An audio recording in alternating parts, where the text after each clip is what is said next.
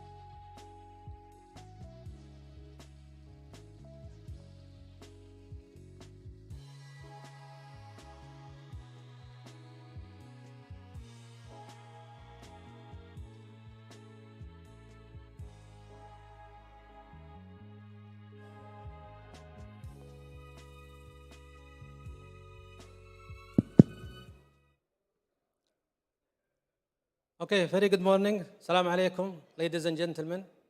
Thank you very much for joining us in this session. Okay, before we start, let me introduce myself. My name is Abdullah Shahrani. I'm a senior manager at Research Department, Hadid Sabak. So before I start, I will define what is steels for those who don't know what is a steel. Steels is iron alloys, alloyed with carbon less than 2%. So for steels with more than 2%, so it becomes a cast iron. So steel is iron alloys with carbon content less than 2%, in addition to adding some alloying elements such as manganese, niobium, titanium, aluminium, and these elements intentionally added to achieve certain properties as per the intended applications. So this is the outline of topics that I'll be covering in these slides. I will be talking about iron ore processing, then move to the steel making process done at Hadid. Then I will be talking about the carbon neutrality at Hadid, of what has been done and what is going to be done, in addition to the challenges associated with this change.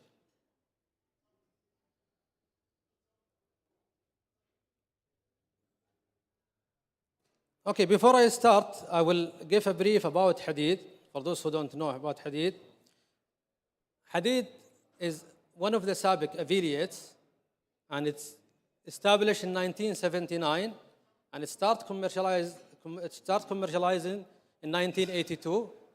And Hadid is the largest integrated steel products, all the way from iron ore to the final products in GCC countries. And that's gives Hadid advantages of giving the higher quality and also continuous supply. Also, Hadid is the only producer in flat product only for hot rolled coils, that coils processed at high temperatures. And Hadid is located in the east side, namely Jubail Industrial City. Hadid has 24 production lines, And the annual capacity of Hadid production is 5.8 million tons. And this 5.8 million tons classified into two main products. 2 million is in the flat products for different applications such as gas and oil applications, home appliances. For the long products, 3.8 million ton, and mainly in rebar, steel rebars that use in constructions, and wire rod that has many applications in mesh drawings and also cable armoring. So far, Hadid produced more than 120 million ton. And also, innovation is the key integral for SABIC. So for Hadid, so far, 35 published patent has been published in the process as well as in the products. Hadid SABIC also, Saudization rate is 94%. And Hadid has more than 260 customers, locally and regional. Now, iron ore is the fourth in abundance at Earth crust. Iron ore in nature found in oxide or hydroxides form, with also some gangue elements. And in the form of magnetites or hematites. Hadid SABIC has a joint venture with Mauritanian national companies for securing iron ore with a high quality. So, to go through the iron mining, the iron ore extracted from the mines, and it goes through different processing, crushing, grinding, screening, mainly to reduce the iron ore sizes. So from 160 to 1200 millimeter sizes till the way of 1.6 to 45 microns. In these two processes, there is no change in chemical composition. It's a matter of reducing the size, iron ore sizes. Then it goes to the next step, which is basic beneficiations. And basic beneficiation mainly is to improve the physical and chemical properties of iron ore. And beneficiation is a process to reduce iron ore in size and to separate gangues from iron ore, prior to make it ready for the next step, which is the iron ore making. In iron ore making, there is two common technologies to produce steel. The one represents 72% of global steel productions is the blast furnace, and blast furnace is the process to transfer the iron ore to molten metal. Blast furnace is coke-based, and because it's coke-based, it's associated with a high emission of CO2. So, to produce 1 ton of steel in blast furnace, almost 2 tons of carbon emission. So imagine of the huge emission associated with this process. For Hadid, the process that we are using for iron making is the electric arc furnace, which is gas-based and too much low in terms of carbon emissions compared to the blast furnace. But to process iron ore using DRI, then you need further steps for iron ore to suit for the direct reductions. So from basic beneficiations, it goes to advanced beneficiations, which is wet beneficiations. Then it goes to another final steps, which is pelletization. It's agglomerating process where the iron ore fines converted to uniform size of iron ore in the range of 8 millimeter to 16 millimeters.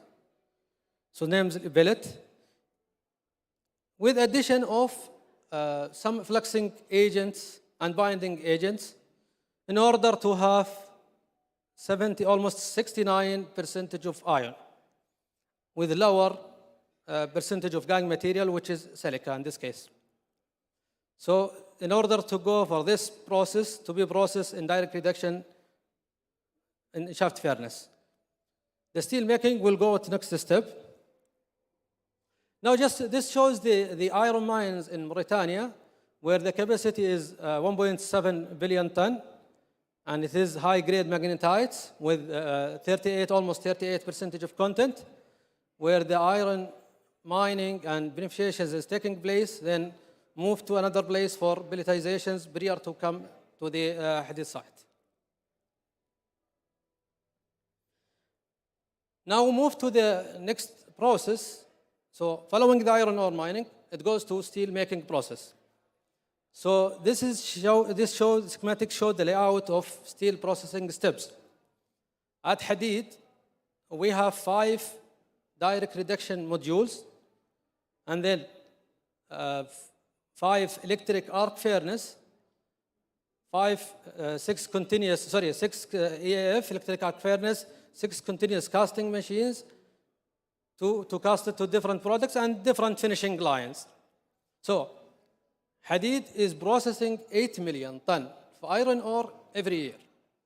So the iron ore fit into direct reductions, where it passes through different of chemical reactions to have a metallic iron as an output of the direct reduction furnace. So mainly DR process is to remove oxygen from the iron ore through set of chemical reactions.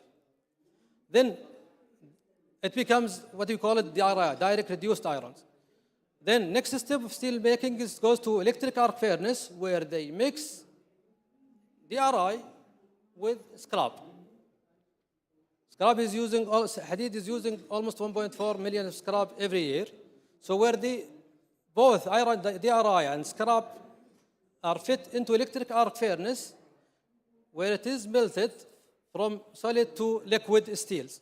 Then the liquid steels goes to the next step, which is continuous casting. And continuous casting is to cast the steel into 2 main semi-finished products. So for the long product, what you call it product, semi-finished product is pellets, where they rolled in the finishing lines to bar mill, to bars or rod. In case of flat, semi-finished products after casting is slab, and whereas the slab is rolled into different lines, hot rolled mill, cold rolling, and galvanizing lines. So these are the products out of flat from the slab semi-finished products.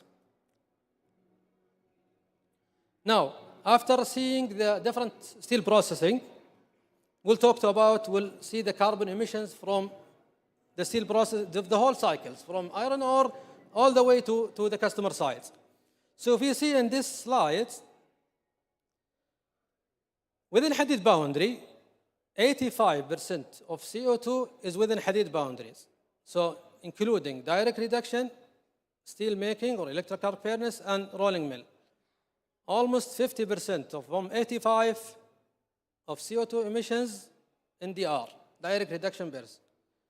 35 as the seconds in electric arc furnace of CO2 emissions, and then 15% from rolling mills. In the iron ore processing, or the way to transportation to customers, the carbon emission is almost 7%. So it's minimal compared to the Hadid, within Hadid boundaries steel processing process. Now, the carbon emission for steel industry compared to the other heavy industries is huge. So we are talking about almost 7% of carbon emission. And imagine Hadid global steel production has been doubled from 2000 till 2020. So the optimum approach to reduce carbon emission is to replace blast furnace-based plants by direct reductions. And for the direct reduction process, to enhance it further, so as I mentioned maybe at the beginning, that CO2 emissions of DRI-based plants is much, much lower than blast furnace-based plants. So to enhance further in terms of carbon emissions for direct reductions, either moving to hydrogen substitution for natural gas or carbon capturing.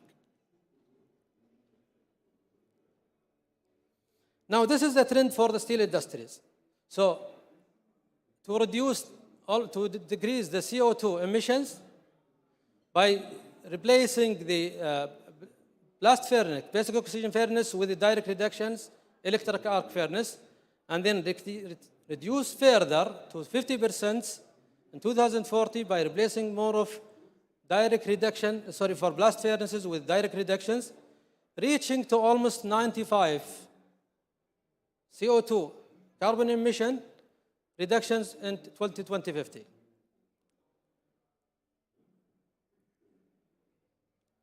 Now, at Hadid, 50% of emissions is from carbon emissions is from natural gas, and 50% from electricity. So 50% of carbon emissions is from natural gas and 50% from electricity. And most of the natural gas used in Hadid process is in direct reduction. So the process here is to reform natural gas going to the direct reduction furnace to go through chemical reactions in order to have high metallic iron, DRI. So the natural gas is used to reheating and reduction process, and as well as cooling. So to replace the hydrogen, so to replace the nitrogen with H2 with hydrogen with the existing plant, it's a huge modification is required. And also, not yet a commercialized technology in terms of direct reduction process. So it's still now is in a pilot scale, so it's not yet commercialized. So and research is ongoing with the technology suppliers for replacing hydrogen with the natural gas with hydrogen. So the only way, or the best way to reduce carbon emission is by carbon capturing. So as I mentioned, the only way is for direct reduction is by carbon capturing. And you may have seen this announcement for Aramco, with Aramco for producing or for having a CO2 capturing hub at Jubail for storing 9 million tons of CO2 by 2027. So for carbon capturing of the emitted CO2 from the steel processing. Now, as I mentioned earlier, the different steps of steel processing. So these are the initiatives for the different steel processing. So as previous in direct reductions, CO2 capturing, and also will be applicable to different processes. In steel making, natural gas is used in preheating, and rolling also used in reheating furnaces. So CO2 capturing is applicable for all work streams.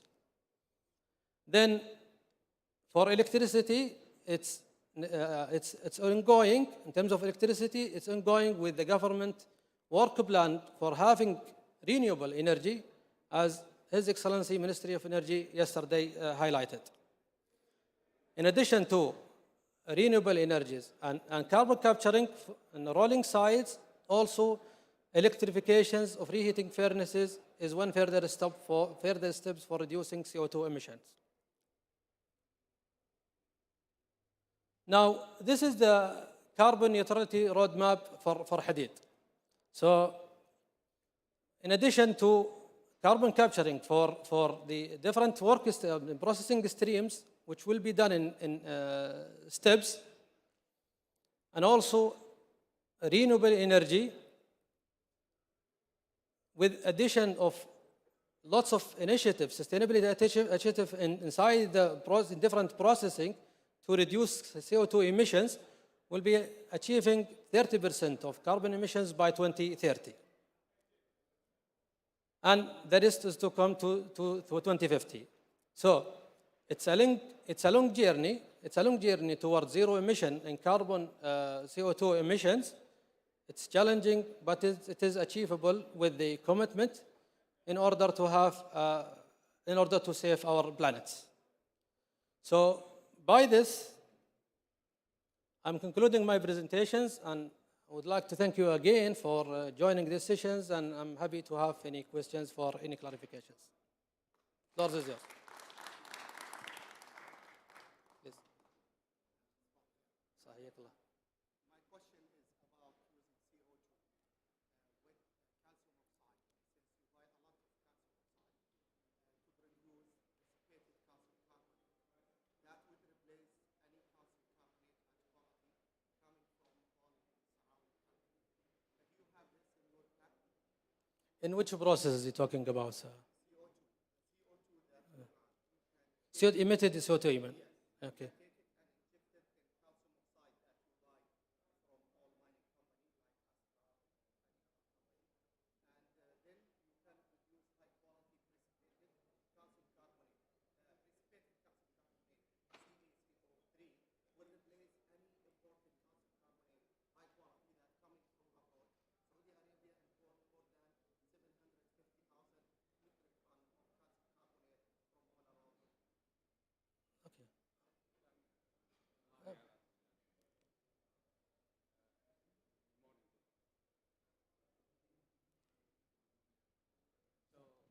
What you are talking about is outside Hadid boundaries. We are not into calcium carbonate production.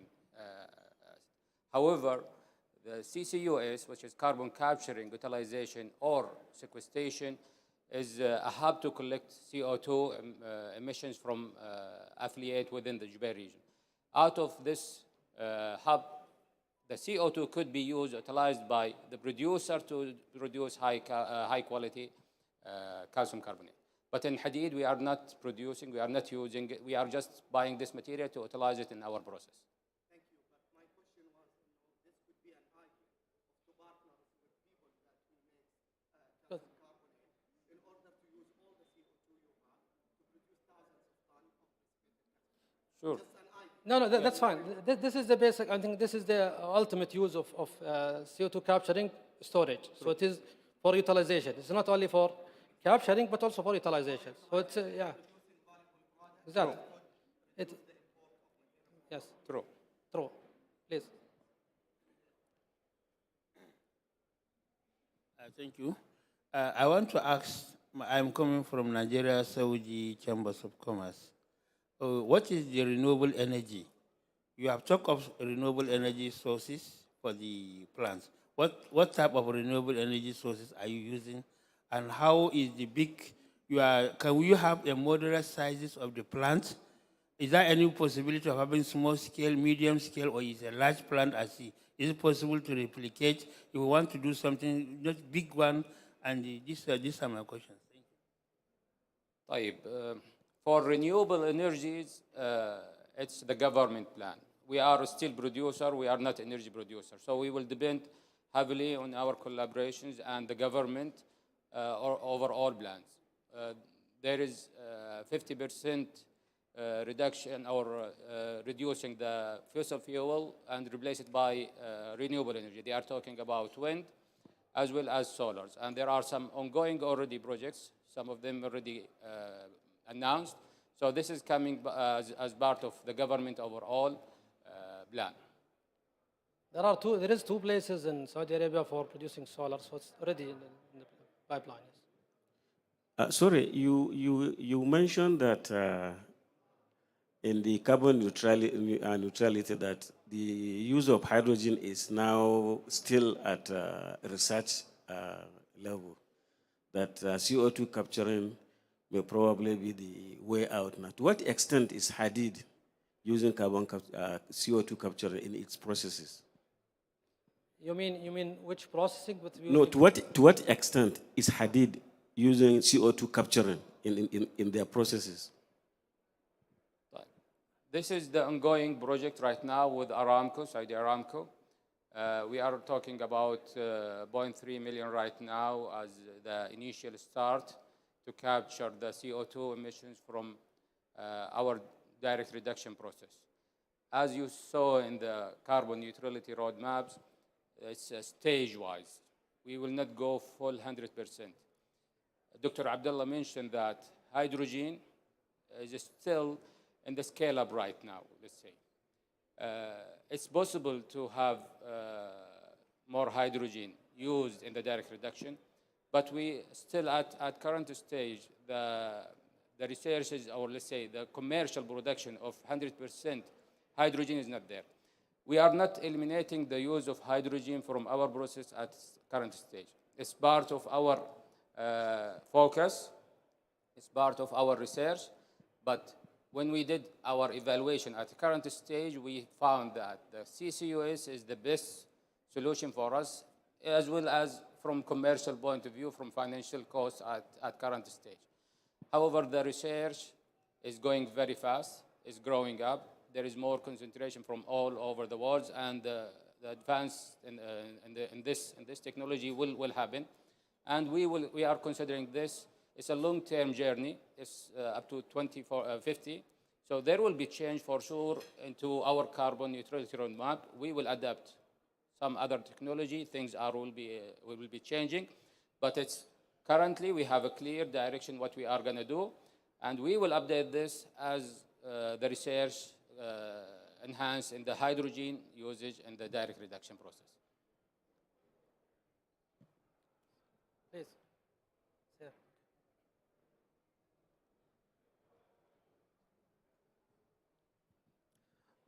Hello, good morning. My name is Imran. I'm from South Africa.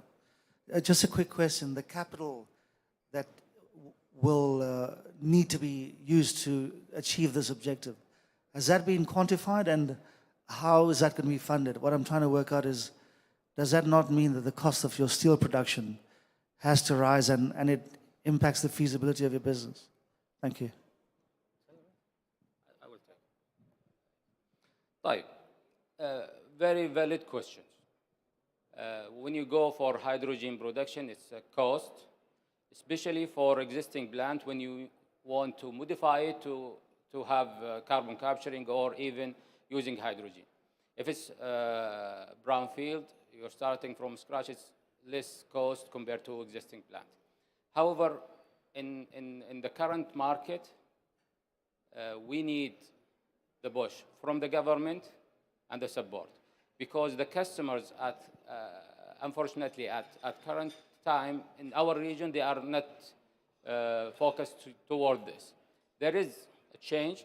We are seeing this change, and this is the value of having a green steel. There should be a premium for that, but currently there is no, let's say, driving force from the market, local region or region market for that. But in Europe, you can see this is clear. There is a premium for green, but in the region, still. This is a challenge, and it will be supported by the government. We heard yesterday the minister is talking about these things, and there will be some rules that will support the green initiatives. Thank you very much for a very nice presentation.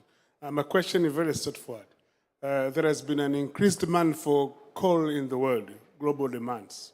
And we know that the role the coal plays is the increased carbon dioxide. What is your call on this? For coal production? Increased demand. We are, as Abdullah said, we are on the direct reduction process. We are not based on the coal production, which is the blast furnace. Blast furnace, they are using coal. There is, we see this trend over all the world. People are moving toward direct reduction. More places are adapting this technology. China, the biggest producer of steel industry, almost 50% of production in the world, they are adapting the direct reduction now. There are some initiatives we are seeing that some steel producers are converting or establishing their direct reduction plants. It's going to be a long journey because there are some advantages for the blast furnace. It's a mass production. but its heavy emissions is there compared to the direct reduction. But there will be a change, and there will be advance in this technology, whether capturing, utilizing the CO2, or even converting to hydrogen-based.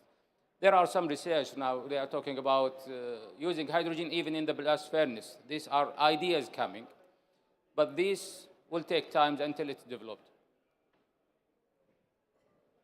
Any other question? Thank you, ladies and gentlemen.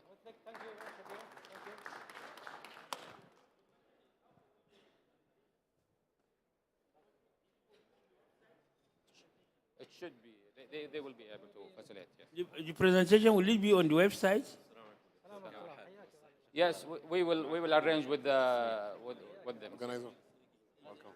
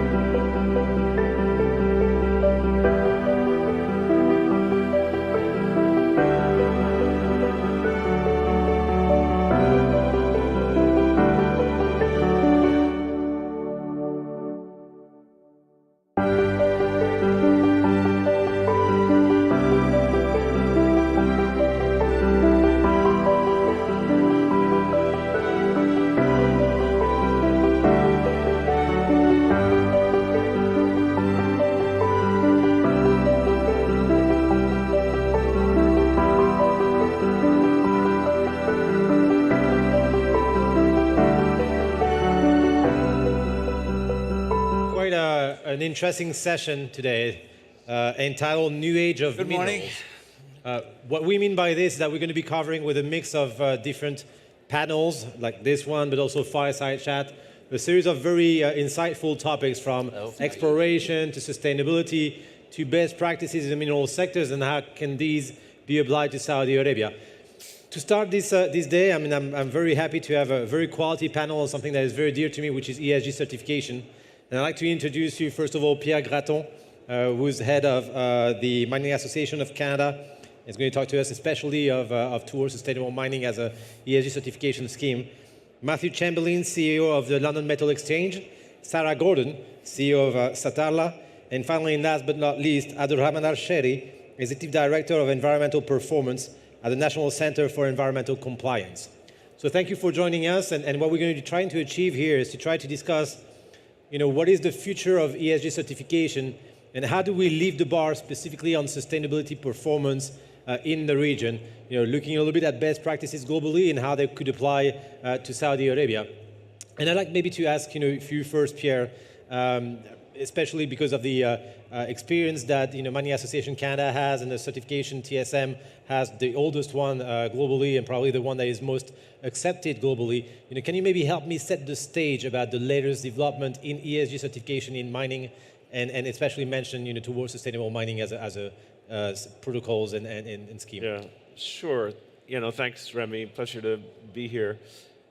This is a fairly busy landscape at the moment, but I think there are some key aspects that are being looked for either by customers or by investors or by stakeholders more broadly in the standards space, elements that TSM has.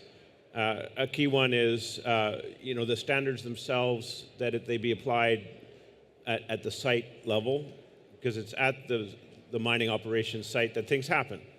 And sort of higher level corporate principles don't provide that level of granularity, that level of disclosure that I think is important. The second is a multi-stakeholder component. This can't just be industry evaluating itself according to the industry's own sets of, an industry-written standard. There's got to be some multi-stakeholder input and the opportunity for that. And then the assurance, it can't just be industry self-reporting. There's got to be an assurance system behind it. So towards sustainable mining, Remy made the point, we have been around the longest. We first started in 2004, and we have all of those ingredients in place. Currently, we have what we call 9 different protocols within TSM, addressing issues like climate change, biodiversity conservation, safety and health, tailings management, a range of issues. Probably in the customer space, one of the critical ones is around child and forced labor, ensuring that does not exist within your operations. So those are the things that I think are being looked for, and if you can demonstrate that you are operating to high standards in those areas, you will satisfy your investors and your customers and your stakeholders and your governments. So we've been around since 2004. We now cover a fairly wide swath of issues. It's a dynamic space. Our own standards continue to evolve. And that's sort of another important feature of standards. They can't be static, because good practice in 2004 is not the same as it is today. Our knowledge, our experience continues to evolve. Technologies continue to evolve. And what good looks like today is very different and is going to look different in 10 years. So you've got to have that internal capacity. The great thing about our system today is it's expanding. It started in Canada, but it is now being implemented or in the process of being implemented in 11 countries worldwide, with several others about to join the family. Mexico is expected in the very near future. We're talking to the South Africans, the Chileans. Panama is expected to join. So there's real momentum behind TSM as it continues to sort of become really a globally leading system for the mining sector. And the more that it expands, the more attention it gets from the investor and customer base, which becomes a bit of a virtuous cycle, because then they say, okay, this is the one. Let's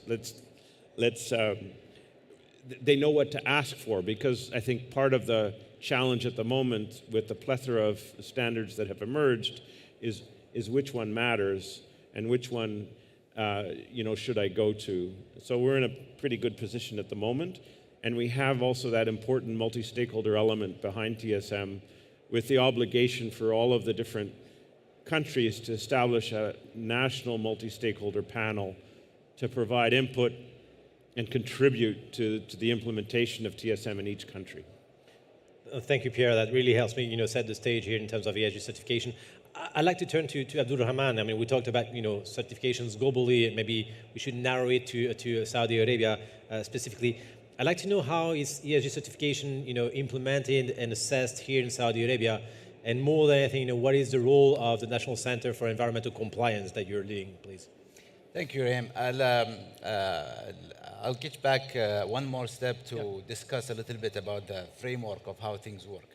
As you know, as Saudi Arabia is embarking on a new era of economical diversification, and also attracting new investments, the country has put sustainability at the heart of the Vision 2030, specifically the environmental aspect of it.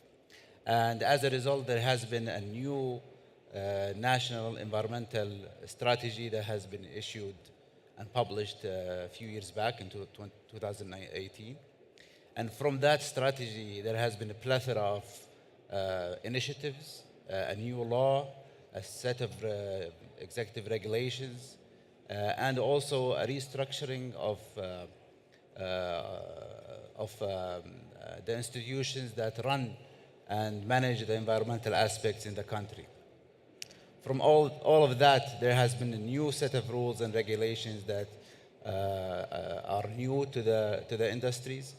And 5 centers have been created in order to carry out this task. NCEC is one of them, and it's mainly responsible to ensure that there is compliance across the board in the whole country by all parties. And it acts as an independent and impartial actor in that sphere. Therefore, the national standards and in the environmental regulations are considered the minimum requirement. Companies and other regulatory sectors can have additional requirements or more advanced requirements specific to the sector, such as ESGs and all the updates that comes with it. So we try to at least have the minimum that is needed to ensure a sustainable environmental conditions, to be more transparent to all parties entering the country as either as investors or our partners, to help and support this new era of economical development. Okay, thank you for setting the stage here on Saudi Arabia. Maybe to continue and turning to you, Matthew, the London Metal Exchange has always integrated ESG as a key element of its operation. You actually issue a passport, which I'm not wrong, it actually includes a lot of the TSM principle into it. Can you explain a little bit, your take on the ESG certification and how you actually indeed integrate those into your operations?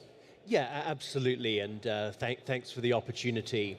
So if I look at the London Metal Exchange, one of the big functions that we fulfill is providing that overlaying guidance on what is acceptable metal to be delivered on the LME against an LME contract, but that tends to be used more broadly in the industry to define which are the acceptable standards of metal. And for over 100 years, that's been something that we have done in terms of metallurgical quality. So people have been confident that if you buy metal on the LME or buy an LME approved brand of metal, you're getting something which is metallurgically what you expect, P1020 for aluminium or grade A copper or whatever it might be. And so I think we actually have a great model there to read across to the ESG space, Because the LME has never sat there and tried to define its own chemical compositions. That's not our role, that's not our expertise. What we've done is we've said that there are great standards organizations like ASTM or BSI, whoever it might be, and that from a metallurgical perspective, as long as a brand meets one of those requirements, then we're happy to include it under the LME banner. And that's the model that we're trying to apply with Passport. We don't want to go, because as Pierre's already said, there's a plethora of standards. There's no value in the LME going and adding another one. What we want to do is to say that as long as a brand of metal meets an ESG standard, then we can recognize it as such. And we do that at two levels. We have some mandatory requirements which are coming in over the next couple of years, primarily around responsible sourcing, because I think we're now in a place where nowhere in the world is metal produced with worst forms of child labor or funding conflict acceptable. So that is a mandatory requirement that you have to do that. Similarly with the ISO standards, but you can also, of course, use a TSM or equivalent to get there. And then the second category are the optional standards on things like emissions, where I don't think we yet have a global consensus on, for example, how many tons of carbon is acceptable to produce a ton of aluminium. But we need to start that journey with transparency so that we can show data for a brand on a voluntary disclosure basis, as long as that data is produced pursuant to a reputable standard.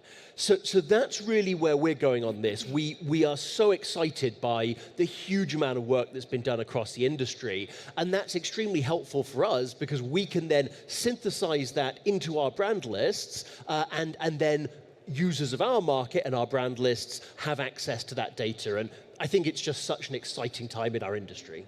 No, very true.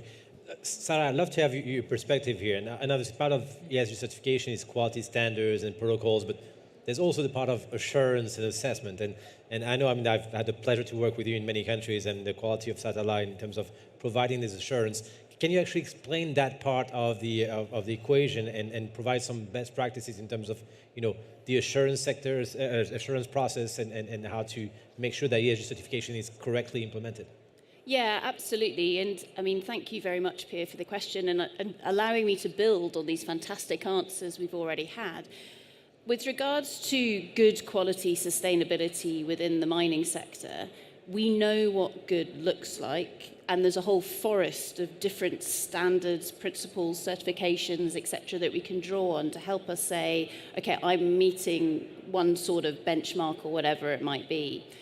The thing we need to remember as well is who has written that standard and why. So TSM is written for a very specific reason. If you then go to some of the others like GRI, etc., they are written for slightly different reasons.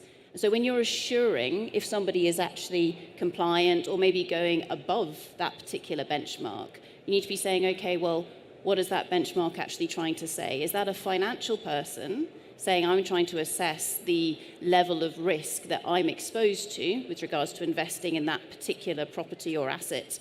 Or is it something where, from a more societal perspective, what is that local community actually expecting of that area?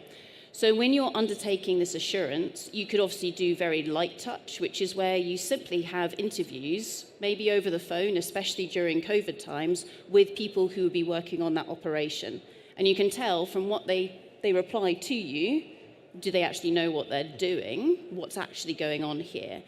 Ideally, of course, you actually go and visit that asset. So you have boots on the ground and you say, okay, what is actually happening here? And when you're doing that, you're not looking for, okay, do you have a human rights policy? Tick. Anybody can have a human rights policy. If somebody wants a human rights policy, I could give you one right now, but I won't, because that's not going to make any difference. It's about what are you actually doing to make an impact on the ground and at every level in the organization. Thanks, Ryan. No, thank you to all of you for this initial round of questions. I think we set the stage correctly, and I'd like to maybe talk about recommendation, next steps, and then try to implement it here for Saudi Arabia. Pierre, you did mention that TSM has been adopted by 11 countries around the world, from Australia, Finland, Brazil, other countries are about to jump in. We had good conversation with the Ministry of Mines, recently here in Saudi Arabia, without going into details. How do you think that the lessons learned from other countries could be interesting for Saudi Arabia? What are potential shortcomings, and what is the road forward for the kingdom here? Yeah, long questions. I do realize that. It's 5 minutes. It's a tough question, but a few key features of TSM that are important is it's first of all, it is managed, generally speaking, through the mining associations in country. There's also an obligation to establish a multi-interest panel. So you will have environmental representatives, you will have community representatives, you will have labor representatives. Not just the industry, but its stakeholder community are part of this process. So, currently, as I understand it in Saudi Arabia, there isn't really a mining association to draw from. So, in the very first instance, some entity like that would have to be created to manage this process. Now, there are variations around the world. In Finland, the government is involved in their TSM process. In Canada, the government is not. So it's, the kingdom has a very strong presence in the mining sector here currently, and perhaps it will remain that way. There is, an opportunity for TSM to exist with government participation. But we'd also be looking for, a societal industry participation and leadership in this process. And that multi-interest panel is also really, really important. So those are the two things that I think that the Saudis will have to think about if they want to draw and become part of this sort of growing TSM family. I think it's also important because that's also what the customers and the investors are looking for. They're looking for that kind of assurance that there is that support and buy-in, from the stakeholder community behind what the standard that they're trying to implement. It's very interesting that you actually mentioned, Finland, because there's a lot of history of collaboration between Saudi Arabia and Finland on geological survey and others, and the importance of building the correct institutions and ramping up the capacities here in the kingdom with different actors. Maybe on this, Abdul Rahman, I know the NCAC has been around for 2 years, fairly young organization, but developing quite rapidly. You issued your operational plan a couple of weeks ago. Yes. How is that going to be able to build those capacities and making sure that the needed elements that Pierre just mentioned will be implemented here, especially in terms of environmental compliance?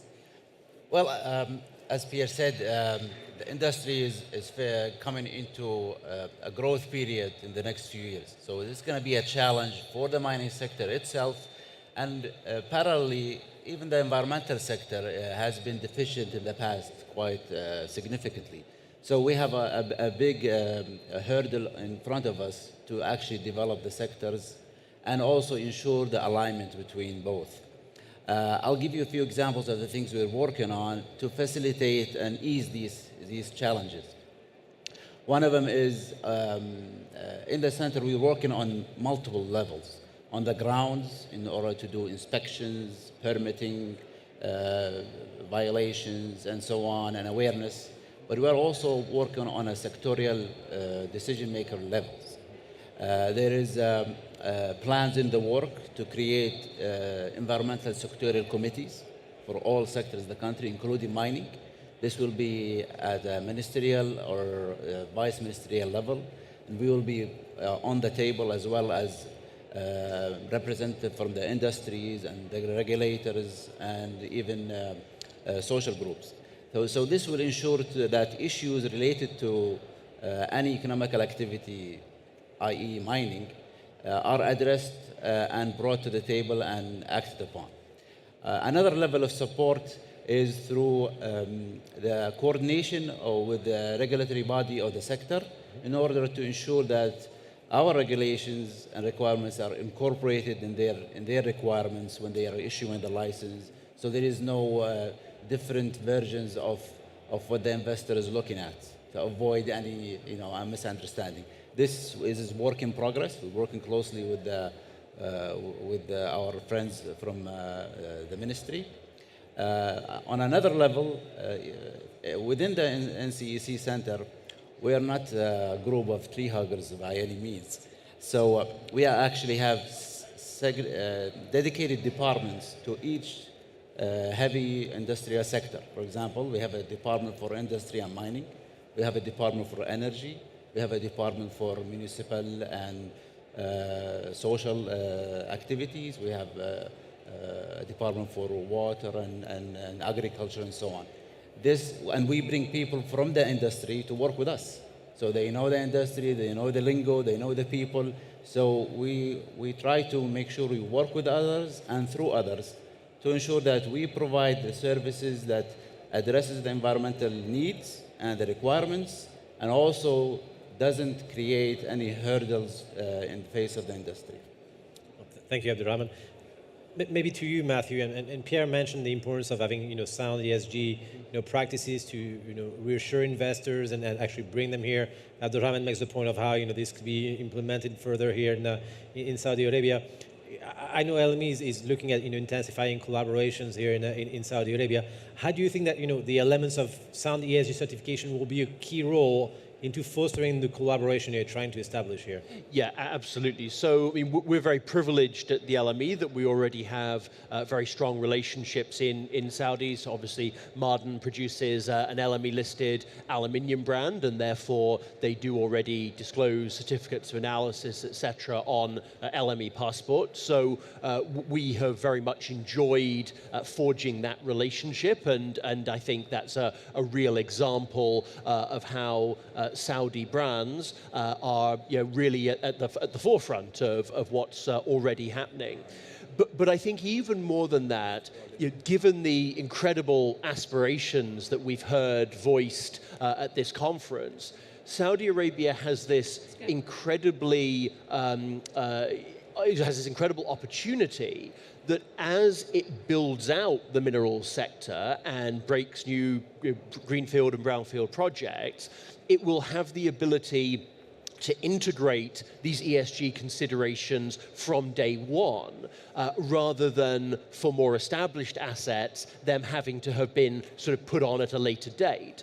And that, I think, is a very powerful competitive advantage, because it means that those projects can be designed, can be financed, can be forward flowed on the basis of that certification being in place. And so actually there is this rich opportunity driven by where Saudi is in its cycle and the aspirations that the kingdom has.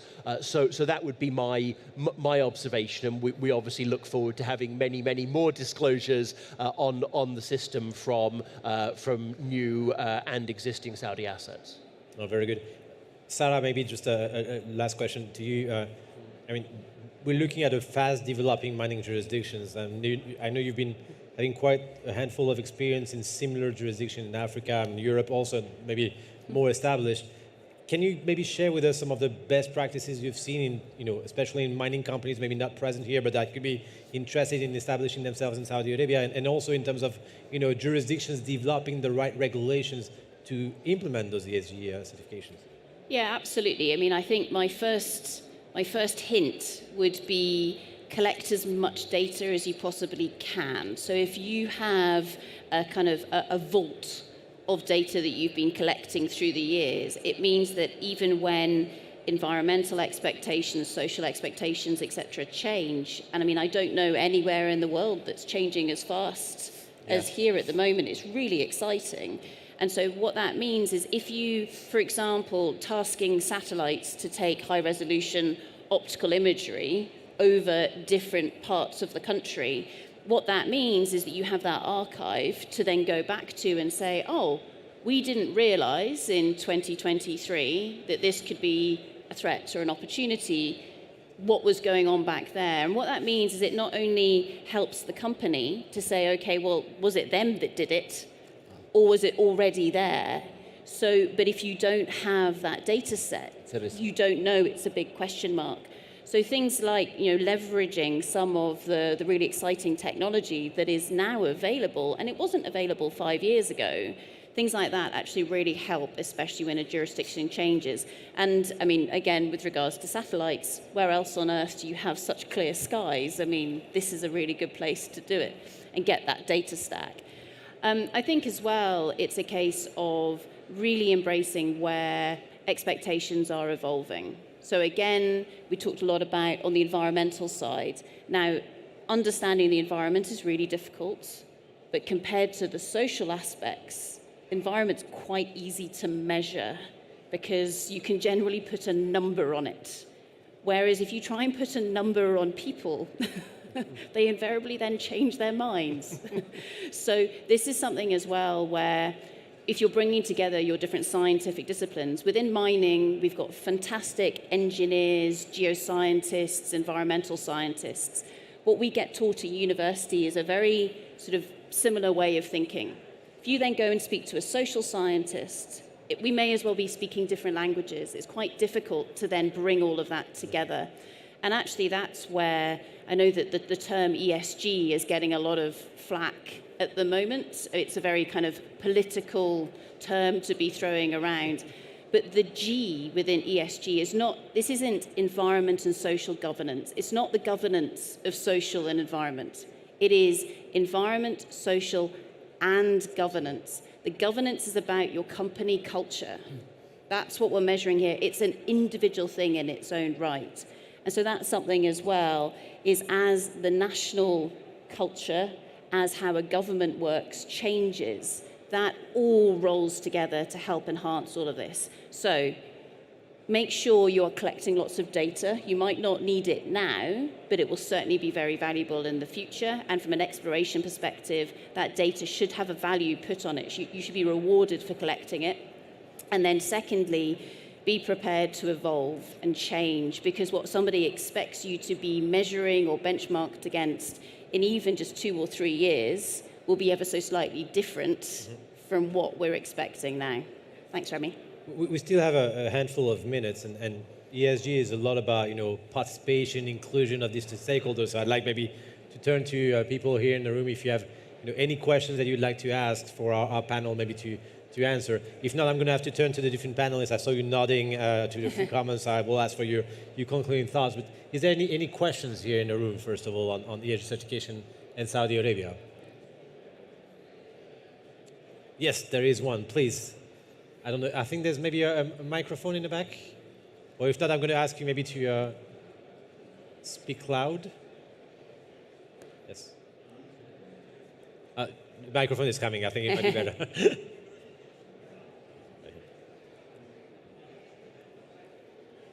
Oh.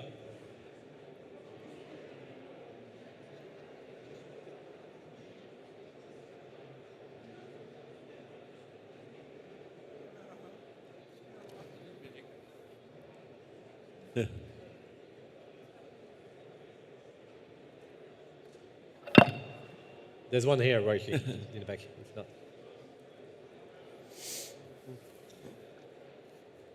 Sorry, I'm not responsible for this delay for you gentlemen. The ESG concept is very, very important and quite significant right now and the future.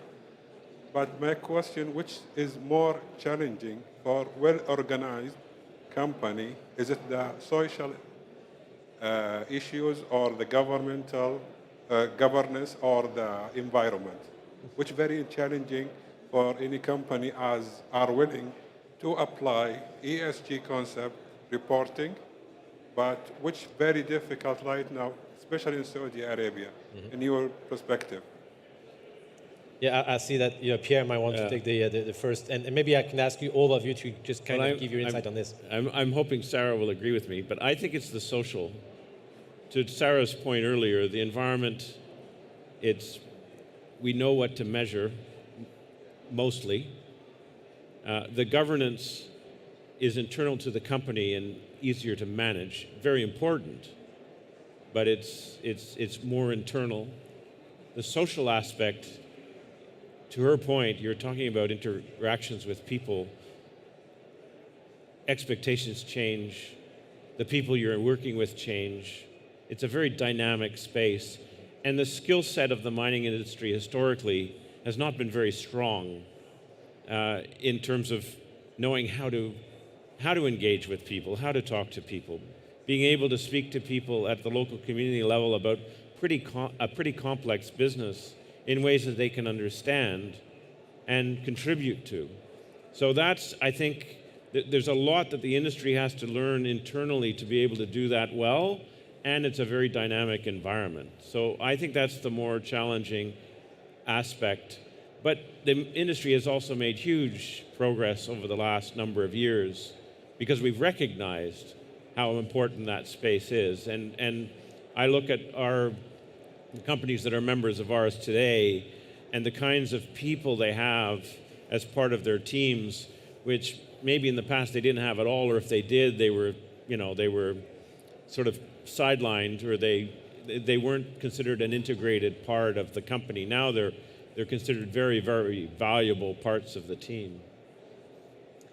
Yeah, I think just to do the agreement there, absolutely. And I think especially, so with regards to environmental aspects, there are some things that are difficult. I mean, find two organizations that truly calculate their scope 1, 2, 3 emissions in the same way.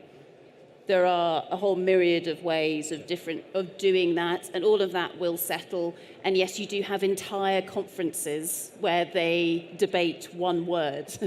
They're some of the more boring conferences, perhaps, to go to, but that's just me.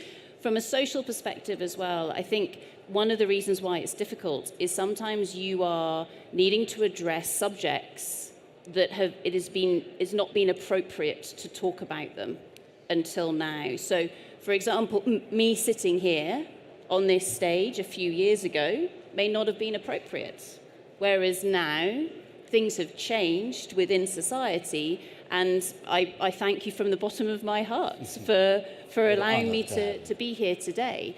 But this is something where, when we're trying to understand social aspects, the key is to ask the really difficult questions. You will offend people with some of those questions, but you need to be able to get under the understanding. So working out how do you collect in that understanding without truly offending everybody can be the nuance that's in there. So yes, I'm with you. Yes, and you may also be offended by what others say to you, and being able to take that and process it and work with it, and to respect the differences and the different perspectives and values that you will engage with and that you will hear from, I think is important. Yeah. Sarah, I confirm that your presence is very much valued today. You're very much welcome here. But I know actually that's interesting about Abdulrahman, because we actually had the same conversation preparing this panel about ESG. I know you wanted to actually bring something to your... Well, I wouldn't pretend to be an expert in this sphere, especially with this distinguished panel with me. I'm just giving out an observation. I personally spent 3 years living in a small town next to one of the biggest copper open pit mines in the world. And I've noticed or observed how that mine operation impacted or created the town. And then when it closed, the town was negatively impacted because it's night and day.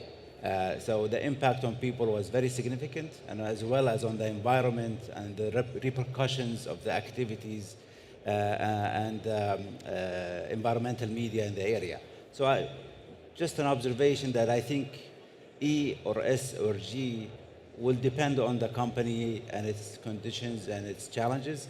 But if you start to address an E, by default you are responsible enough to look at the S and the G, and you're going to work on them parallelly, I think, and you'll be successful either way. So thank you. Matthew, maybe if we can just hear from you, just to close the panel on this question of E, S, and G, and how you integrate this inside the passport, maybe difficulties or Yes, so I think our overarching observation would be that every consumer, every user, every investor is going to have their own concept of how E, S, and G relate and how they should be weighted. And so I think as solution providers, we shouldn't be dictating that. As we've already said on the panel, it's about making the data available across all of those dimensions. And then looking at metal, I think what will happen, and this is a fascinating whole other debate, is how that affects pricing structures. Because as the market coalesces around a view of what's important, then you would imagine that there will be a pricing benefit to producers who can meet those requirements. And I think we've seen some tentative steps on the E side with this idea of a green premium. You can argue whether it exists or not, but I think we will increasingly, as we've said, see more focus on the S and the G, and you could see premiums emerging for those. And ultimately, I think the market will solve this problem if it has access to the data, to the transparency, if it has confidence in that data and the comparability of that data, then the market will decide what's important. No, perfect. Thank you very much for this panel. I hope you actually enjoyed it as much as I did. If you can join me just in thanking the different panelists for this conversation. And I will just bring up the stage. I'd actually like to leave the space now to the very gifted athlete trainer, CEO and founder at eTrainer Media, that will actually have a fireside chat with Yahia Al-Shangiti, Chief Executive Officer of AMAC, please. Oh.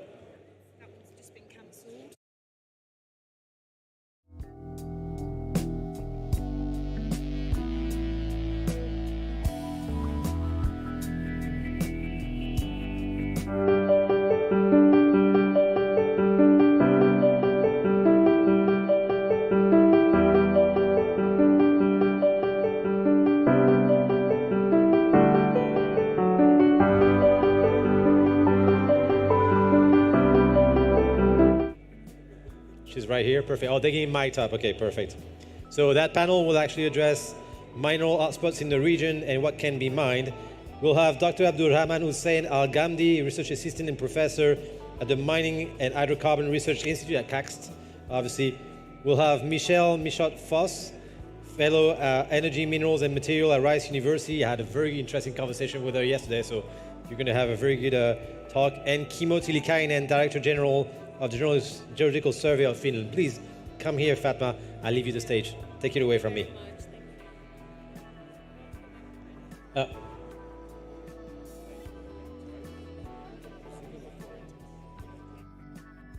Welcome, everybody. So, as my colleague mentioned, we're going to be talking about the potential mineral hotspots in the region and what can and cannot be mined. So, please welcome my panelists for this session, Dr. Abdulrahman Al-Ghamdi, Research Assistant Professor at the Mining and Hydrocarbon Research Institute at King Abdulaziz City for Science and Technology, and Michelle Foss, Fellow at the Rice University Baker Institute Center for Energy Studies. And finally, Mr. Kimmo, Director General, Geological Survey of Finland, Aldris Speaker. Very nice having you on this session with us, and welcome everybody. So perhaps, Mr. Kimmo, I'll start with you. Am I pronouncing your name correctly? Yeah, that's very good. Okay, Kimmo. great. So, as we all know, there is a growing interest in the mineral industry, and specifically in strategic minerals, perhaps. And the resources and countries with mineral wealth, such as Saudi Arabia, with, I believe, $1.3 trillion in mineral wealth, they are eager to upbring the mineral industry in such a short time. So my question to you is, what is needed to meet those needs? Yeah, first of all, the energy transition that is going on in the world, it affects to the huge need of minerals. But I would also add need of, for example, phosphates concerning the food security issue. So it's not only these energy transition minerals we are looking for. I'm very glad to see the awakening in front of those huge needs in Kingdom of Saudi Arabia and the whole region. I think that I come from the Europe, and EU may be forerunner in energy transition and declining the emissions, but I think that we haven't not yet wakened the huge need of minerals. You have, and that's great news globally.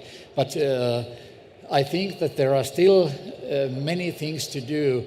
We must improve the understanding of the mineral potential of the not only Kingdom of Saudi Arabia but the whole region. And then we also need to see what kind of steps are needed to convert from the mineral potential to the real investments, the production and building the value chain.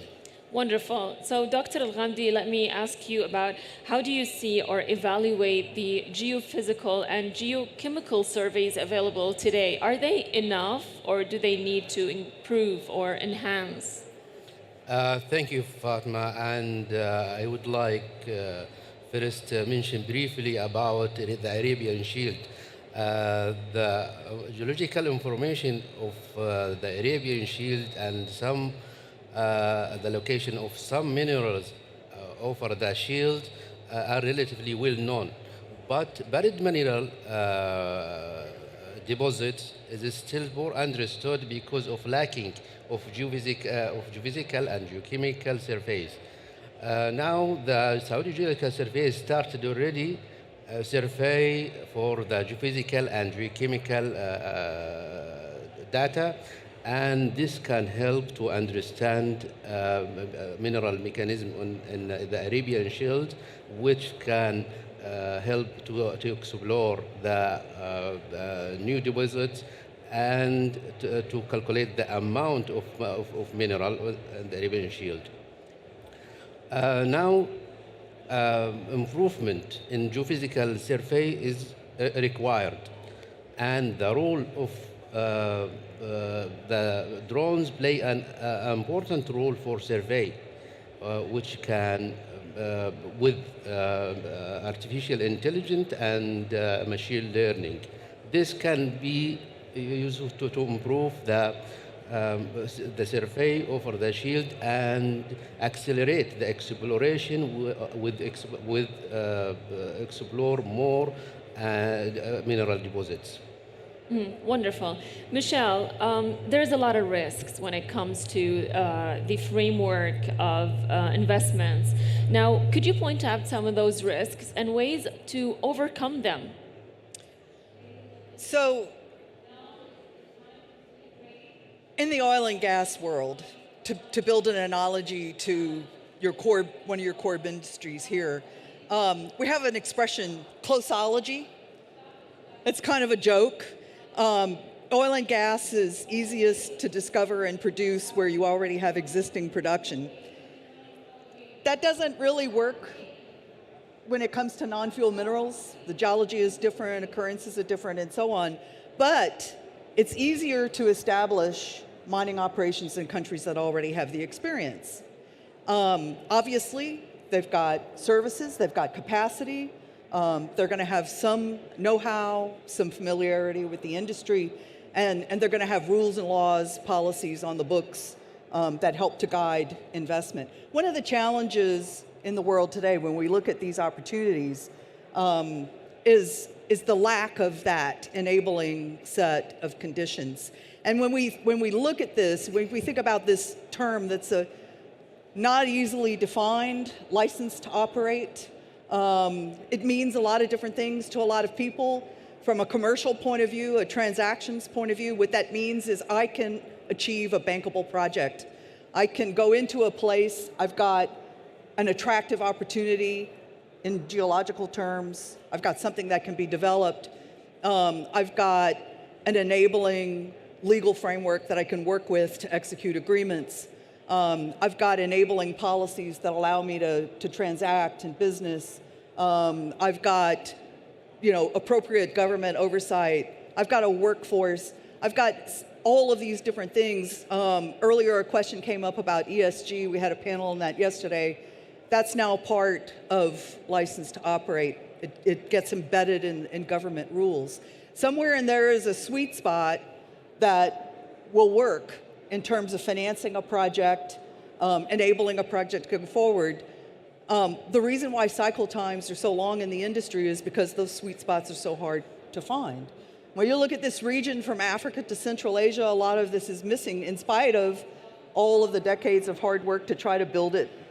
So we've got the resource. We know that they're very attractive resources. We just don't have the rest of the pieces to enable people to get to that license to operate. Sometimes you can overcome that with the richness of the opportunity. So geology helps a lot in terms of absorbing what we call above ground risk to get these done. But it's a long slog otherwise. And especially when we look at the African continent, we look at all of the possibilities there, we look north into Central Asia, there are still many, many missing pieces in order to be able to execute. Now, would that time be shortened perhaps if we have, as Dr. Al-Ghamdi mentioned, the surveys you were talking about, if we had them ready and up to date and detailed, could that perhaps help? Effective data rooms. Yes. Yes, I think this will be finished by 2027, and can help the value chain for the mineral in Saudi Arabia. Wonderful. You wanted to add something, Mr. Kimo? What Michelle and Abdul are saying, it's very important, and I would like to build on that. Abdul was very well describing the wonderful steps that Saudi Arabia has taken when making full use of its the understanding and the mineral potential and how to develop that further. I had an honor to participate in the ministerial roundtable 2 days ago, covering the whole region's ministers together, and I would say that what Michelle referred to, the understanding of the resources in different areas of Africa and Central Asia. My recipe for all of the countries of this region is that you have to develop the understanding, and you can do that by investing more on mapping and mineral exploration. Mm-hmm. And to do that, need a lot of local expertise. So investing in education is one key. You will need a huge amount of new geologists and talented geophysicists to do that. And the quality of the data is very important. Therefore, the quality assurance and quality control of all these programs is very important. And then we can build the working geodata systems that are based on the reliable data. You may wonder what GTK is doing here. GTK is somewhere far from northern hemisphere Finland. We are proud that we can partner SGS and the program of Kingdom in this huge program Abdul was describing. We are especially focusing on the QA, QC quality issues and then building the geodata system. Yeah. And I think that very many countries could follow Kingdom's example on this. Wonderful. Michelle, I'll get back to you in a second. Dr. Al-Ghamdi, let me ask you about the surveys, the geophysical and geochemical surveys, and how can they be enhanced and to explore a wide range of shield and in a short period of time? I think improvement of geophysical survey is important. And this is I think it depends on the instruments and its accuracy. So, as I mentioned before, the drones now play an important roles in exploration. So this is a machine with machine learning and artificial intelligence can accelerate the exploration over the Arabian Shield, which is also reduce the cost with good quality and reduce the time for survey. Wonderful. So, Michelle, now in terms of all these obstacles, so to speak, or risks, linking countries together. Now, countries with expertise, as you mentioned, and countries who are wealthy in minerals but have no expertise. Now, creating that link, would that help at all? And how does that link work? Well, I think there's obviously a lot of benefit for doing that. And, sharing experience. And we all do that anyway. When you look at technical assistance for energy and minerals development, a lot of that, as in the what Kim was talking about, Finland's support of providing assistance here is a perfect example. I mean, there are clear opportunities to do that and to try to speed up the process of building effective databases and platforms to be able to prospect successfully. I mean, that obviously will help a lot. But within the countries, obviously there has to be a commitment to that. You don't collect data unless you can actually get in and survey in the first place. So you have to be able to get an entry, to do that. And so exploration licenses, control of information. I don't know if that's something that you all have wrestled with or thought about here, but a lot of times that ownership of intellectual property, what the subsurface is, what do we understand about it? How do you provide that information in a proprietary way for exploration while at the same time protecting the sovereign interests, the resource owner interests? This is a classic problem that people have struggled with. That really is, and that's a very important point you brought up. Mr. Kimo, what do you think of that? This is a very important issue that Michelle is mentioning, and I think that each country in this region can make its own task to improving the quality of the data, building that kind of geodata systems, open access for the companies that are willing to do mineral exploration, but keep it in close hand that the country or some organization governed by the governments maintain and archive all the data for the future purposes. The ownership of the data is important, and with the regulation you can guarantee that the national bodies can get that, like we have done, for example, in And I believe that's where the government becomes an enabler and not a competitor. Or a disabler. Yeah. Or a disabler, right? Yeah. So, all right. Wonderful. Yeah, you wanted to say something? I would like to say a lot, but please go for But it. I wanted to ask you, Mr. Kimo, and Dr. Al-Ghamdi, I will be back to you in a minute, about the industrial investments in the mineral industry and how to, convert the region minerals potential. Yeah, that's a very relevant question, and actually the Ministerial Roundtable was discussing a lot about building the value chain. And that's important. It's not only that you mine and perhaps do the first step of refining, but of course, if we are thinking about the development goals, it's important to build the value chain. And but once again, it's not possible to build the value chain if the solid is not basement is not solid. So you need this information, but then you need clear mineral policy so that all the actors also abroad know that what this country is willing to do.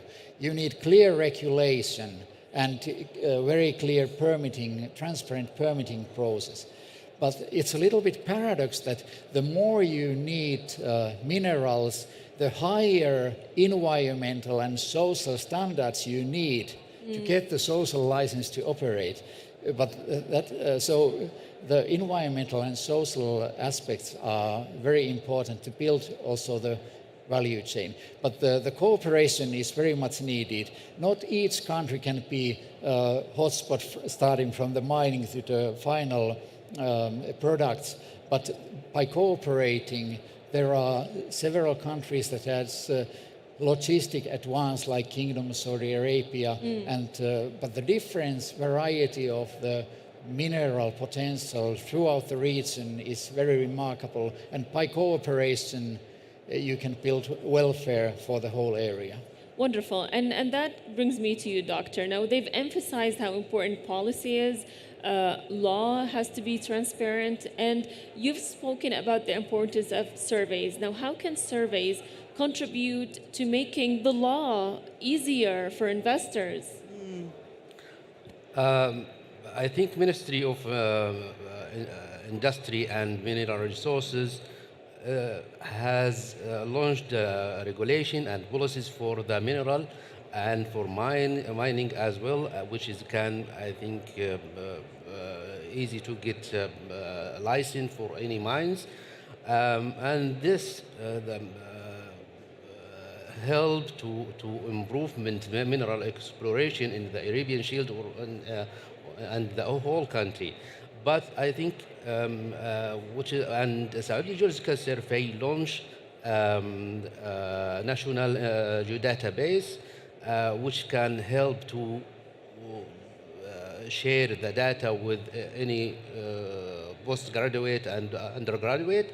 This can improve the interpretation and improve the maybe data quality and find the new results.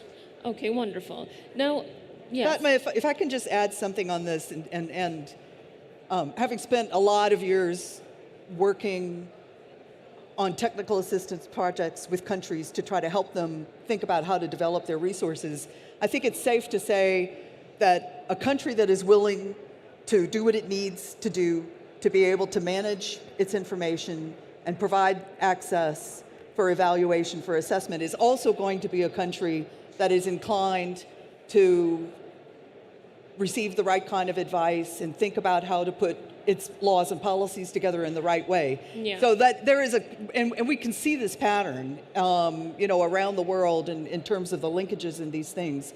So it's an early signal to what you can expect in terms of risk management when you look at these things and the tendencies for countries to be able to move in a direction that's constructive.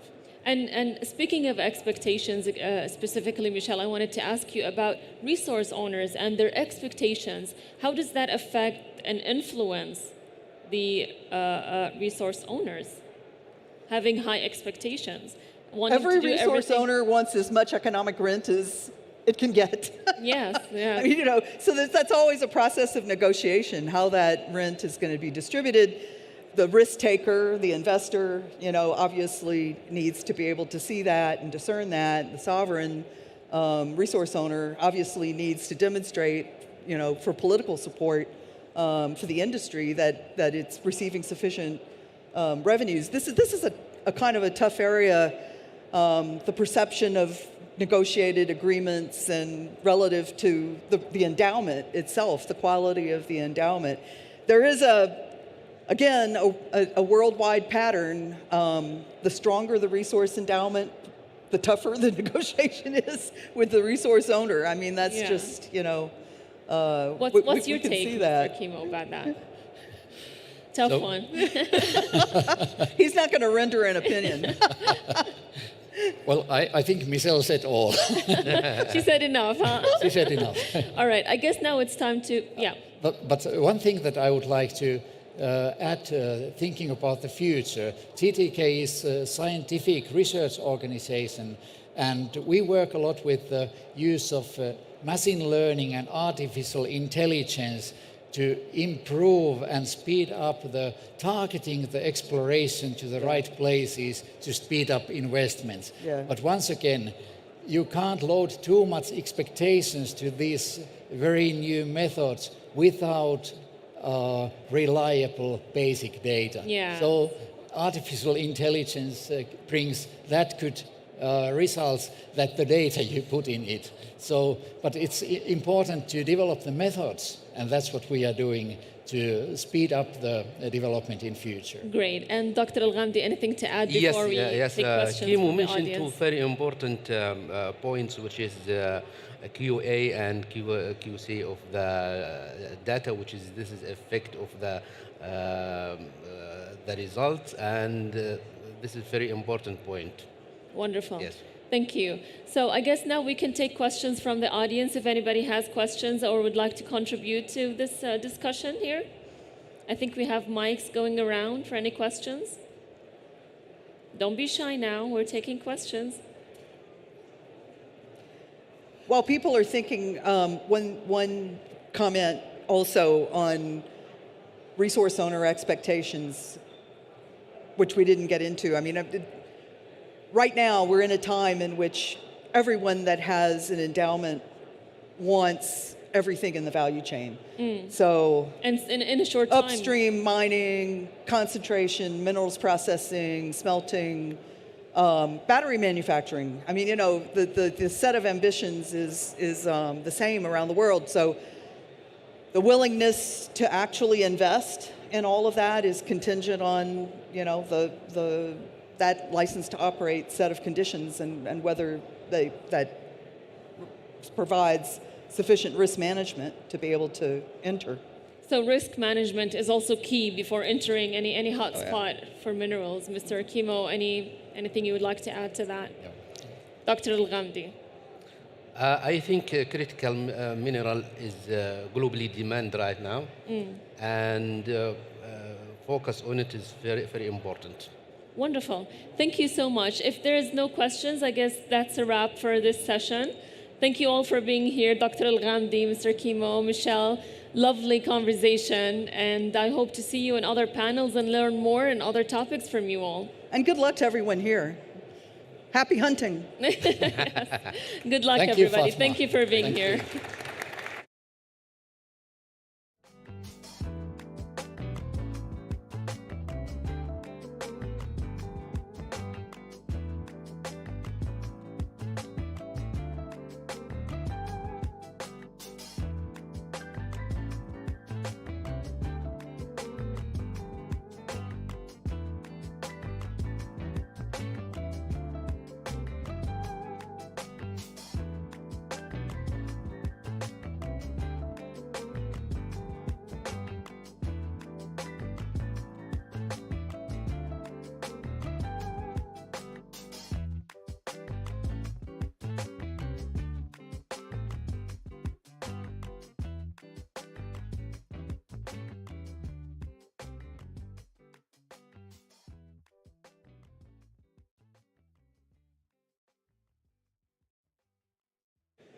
Thank you very much.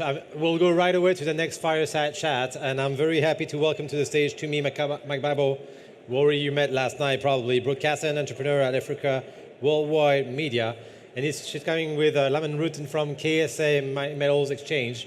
Please join us here.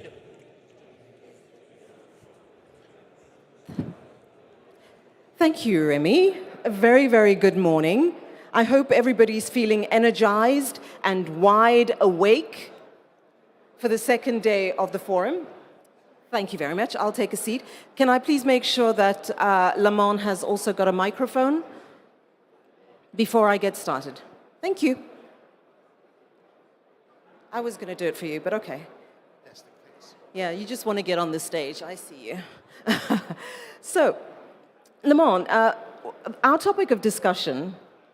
Sorry, I should just introduce you if you'll give me 1 second. So, Lamont, you are the CEO and of the mining business within Ajlan Brothers. Is that correct?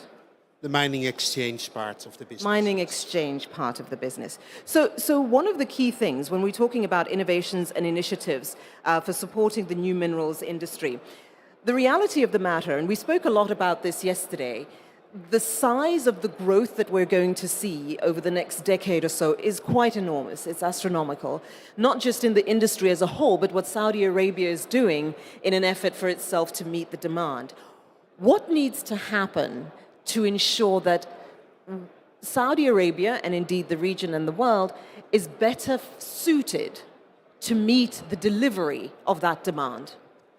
Well, I think the reality of it is that we need many more companies, both in the upstream part, in the downstream part, and in the services part. It's undoubtedly true that the large companies that have been built up here in Saudi Arabia are very good at what they're doing, but they can't be good at everything.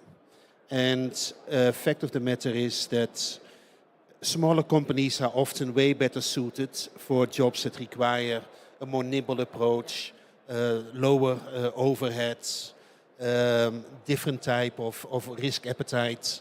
And if you want to achieve the goal that Saudi Arabia has to really make metals into the third pillar of the economy in a relatively short time, you really need to create room for these smaller companies to come up. So let's break that down. When we're talking small companies, in the conversation yesterday, we're talking about the big mining companies and the billions that are being spent. But one thing that you pointed out when we had a moment to speak briefly is that there are a lot of industries, or there's a lot of space for service industries within the mining sector, where you can have that smaller business that is more nimble. Some of those spaces are where you think there's opportunity. Frankly, across the chain. One of the interesting numbers here in Saudi Arabia is that of the value added in mining, only 15% is local content. 85% goes to foreign companies. In Africa, that's 50% overall, broadly. So it's quite remarkable that in Africa, local companies are able to provide much more local content than in Saudi Arabia. It's a big loss for the economy, not necessary in our view, but you need to allow these services companies to come up. And services are relatively straightforward. They often don't require a lot of big investments. They require skills, and there are skilled people. So that's exactly my next question, because when you're talking about needing a small business, which is going to supply into a pretty sophisticated environment, right? So even though you're small, the level of delivery required is pretty high. How do you begin to bridge the gap, not just from a skills perspective, but from a service level perspective within those small businesses to ensure that they can deliver and aren't almost immediately overwhelmed? Well, the answer, frankly, if again, you can find it in Africa. African governments introduced local content policies. The companies that provided that local companies were set up by people who worked for these international companies. So they developed the skills, often decades of experience. They knew at what level of quality to provide. What they didn't have was capital.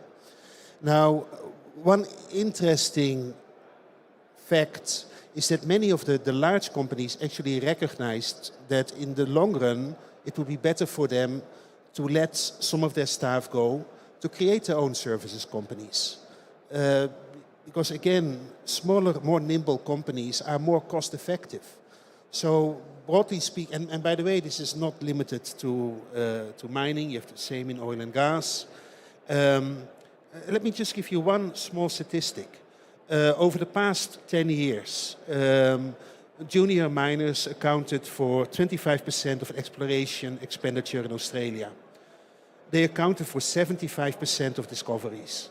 Okay, so a buck spent on a smaller company is a buck much better spent in many cases. Not always. It takes you further. Cases. Yeah. So I chuckled just now when you were talking about, they need to let their employees go so that they can go and start these small businesses. I think from an idealistic and an idea perspective, that absolutely sounds great. The reality is that for many organizations, the investment in those resources becomes prohibitive because now you don't want that resource to leave, you want to keep it in the business.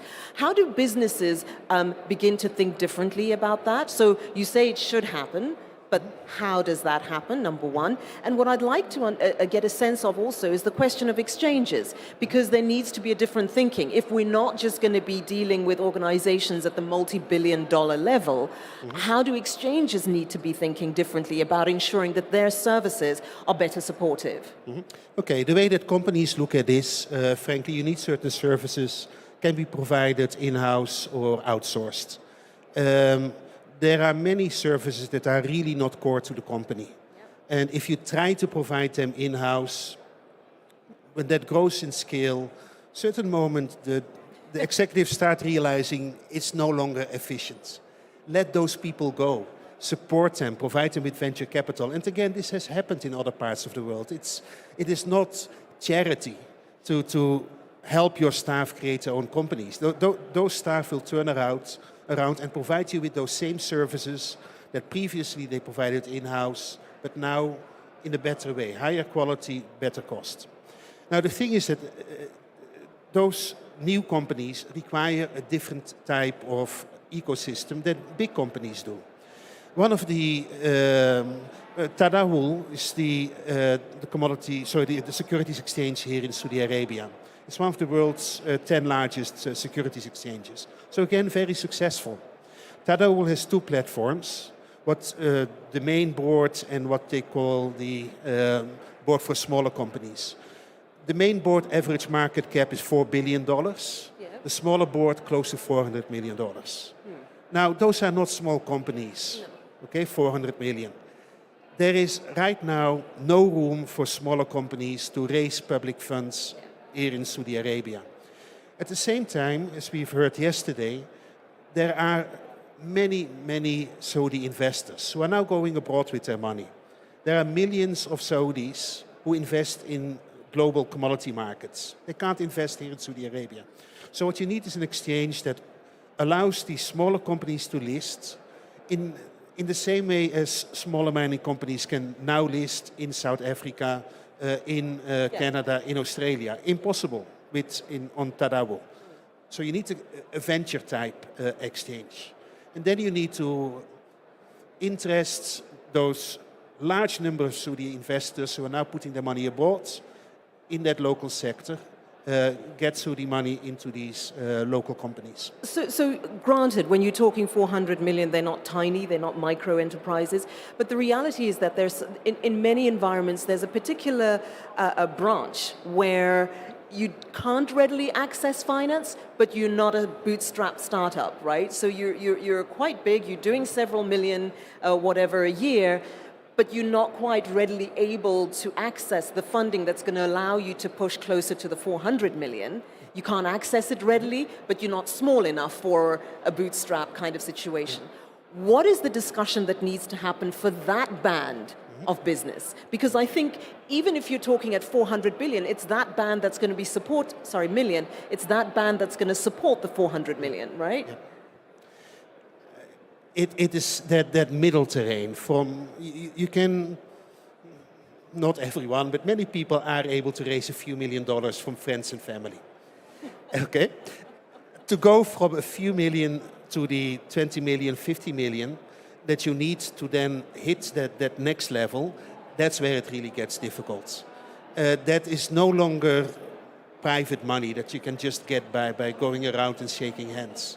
That's when you start needing a public market. And again, these public markets exist in other countries. There are investors who like that type of risk. And it's critical to create that next generation of mid-sized companies. Because really public money is the only money that can help them get there. We're almost going to be out of time in just a few minutes, so I'm not going to drag it out too much longer. When you are looking at an almost to-do list, right, for Saudi Arabia, because we're specifically focusing on the support required in this environment, what does that to-do list look like? So we need to start here and do ABC. Can you take us through what your to-do list would look like for those companies and for those organizations within Saudi Arabia to ensure that that support is in fact evolving? Well, there's a lot of education. Business needs to be done differently by the companies as well as by investors and the financial intermediaries. For companies, it's a challenge to become listed. If you were used to not report to anyone, and now you have to report in a preset format, I mean, that's a big psychological block. So people do need a lot of thinking around that. For investors, it requires, if you want, a more long-term view on investments, portfolio thinking. It's a big educational process. For the regulators who are supposed to determine what instruments can be offered to investors, it requires also a completely different way of thinking. Yeah. You know, Ma'aden is a relatively straightforward story. You've got a nice annual report, the numbers are clear, they've been doing this for many years. A company that has just discovered so many tons of gold in the desert, you know, how does the regulator look at the way that company discloses its information? So the regulator also has to learn. So frankly, the biggest challenge that we face in getting this initiative going is education. During the discussion yesterday, when you're speaking about education, one of the conversations was about learning institutions and how they can better support the skills drive that's going to be required to do this project. And what was interesting in that conversation was the sense that there isn't a good enough coordination between absorbing industries and the producing learning institutions. How much better do they need to do, not just in terms of coordinating, but in terms of trying to fine-tune the skills, number one, and making sure that the spectrum is broad enough that you're not just feeding one aspect of the industry, because it is so large and it does require so many supportive elements? No, I completely agree. Fact of the matter is that this whole industry is moving fast. Technology is advancing, and many university professors were not trained in these times. So many people in the industry are more advanced in their understanding of technologies, methodologies than university people are. And you need much more debate on those issues where, as an industry, we can't just be asking for it. We will have to work more closely with the industry. We have to start developing joint programs, not just complaining about the lack of graduates who have the appropriate training. Anybody listening to this conversation, it's quite clear that there's a lot to do. Is it doable in such a short period of time? And don't say, you can't say, we have to do it. The reality is that what we want to do and what we can actually do aren't always the same thing. Well, frankly, at the end of the day, there is a pot of gold at the end of the rainbow. The economic financial potential of this sector is enormous. People have made fortunes in similar environments in the past.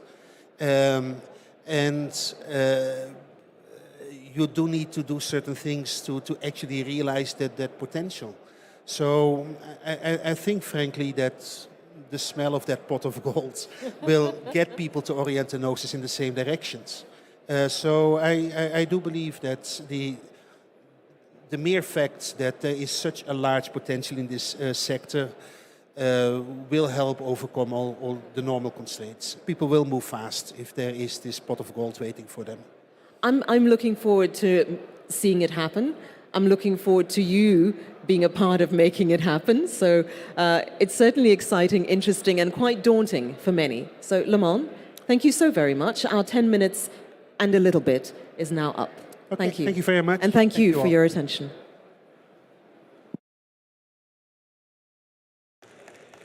No, thank you very much, Lamont. It was worth much more than 10 minutes, so very much appreciated that you continue the conversation.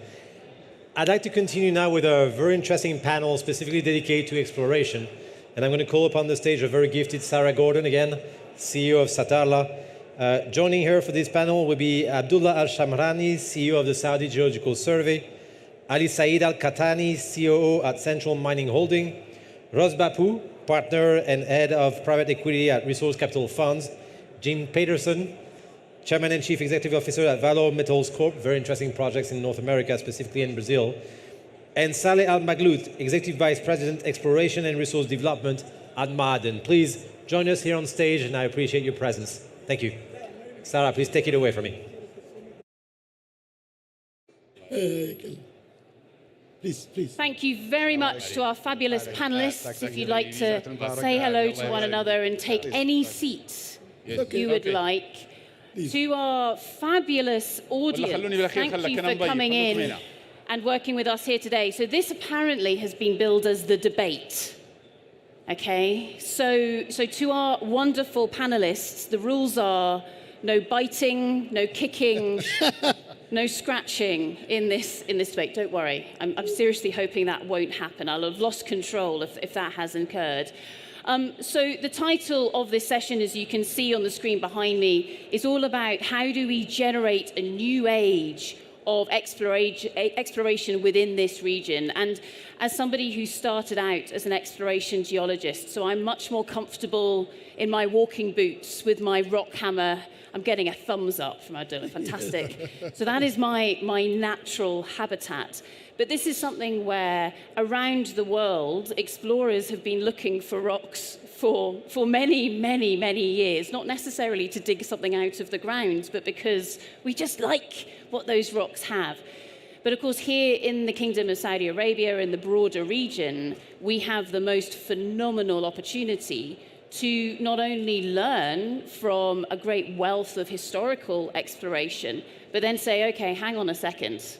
We've got an opportunity to learn from that and then go one better. How do we make exploration as good, as successful as it possibly could be here within our region? So I'm going to start off by inviting our panelists to very quickly introduce themselves. So they're going to say their name, where they work, and their role title. So Ali, if you'd like to start off, please. Hello, thank you very much. My name is Ali Al-Qahtani. I am the Chief Operating Officer of Central Mining Company. We own and operate a company called Saudi Comidat. We are one of the biggest contractors, service contractors in Saudi Arabia, working with Ma'aden. Fantastic. Thank you very much, Ali. Saleh. Good morning. Yeah, still good morning. Not there yet. My name is Saleh Al-Maghlouth. I'm Executive Vice President of Exploration and Resource Development in Ma'aden. Fantastic. Thank you very much, Saleh. Jim. Hi, Jim Paterson from Discovery Group in Vancouver, Canada, and I'm Chairman and CEO of Valor Metals Corp. Fantastic. Thank you. Ross. Yeah, my name is Ross Bapu. I'm partner and head of private equity mature funds with Resource Capital Funds based in Denver, Colorado. And my background is metallurgical engineering, so you'll have to bear with me as we go through exploration here. It's okay, we'll forgive you for being an engineer. Okay. But from an engineer to a geologist. Abdullah. Good, I'm engineer too, but before introducing myself, let me just welcome you all in Saudi Arabia. And thank you all for being with us here in the beautiful city of Riyadh. I know some of you have been busy yesterday and today, and you do not go around Riyadh, but I'm sure once you have a time, go around Riyadh and you will enjoy the city. The second, thank you for making this forum really successful. Your participation and effective participation around the globe, making this forum very successful, and this is our way of making sure that the mineral going through and a joint collaboration between the people around the globe to help the humanity. Back again to your question, I'm Abdullah Shamrani, CEO of Saudi Geological Survey. Fantastic. Thank you very much. I think a round of applause for our fabulous panel. Thank you. Excellent. So now, if it all goes wrong, at least we've had a round of applause. Fantastic. Yes. So let's start off. Let's start off with the entire globe. So, Jim, I'm going to come to you first and say, given your phenomenal experience with exploration, he's there going, really? Uh-oh. Your phenomenal experience, I'm going to build you up here, of exploration around the world. From your perspective, what does really good exploration look like? And then I'm going to come to Saleh here to hear from your perspective. Okay, now let's talk about exploration from a Kingdom of Saudi Arabia perspective. But let's just start off on that global scale. Jim. Okay, but I'd first like to say that to call this conference spectacular is an understatement. We'd like to thank you very much for hosting us here. And this is one of the best conferences I've ever been to, and definitely the best in the mining sector ever. So thank you. I'm not a geologist, but I've been involved with exploration projects all over the Americas and all over the globe. And the one thing I would perhaps offer to the kingdom is that you can't ignore the venture capital, the spirit of the venture capital markets in mineral exploration. And bureaucrats don't make discoveries. Wildly ambitious geochemists, geophysics, maybe even engineers coming up with their own solution to a problem, they're the ones that make discoveries that add major impact. There's a very well-developed marketplace in Toronto, Vancouver, Perth, Sydney to use as a model, but I think that you can't ignore the ambitions and the success that comes out of generating excitement around making discoveries by junior mining companies, and it's a great part of the ecosystem, and I think will add a lot of value if you support it. And then the second thing that the Kingdom could be quite helpful in is that the sector is subject to the vagaries of the cyclical nature of the market, and so in market downturns, no money gets put to the projects. So some projects are going into production now that were discovered 50 years ago. That's too long. No one has time for that. And if you've got the capital to support the companies and the projects in the market downturns, the venture cap market will take care of it in the market upswings. But just to keep things moving along rapidly, I think would save you decades and bring these minerals that you need into production years earlier.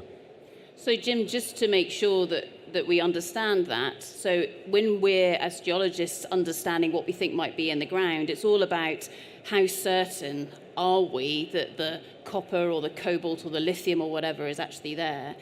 Is what you're saying, okay, when the market is very cyclical, how do we make sure that where it does dip down, actually it doesn't go too far, so it's not as big a risk as it might otherwise be? Is that correct? Well, the risk is all efforts on the project stop. Yeah. And then the management team gives up.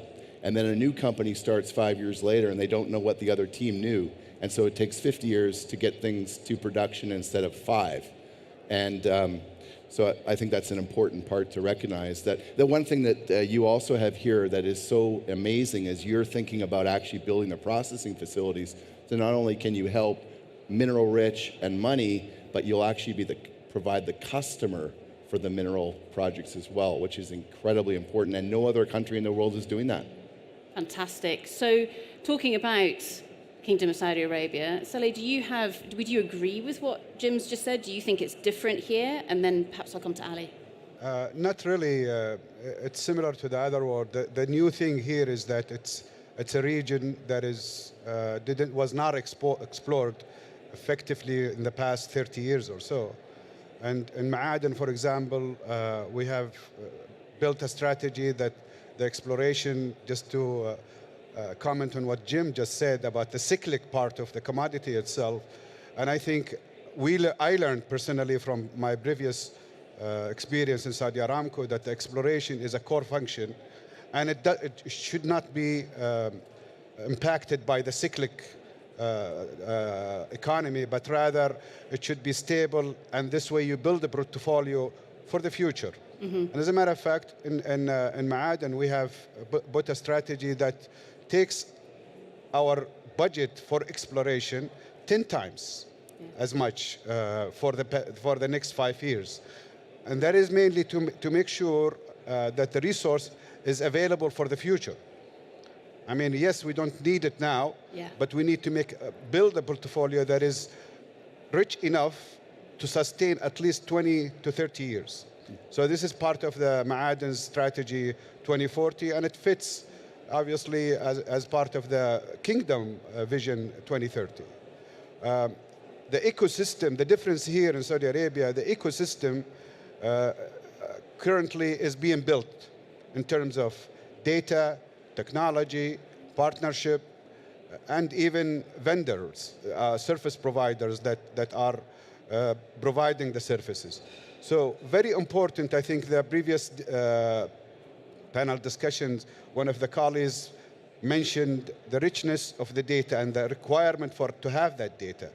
And it is actually currently done, part of it is done by the Ministry of Industry, but a lot focused from Ma'aden on particular licenses, exploration licenses, that will be covered, inshallah, in the near future with all kinds of surveys, geophysical, potential, and surface and airborne. Additionally, this wealth of data that you receive requires analysis, requires modeling, requires interpretation. So you need a technologies, you need a technology that is more innovative, that uses artificial intelligence to expedite the process. I am shocked, to tell you the truth, coming from the oil and gas business, to see an exploration cycle in an oil and gas business way shorter than what it is in the mining and exploration of minerals. And my aspiration is to squeeze that as much as possible. And the only way to do that is collecting data and using the latest and greatest technologies. Additionally, we are, as you all perhaps heard the announcement yesterday about the press releases, we are actually looking and seeking partnerships with companies that has an edge in technologies that will allow us to acquire, process, turbid, and drill the holes as quick as possible. And finally, I think the ecosystem requires a talent. And the talent, as far as I'm concerned, need to be developed jointly by the industry and the academia.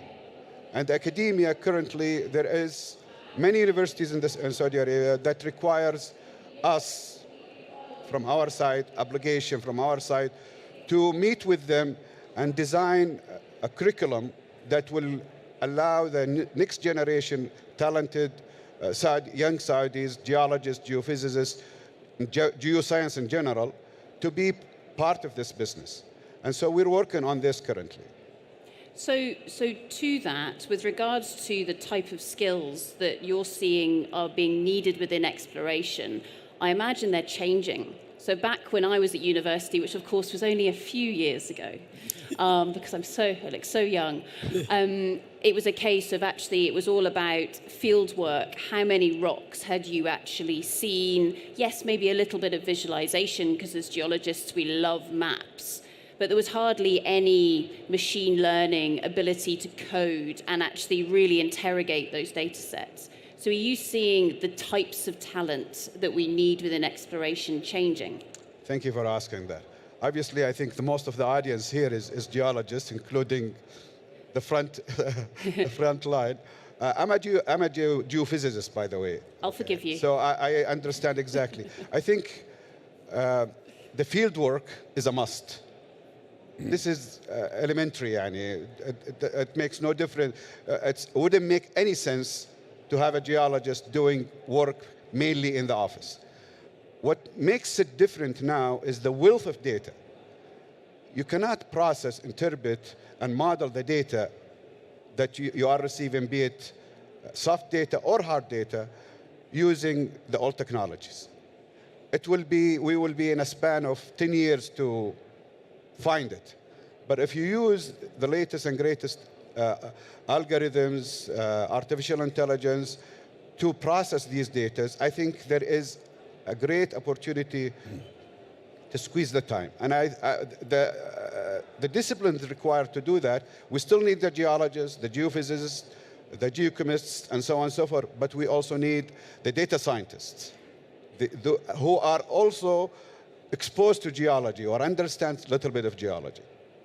And how about on, say, the ESG or the sustainability side of things? Because it's just as important to collect those data sets during exploration as it is what's going on in the subsurface. So understanding both the subsurface, but then also the surface data sets. Yes. What do you think to that? Well, as you know, the exploration phase has little footprints as far as ESG is concerned.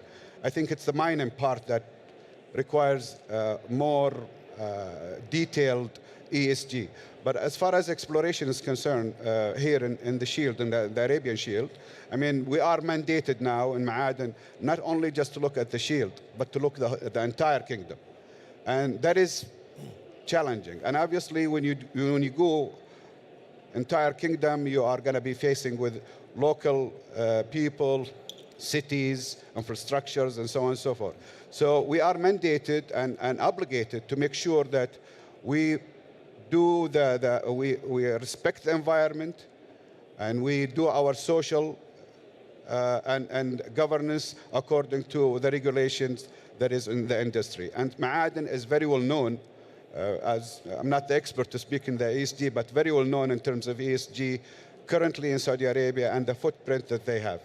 So, alhamdulillah, we are doing very well so far. Fantastic. Thank you very much, Saleh. Ali, how about yourself? And then I'll come across to another engineer. I'll come across to Abdullah. Ali, how about yourself? I think we can get out from this panel by concentrating on what is the time-consuming part of the exploration. Yeah. If you see it, it's not the technical part. I can bring geologists, machines, drills within a month and do in another month a huge work in exploration. 60 to maybe 80% of the work or time consumed is in bureaucracy, in the licensing part. And not only in Saudi Arabia, in all over the world.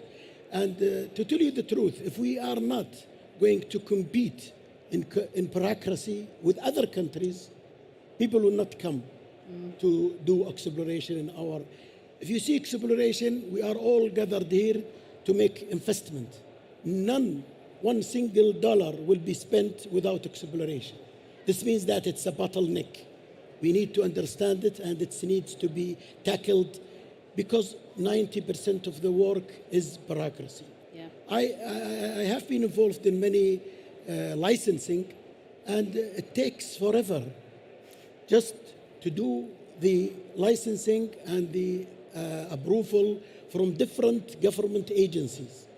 And maybe we can get out from this panel by suggesting how to reduce this time, which is really, as he mentioned, one of the companies left the market because during the exploration time, it took them so much, the copper price went down, they said, it's not economical anymore. Yeah. So we are not like Aramco, and this is where we should not think. Mining is not oil. Mining, we are scratching the surface.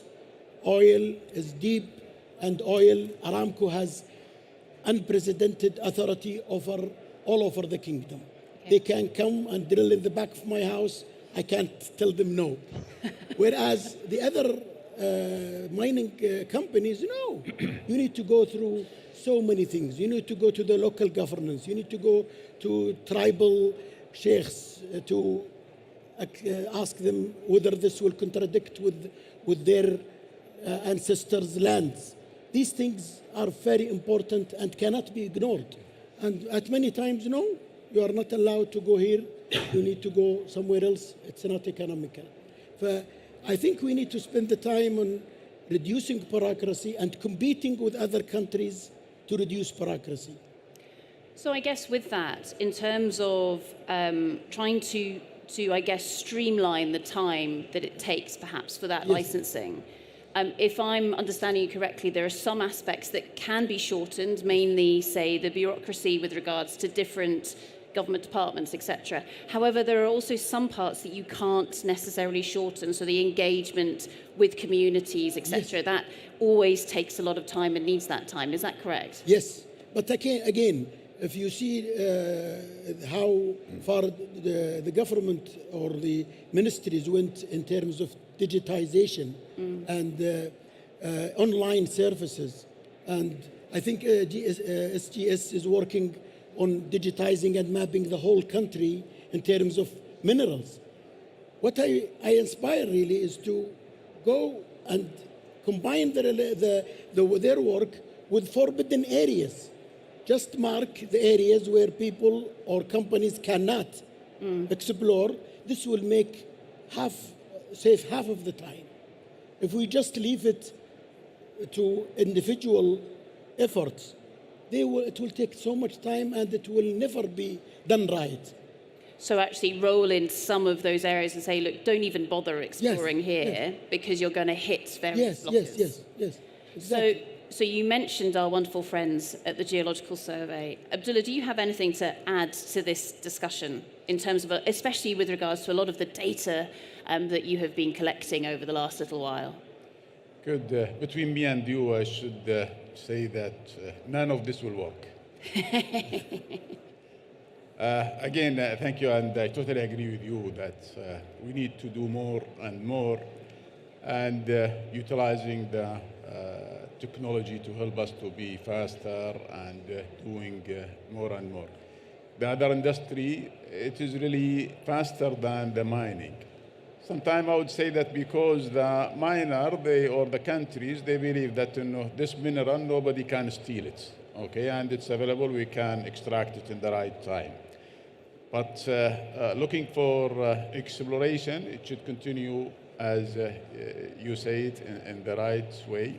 The good thing that, or the thing which we should look for in order to expedite the exploration or making sure that it is easy, first of all, we have to make all of the information available. And this SGS, at SGS, we make all the information available, and it's free of cost for an investor. He can access it around the globe.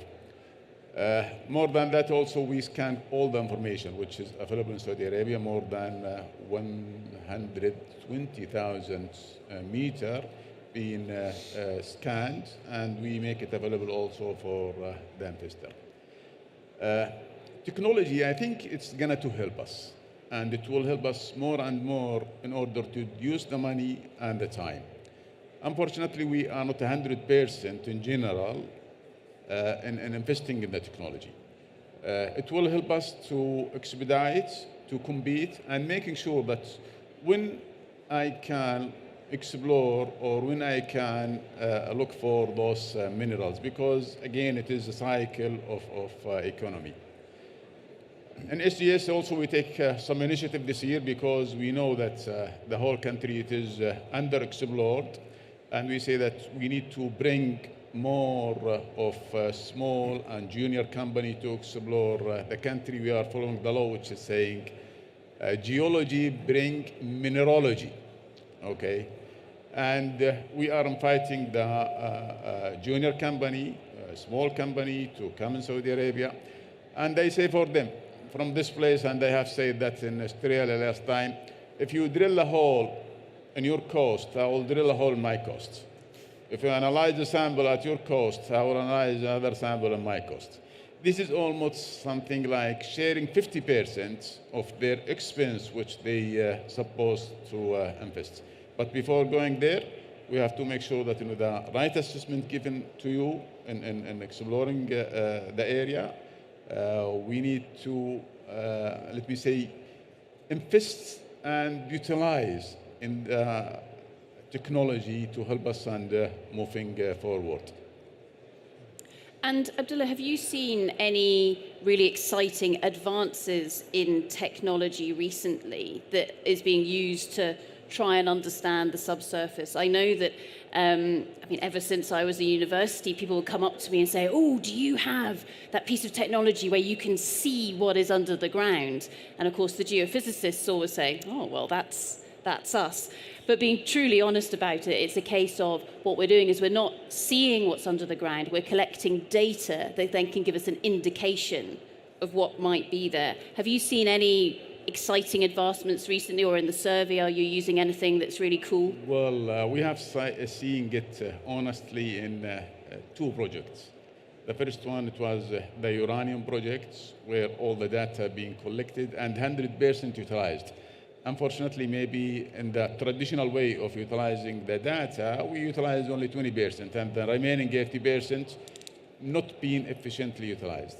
And the second one, it is in Khunaygia, which has been awarded last year, where we collected all the data and we developed a model where it gives us the 3D model of the minerals under the ground. Those things really giving a sort of imagination, okay, for the miner or investor, what do I have and how I can go? I'm 100% believer in the technology. Yes, my mobile sometime, if it did not work, I cannot deal with it, I will give it to my son. And then we have to give the young generation the chance to engage with us. We give them a sort of let me say, dose of geology, and they will help us. They are the expert, really. The time for your hammer, it is not there anymore, okay? We have to shift. And those two examples are really encouraging, and I would say that, yes, it will help, and we will see more and more coming in the future. In SGS, we are now about forming a sort of consortium from different organizations around the globe to help us in having something like this, and a supercomputer where it will analyze the data and bring the 3D model available for an investor whom are really interested to come to Saudi Arabia. Brilliant. So exciting.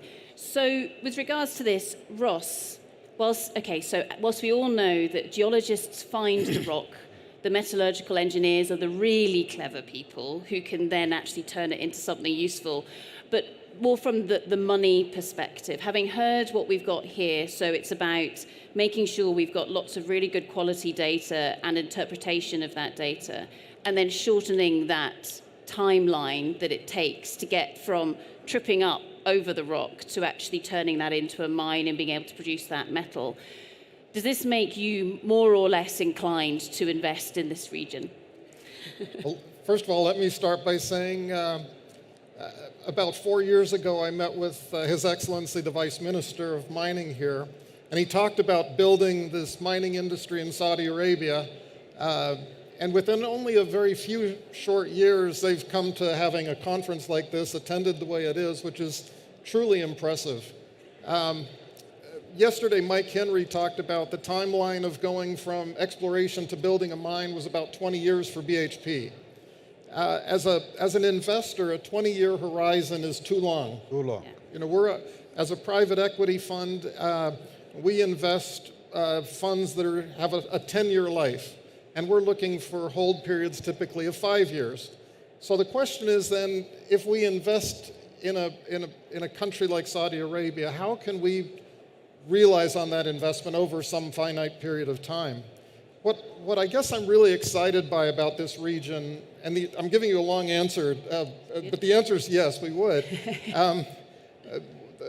What's exciting is, number one, the greatest risk, the greatest reason we wouldn't invest in a place has to do with fiscal uncertainty. And again, Mike Henry talked about that yesterday morning. Fiscal uncertainty is a killer of investment. And what I'm very pleased by is the mining code that was drafted here in Saudi Arabia, the newly enacted code that provides a Western investor with great certainty. And that's very, very important for us. As a private equity fund, we've invested in 50 countries over 25 years in 200 different projects around the world. So we've had lots of good experiences and bad experiences. So I may not be an expert, but I've certainly got the battle scars from the background of investing in this space. And when I look at what Saudi Arabia is doing, it provides certainty for the investor, and now most importantly comes to the licenses and obtaining licenses. There's a great example of Golden Minerals, a private company here in Saudi Arabia that just a year ago was granted 5 licenses. Out of those 5 licenses, they have made 2 discoveries, very, very interesting, attractive discoveries.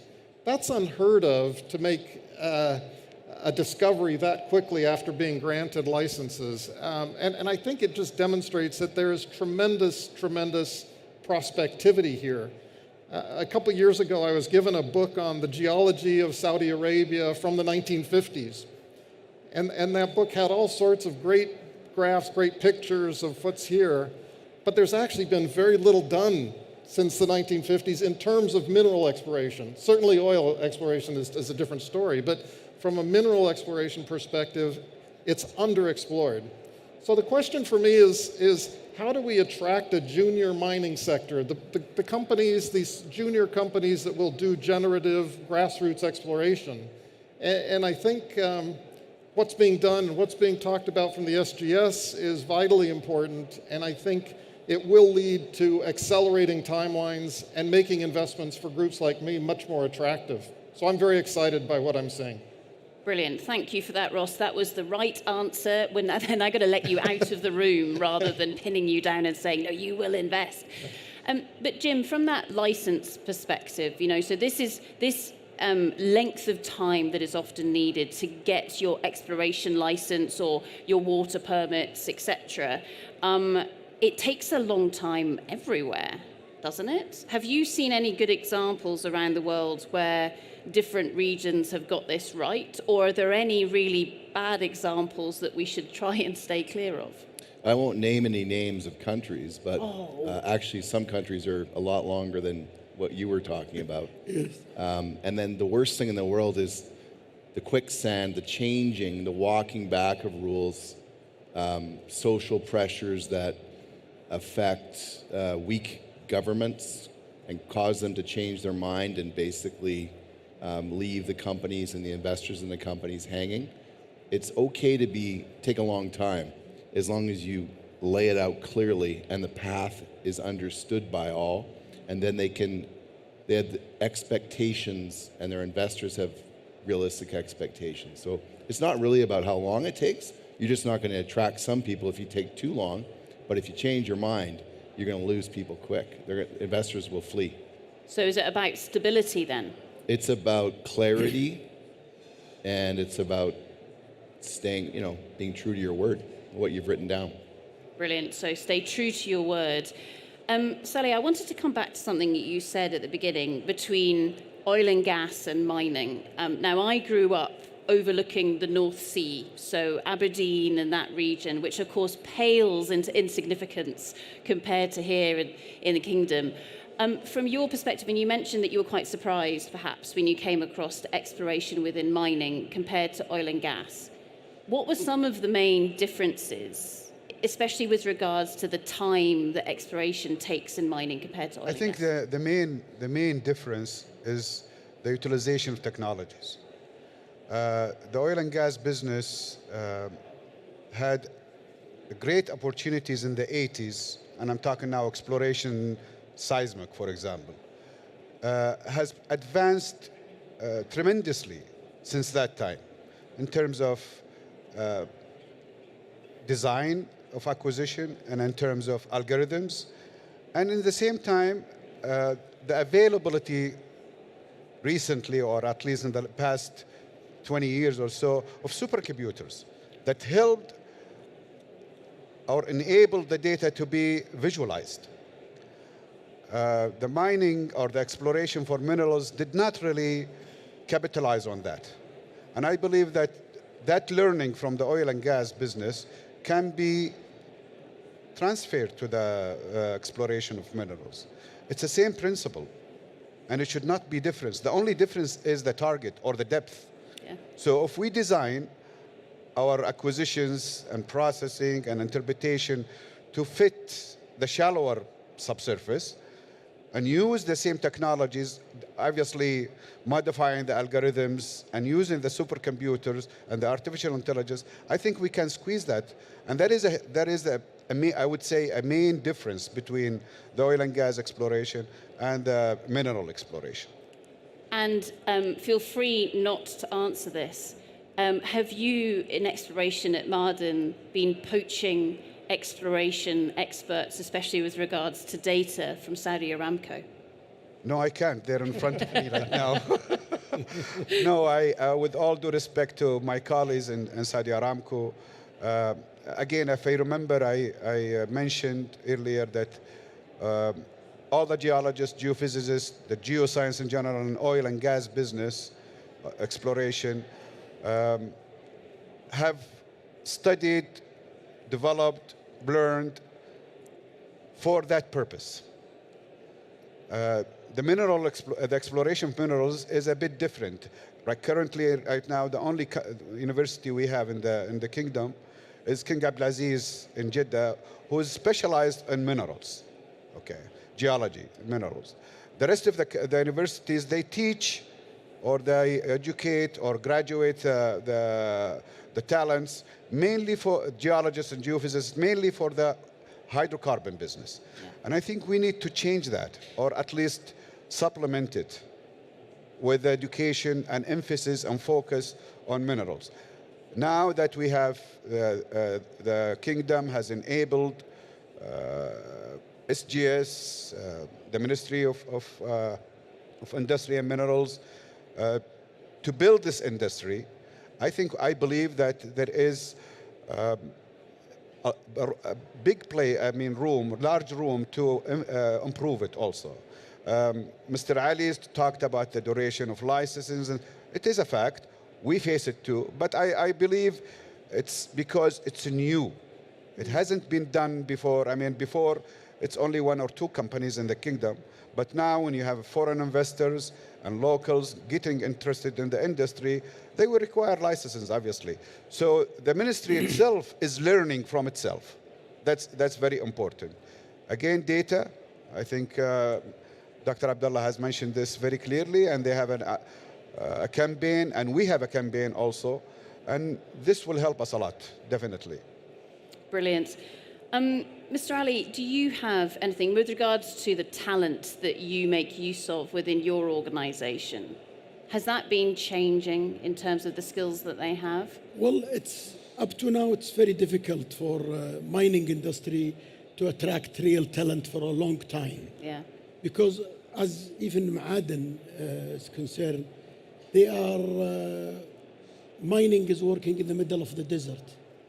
And you cannot compete with the ministries and Aramco and other institutions where they are in the cities.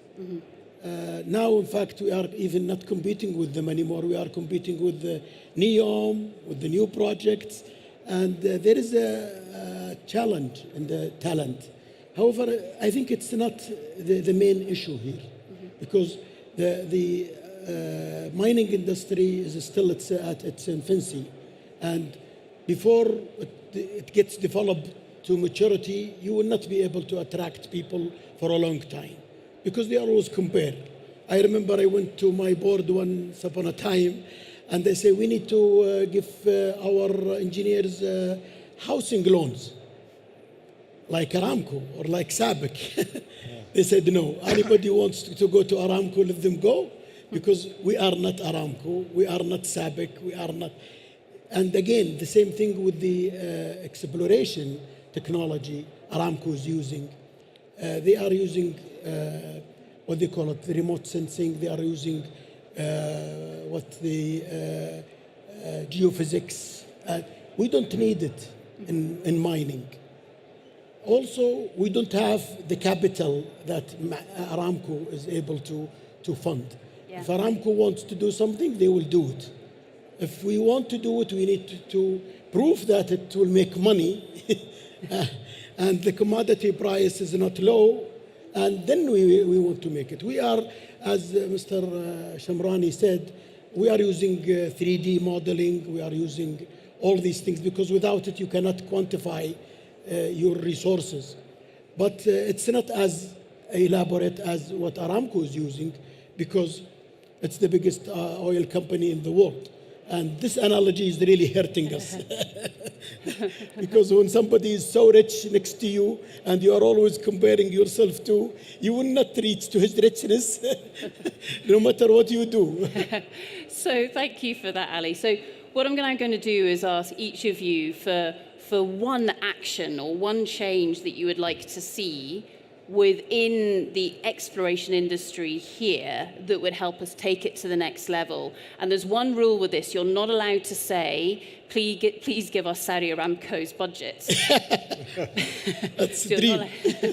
So, Ali, how about yourself? If you could change one thing or a step change in one area, what would it be? What I want the ministry could do, if I would like to pledge them to do, is to have Abshir. We have a system called Abshir for our own government relationship.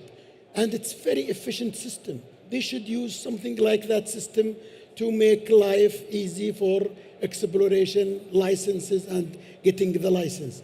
You have more than 9 government agencies that involved during the licensing process.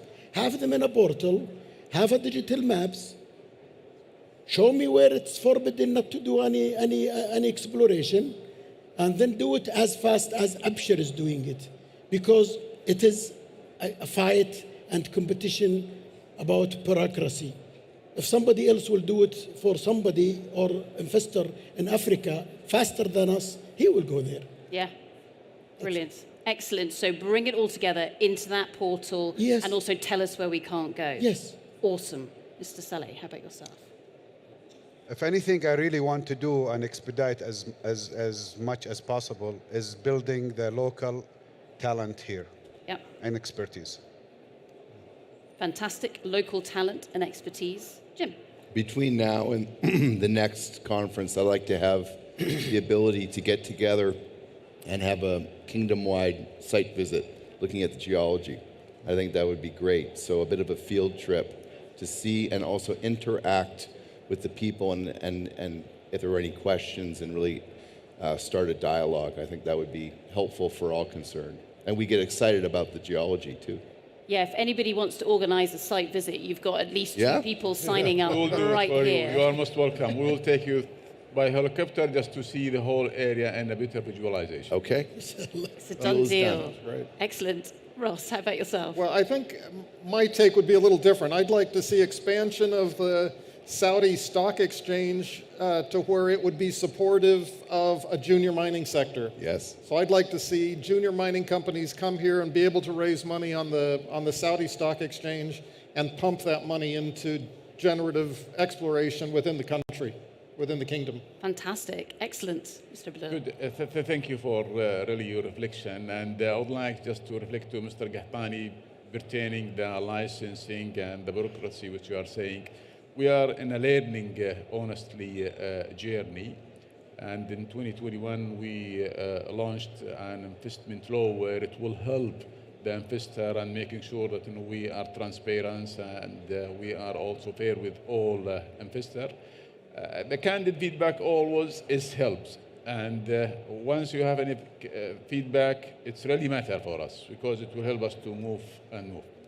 My reflection or the action which I would like to say that we should learn from others like oil and the gas, and at the same time we should invest in two things: technology and human capital. The future is really huge demand in the minerals, and we are going to see a shortage in the explorer, but we need to offer that by making sure that we have the right technology. And in the same time, we bring more investment in the human capital. Brilliant. So I think with that, everybody, if I can invite you to please put your hands together for this phenomenal panel exploring how do we take exploration to the next level. Thank you very much. Thanks to you. Thanks, Sarah. Cool. Thank you very much. Thanks. Yeah, enjoyed your conference. Well, thank you very much, Sarah, for organizing the panel. Please finalize the detail of the Saudi tour of geological resources. Put my name on it. I want to be part of it. I wanted to welcome you to stay for the next panel, which is actually going to be treating specifically on the question of technology. I don't know if you had the chance to participate to the session on technology yesterday, but we looked specifically at the link between technology and social license to operate, which is going to be the center of the conversation for today. In many instances, if you actually are able to implement the right technology and the latest kind, you are also able to answer the latest challenges of the mining sector. And Saudi Arabia has the capacity, thanks to the implementation of a varying technology, to become a leader not only in exploration, as we heard about it, but also to take central stage throughout the whole process of mineral processing and become a leader not only, as I said, in exploration, but also in commercialization of a series of minerals. The next panel is actually going to be treating on those issues and looking specifically, as I said, on the impact and benefits and pitfalls of new technologies. Will it jeopardize mining's social license to operate or actually improve it? And for this panel, I'd like to welcome on stage Ahmed Mohamed Khashoggi, is Chairman and CEO of AMKES Group. Thank you for joining us. Saud Al-Rashed, Chief Executive Officer at Saleh Al-Rashed & Sons. Thank you for being here. Dr. Saeed Al-Shiri, Vice President for Energy and Industry Sector at the King Abdulaziz City for Science and Technology. Moat Arawi, CEO at Argas. And last but not least, the wonderfully talented Christine Kip Stewart from Australia, CEO of OSMine. Please, Christine, if you can come.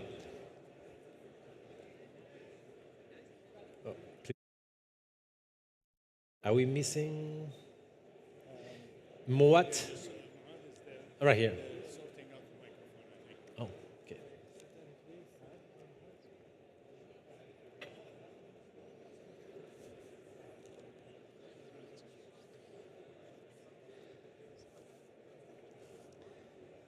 And now we have a full house.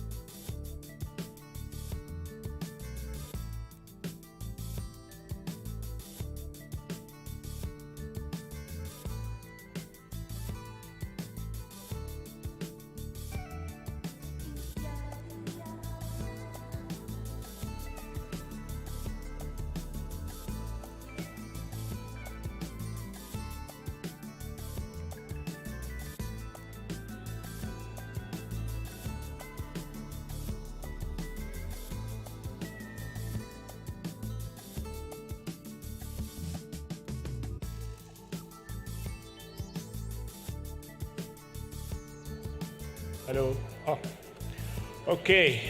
Good afternoon, ladies and gentlemen.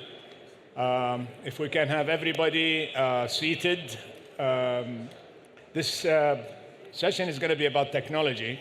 So we had a very good start. The microphones wouldn't work perfectly, so apologies for that. But we are going to take you around the world. I have Chris Stewart, who has traveled 18 hours all the way from Australia to be with us.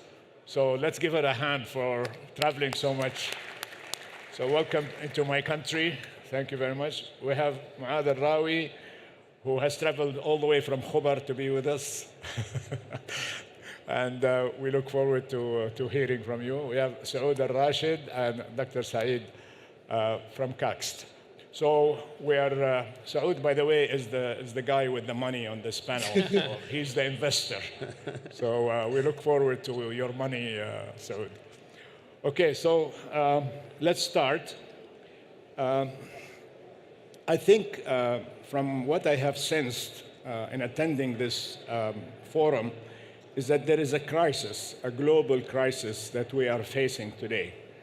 That crisis is that supply is not meeting the demand for critical minerals that are required for industry. And so, Chris, do you have the same sense, and do you see that there is a lack of supply as you are dealing with mainly suppliers to the mining industry, equipment suppliers? And is it a crisis? Should we be really worried? Should we be afraid of what's coming? And if so, how can we deal with it? Well, I think it's a call to action. Because, we've faced many challenges before in the mining industry. And one of the things we're very good at is rising to the challenge and solving our problems.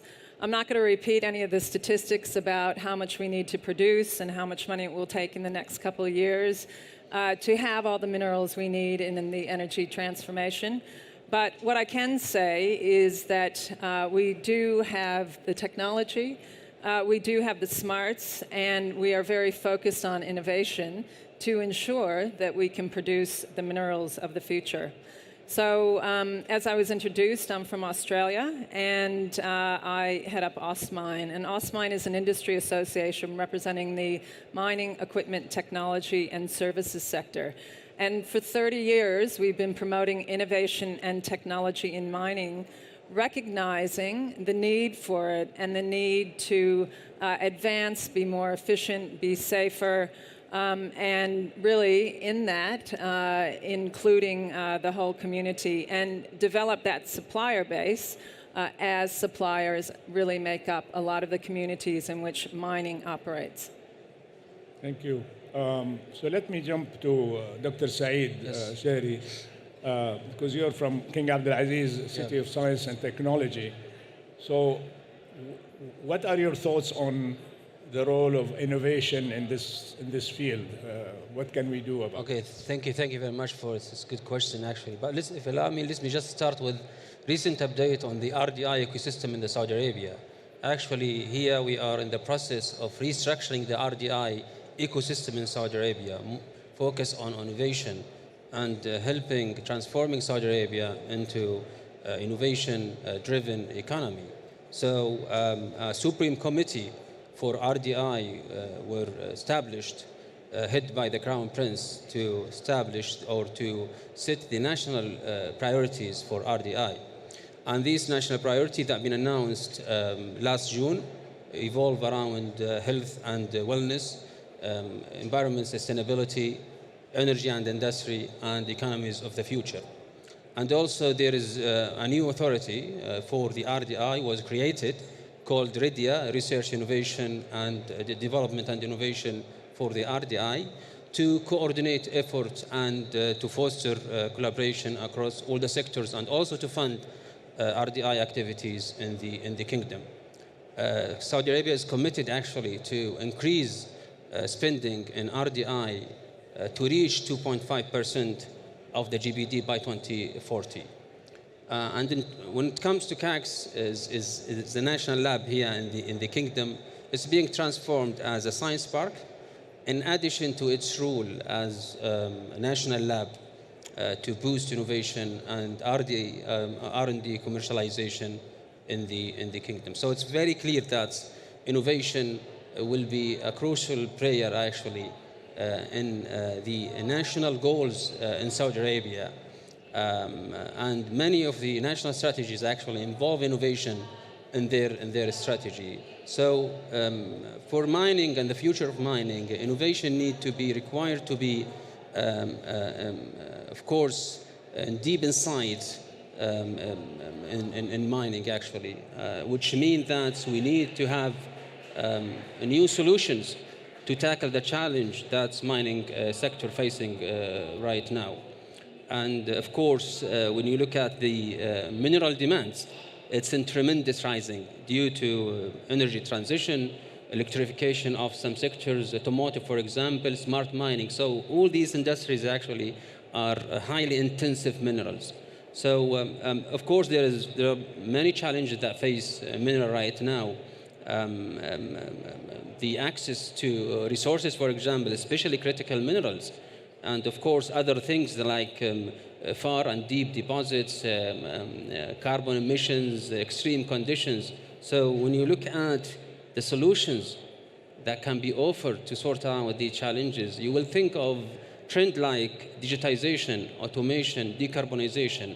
So one example, if you combine, for example, digital with automation, you will create kind of innovative integrated systems that could help mining companies and businesses actually to boost productivity, to reduce cost, and to sort out some of the main challenges.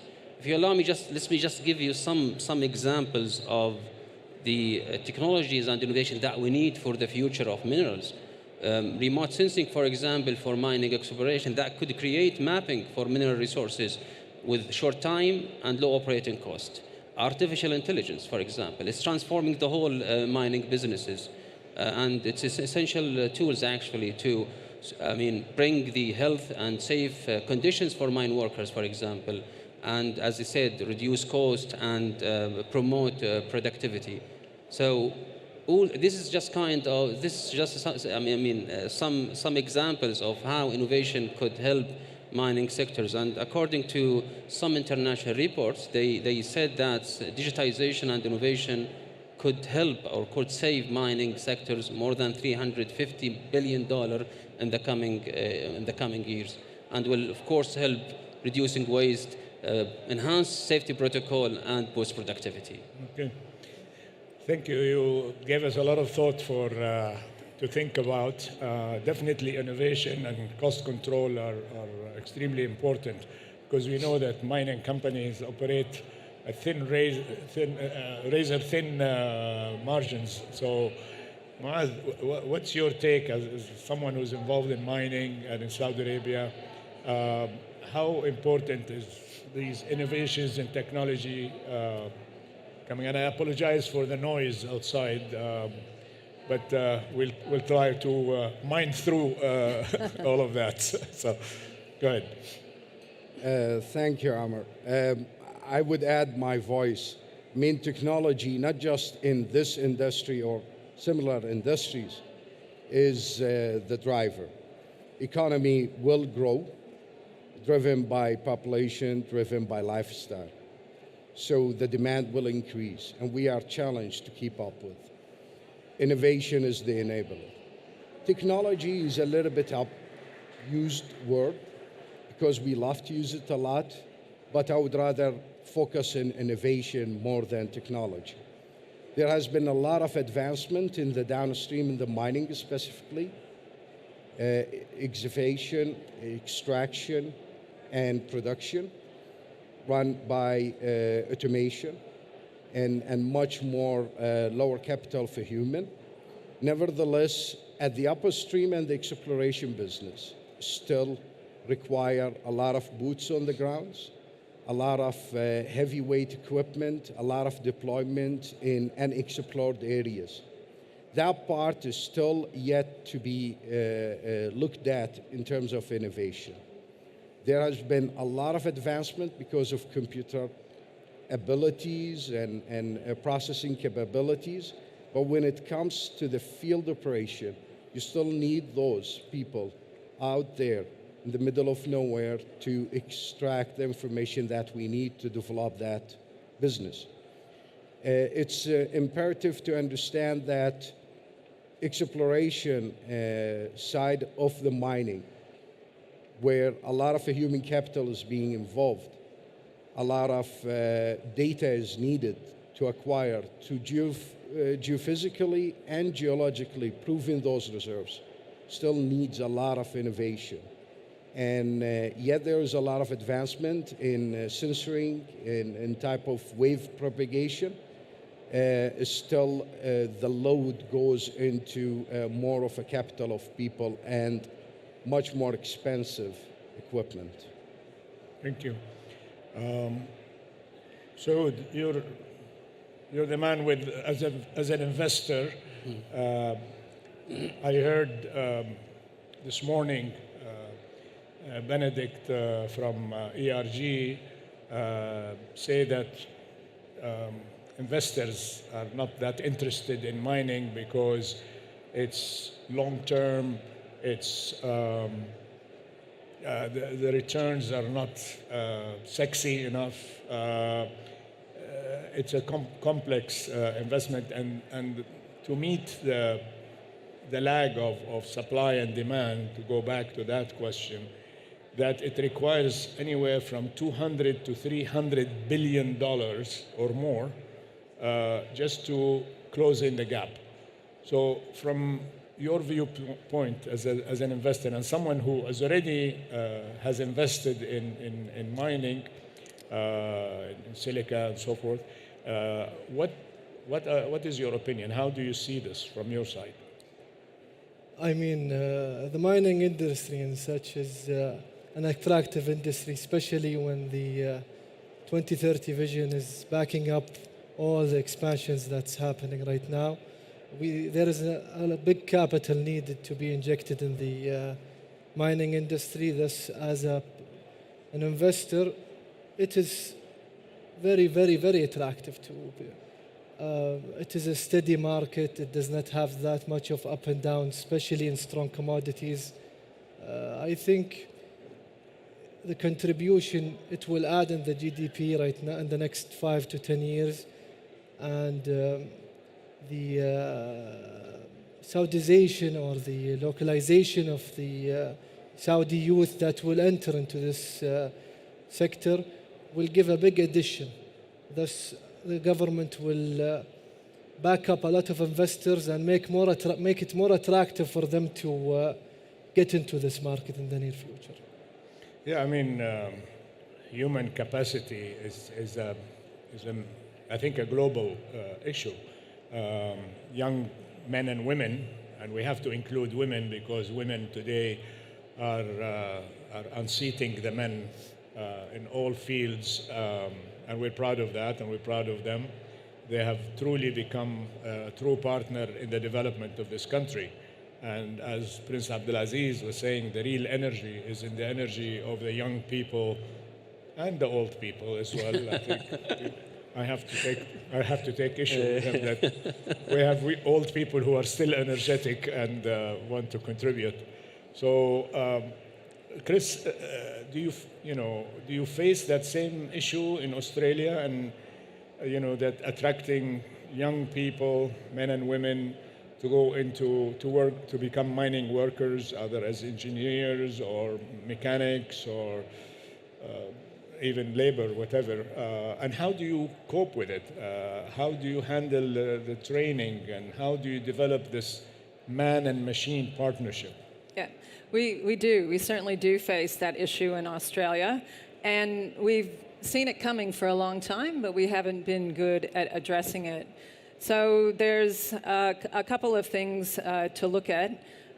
First of all, we are working with both universities and also at a high school level to talk about what a mining career is all about. We run a Women in STEM program, so trying to attract females studying STEM subjects in university into the mining industry. And what we do is we offer them internships so they can come and experience what mining's all about. And the thing about mining is not all mining jobs are at a mine site. And in fact, in Australia, we employ more people in capital cities for mining than are in remote and regional locations. So most of the jobs are city jobs, 9 to 5, and a lot of those are dealing with technology. And when you explain what the career potential are to young people who aren't necessarily mining engineers, but they're studying biology, they're studying physics, they're studying mathematics, they might be studying English or finance as well, that's attractive to them. And once they get a flavor for what mining's all about, we have found from our program that 80% of those females say that they are going to pursue a career in mets and mining. So that's pretty exciting. At the high school level, what we're trying to do is work in regional locations, particularly in regions where there are mining operations, to introduce students at an earlier age to what mining's all about and change their frame of reference of what they think. So what we're doing is we're taking in robots, we're using AI, we're using gaming technology to engage students so they can better understand that the mining career of today is a high-tech career. It's not necessarily away from your family. It's not necessarily getting all dirty and being in an environment which is unpleasant, but that it can be very exciting. And that there's many, many opportunities and options for those young people today. So we're working on that. We're behind the 8 ball for sure. But I think once you tell the real story to young people, once they really understand what a mining career is all about and the various pathways, that slowly we'll start attracting back the talent that we need. Great. So you're changing the perception of people, and especially young people.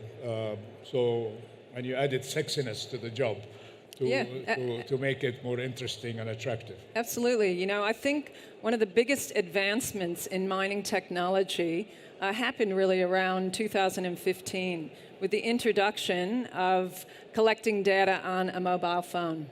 And everyone has a mobile phone these days, and the data that you can collect off machines, the data you can collect off sensors, the data you can collect off conveyors, and look at that data in real time and be able to make decisions from it. It could be on your phone or it could be in a remote operations center somewhere. These are exciting jobs. We are competing with companies like Google, like with Tesla, with other companies. But when you look at the range of options in mining, when you look at the opportunity also to travel, because mining careers can take you to many different areas of the world, and you also tell the story about how, particularly from a supplier side of things, that we are improving mining. We're making it more sustainable, we're making it more environmentally friendly, and that's where the social license to operate comes in as well. Okay. Muad, what's your experience with attracting young Saudi men and women to work in your company? And is it a major challenge? Do you have programs for training them, for qualifying them in order to be able to work safely? And are you using technology at all to make it easier for them to be attracted to such jobs? So, a major part of the challenge is what Chris highlighted, and perception.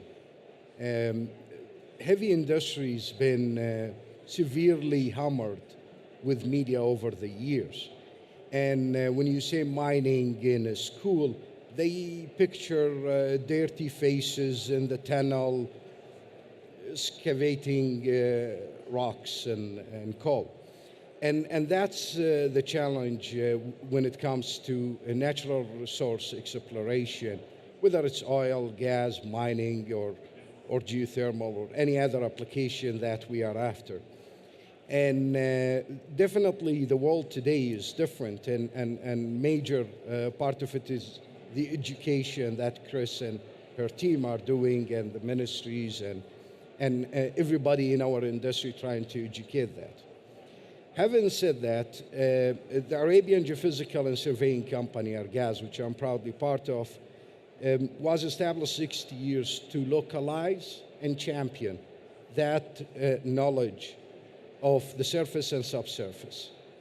And for the past 60 years, we have proudly been a positive enabler of training and development of the local workforce in the kingdom or elsewhere where we operate, because today we operate outside the kingdom as well.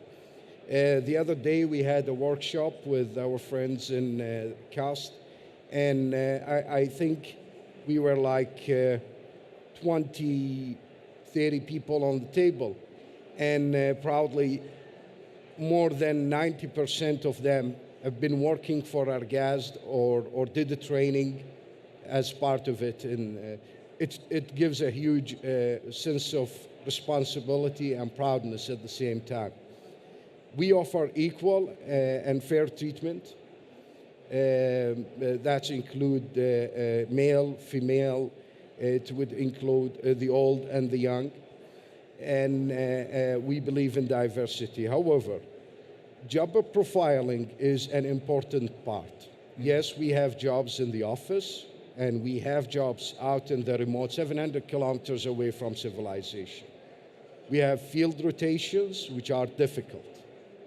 Not many people can stay home for periods exceeding a month, away from their family or their lifestyle general. So the best selection is to fit the right profile for the right job. I don't think quality is the term, but fairness is the right term.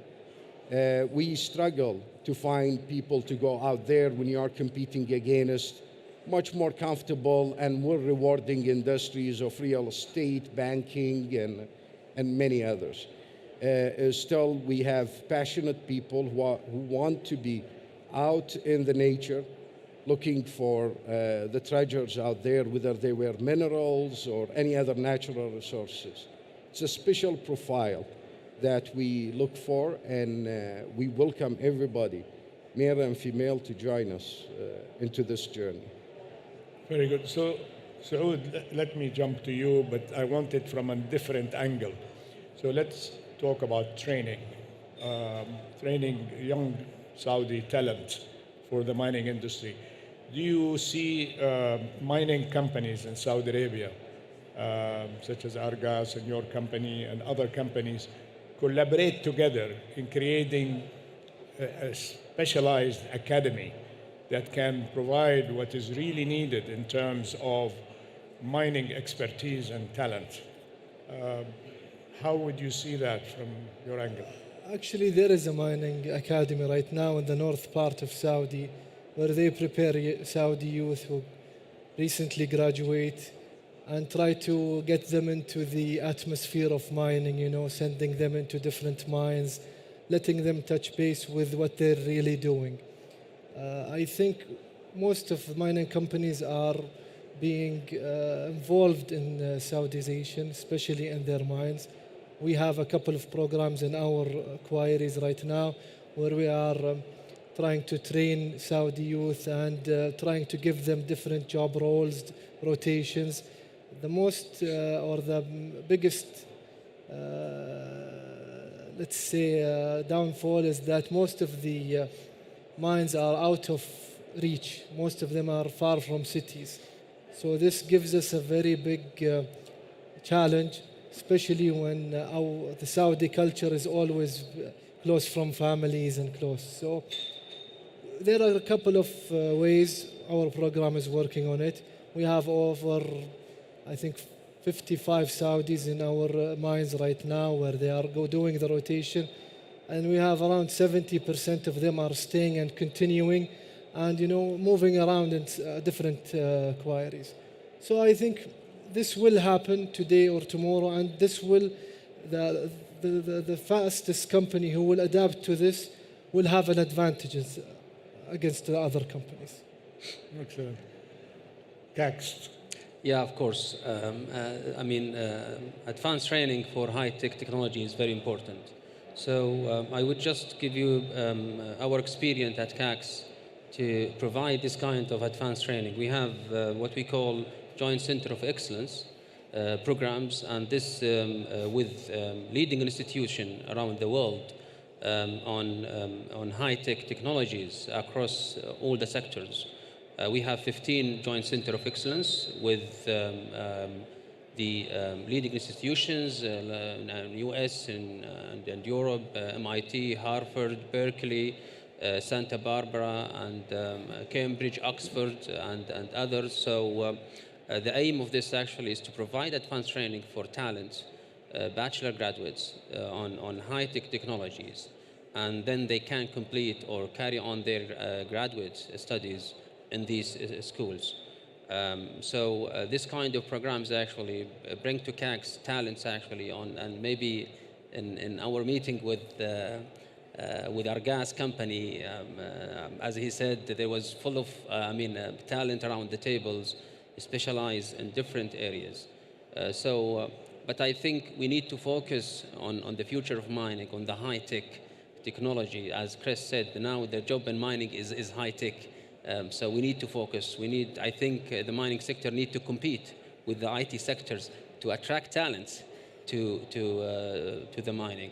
So we have this kind of programs. It's now for CACS, but we aim actually to make it national, to attract all the national from across the country, and send them to these leading institutions to get that kind of advanced training.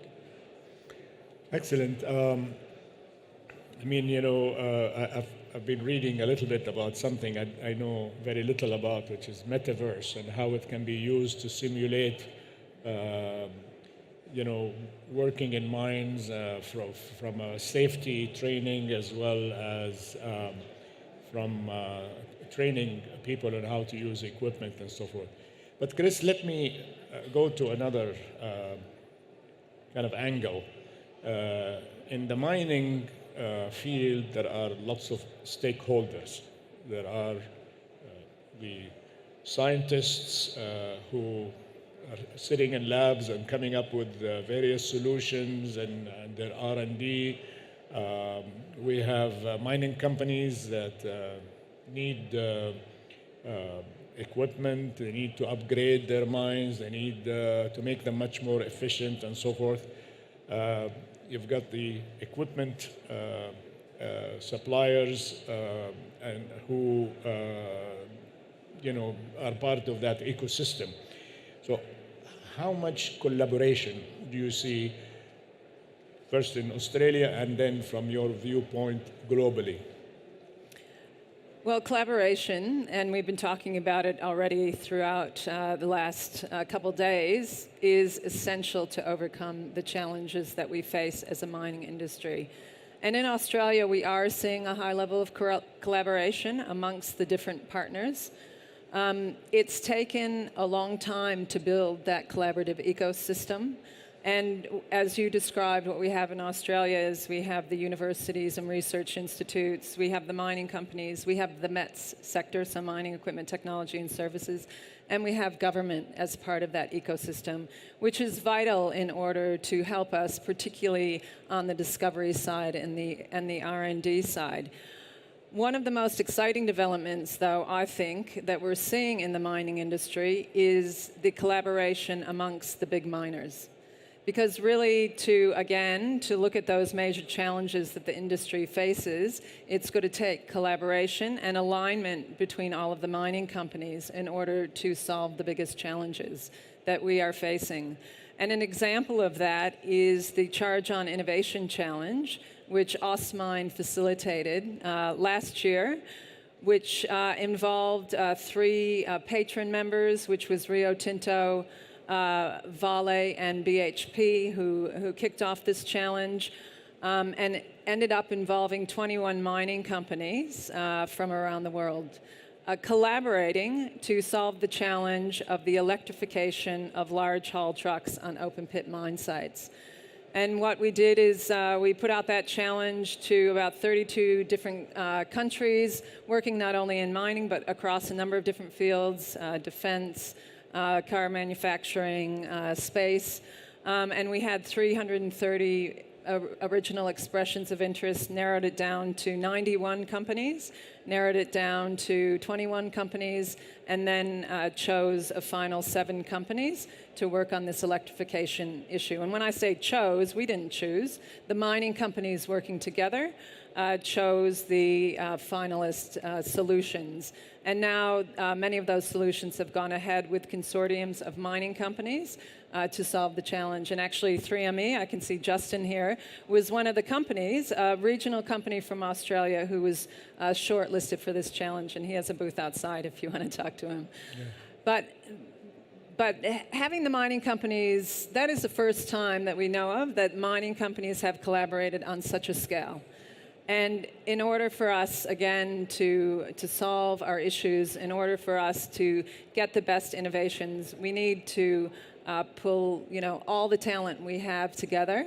And projects like that are only going to become more frequent and more commonplace, which I think is great for mining. Yeah, I agree. I mean, I think there isn't a single sector around the world that you can do on your own. You have to collaborate and you have to cooperate. Today in Saudi Arabia, we have the National Mining Council that is bringing private sector, public sector, and other stakeholders together to look at the challenges that Muad, you mentioned a minute ago how you also had meetings with CACST and other forums in order to discuss these challenges that are specific to Saudi Arabia and maybe collaborations as well with international organizations so we can learn best practice, we can learn new technologies, new processes, and so it's for the benefit of all. How do you see it from your perspective? So one beautiful thing about mining is that people are specialized. So unlike many other different industries where consolidation gathered all service companies into a certain a frame or a box, mining is not. Because a big component of it is driven by desire and passion and curiosity. So people who are more into the gold, for example, they are really specialized into the gold exploration. And I'm talking about scientific side of the things, from a technology, from processing, from survey designs, and so on. Not talking about the guys who own the reserves. So as part of this, you can never find a single one platform that will offer you a wide spectrum of exploration. Gold, it has its own arena and expertise. Lithium, it's a different game. Uranium is another game, and so on and so forth. Gold by itself is more than 16 different type of reflections. So you may even, during your exploration program, you pass by gold, you are not even aware that you have wealth in your territory or your acreage. So for us as a champion, a local champion here in the kingdom, which we take the responsibility to accelerate and champion this development of the mining to achieve our Vision 2030, we went out to the global market looking at different technologies and different specialized houses. And what we are trying to do is to build a collaboration among all this network of affiliate, as I would like to call it, so we will be able to offer a seamless solution for investors and miners here in the kingdom. So Once you get your own acreage, you'll be able to know if you have zinc, gold. Maybe you are interested in gold, but you will find zinc that is worth a lot to you. If you were only narrowed on the gold, you might miss the opportunity in other wealth. We are trying to build that network of affiliate. Today we are working with more than 30 different firms around the world. The beauty about this is that we represent the local knowledge, we have the boots on the ground, we run the remote operations, we have heavy equipment and capital, while usually those passionate, curious experts, they are more on the processing and interpretation and provide certain back-end value, if you like. So with us, we do present a ready, outstanding solution as much as we can that we hope that will accelerate the mining development here in the kingdom and at a global scale at some point. Great. So as someone who's investing in the mining area, are you collaborating with international companies, other local companies? How do you see collaboration helping your business? I mean, most of the Saudi companies are collaborating with international companies as they have more innovation and they have more new technology than what we have. But still in the kingdom, we are collaborating with a lot of governmental entities such as universities, the ministries, that are trying to give us more information and more help regarding the mining industry. So most of the collaboration right now regarding of new tech is coming out of the Saudi market from international companies. Excellent. Dr. Said, CACS, since I've known it, has always been foremost in innovation and, for example, the solar village from the 60s, yes. When I was a child.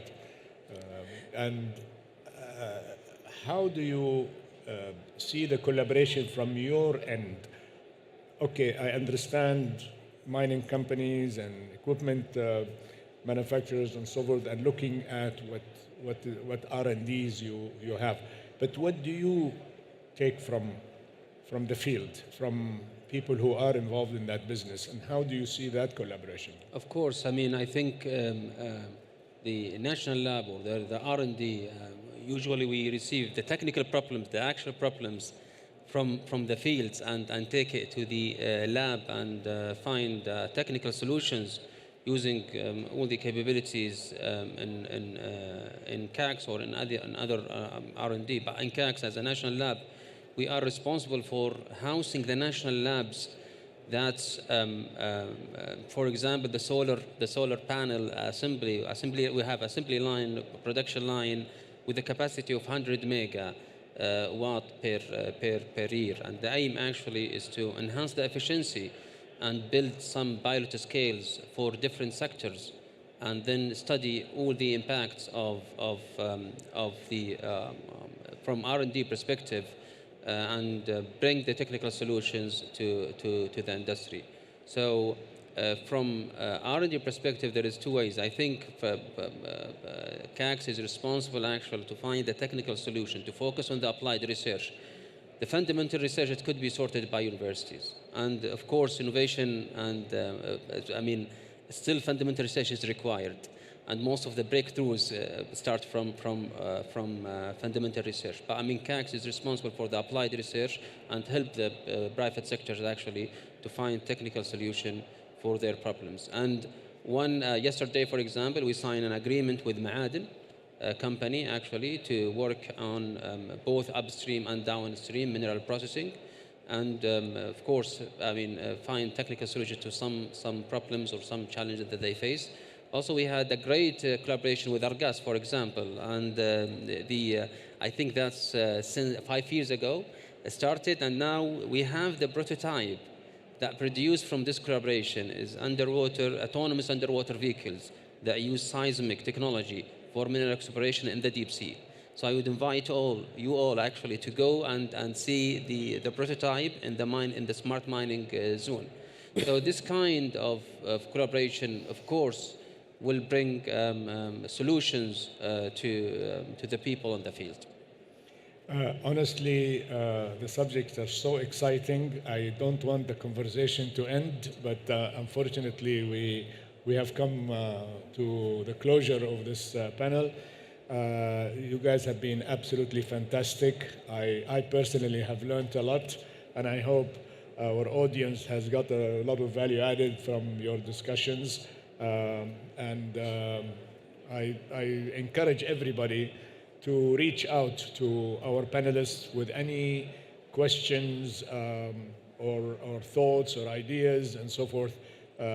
We're all in this together and see this mining sector grow by leaps and bounds. Join me in giving my panel, my distinguished panel, a round of applause. Thank you. Thank you. Okay.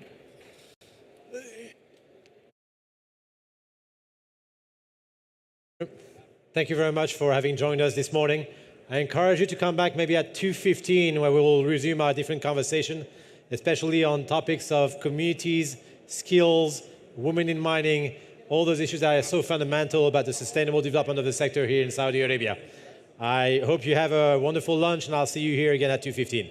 Thank you.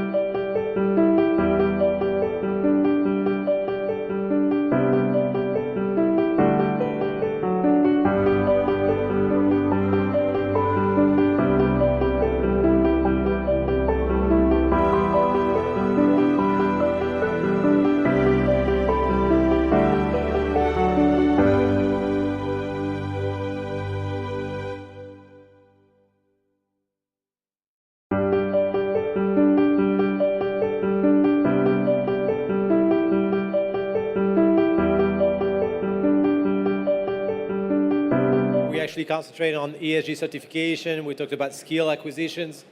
We're going to be talking today about the relation between mining operations and communities. And we have a wonderful panel to start that afternoon, moderated by Greg Radford, Director of the Intergovernmental Forum on Mining. He's going to be actually welcoming and discussing with our fine panel right here. First is Alicia Eastman, President of Intercontinental Energy. Then Jeff Geipel, Managing Director of Mining Shared Value. Alison George, Head of Programs and Initiatives at the Development Partner Institute. Jeff Townsend, founder of Critical Mineral Associations. And last but not least, Anna O'Farrell, Head of the Chairman's Office at Rio Tinto. Thank you very much. It's all yours. Great. Thank you very much. Welcome everyone to our panel right after lunch. Appreciate everyone joining us. We're here to talk about kind of where are the benefits of mining for communities, and we're going to talk about that through the whole mine life cycle. And we've got a great panel that you heard, and we're going to bring different perspectives talking about the benefits of mining.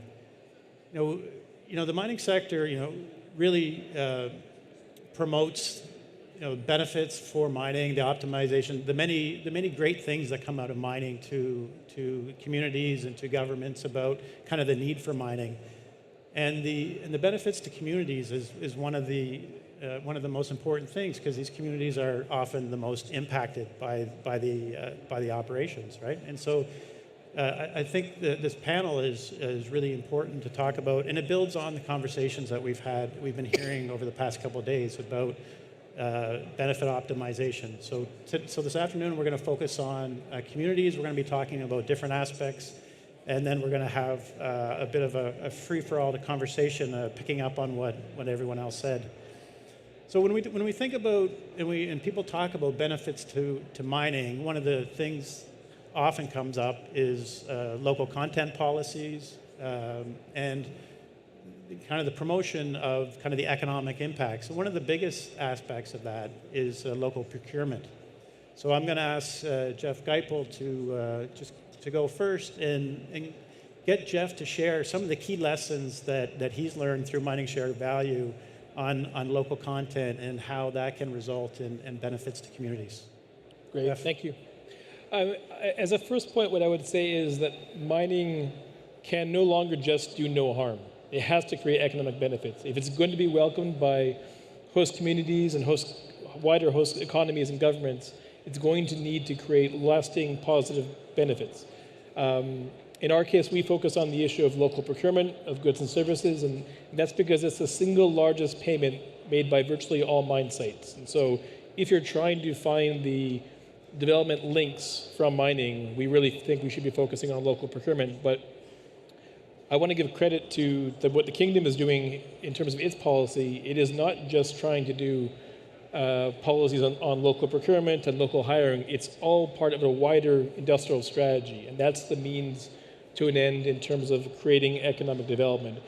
We've seen many countries, particularly in sub-Saharan Africa, which have had high numbers of tax revenue and job creation from mining, particularly during the 2000s commodities boom. But in the end, when the boom went away, there wasn't a great deal to show for it in terms of new capacity, new technologies, new skills, which then could be utilized by other sectors. And so that kind of is our main message, is that mining provides a short-term window for the average mine site of 10, 20 years. And if it can be capitalized on in terms of procurement opportunities to create technology transfer, skills upgrading, that is the legacy that mining can leave behind. So that's our main message. I mean, in terms of lessons learned, I actually would say that the best examples of local content policy are actually right in this neighborhood in terms of the oil and gas industry. There's been some great local content policies put in place by Oman, by Saudi Arabia in oil and gas. And Nigeria also has some leading practices on this in Africa. But it's an issue that we're trying to get right, and we need to make a combination of government policies on the demand side, requiring companies to do local procurement, but then very importantly and crucially to support supply side policies, which is to say supplier development, finance for suppliers, and other various means like that. So. Great. Thanks, Jeff. And as Jeff mentioned, local procurement is such a one of the greatest kind of multipliers. We've been hearing over the past couple of days of kind of the multiplier effect of mining, having a 10, 5, 10, 15 impact on money that comes in, and local content policies and local procurement are a very significant part of that. Another concept we've been hearing a lot about the past 2 days is ESG. We've heard about ESG, and I find it interesting that I actually haven't heard really anyone say CSR yet. And you know, for decades in the mining sector and other sectors, you know, corporate social responsibility was kind of the concept, and it really started on the philanthropy part of it, right? And so when we hear about ESG, it's really kind of I'll just describe it as kind of the transition from CSR to ESG. And so I'm going to ask Jeff Townsend, Jeff number 2, about kind of his take on this transition to ESG, and kind of where are we seeing the kind of the benefits to communities from that, and if you can share, you know, a specific example of kind of this transition to ESG. Brilliant, thank you ever so much. And let's start by saying thanks for letting us all speak at the Future Minerals Forum, and thanks to the Kingdom for putting this on. It's an excellent conference. So yeah, talking about that, what we're starting to see is as we transition to this net zero economy, this future green economy, we're seeing investors, we're seeing society talking more about ESG. And they want to see that ESG in their downstream products. So they want to see their car, and through blockchain technology, you're able to track exactly what goes into your car, and you can track the ESG that goes along with that. And that differentiates from CSR. So I think when we were talking about CSR in the 80s and the 90s, it was very much a single project. It was very much a mining company or an upstream company going into a location and saying, we're mining here, here's a school, or here's a project that's going to work on a local wildlife thing. And it was one project, and it was almost forced upon the community about this is what we're going to do, and it was used as a mechanism of saying, aren't we wonderful, we're doing brilliant work. Now, that is great. It's good to be doing that work, but we need to do so much more. And so in the last 5 years, we've seen this transition to this ESG. And the way I've seen that is from individual programs to this collaboration and cooperation with the local community. So the local community saying, this is what we require, this is the partnership we need and want from the operators in this jurisdiction. And then that has been multifaceted. It's not just been one program, it's been multiple programs, so strengthening the resilience of the local community, the local economy.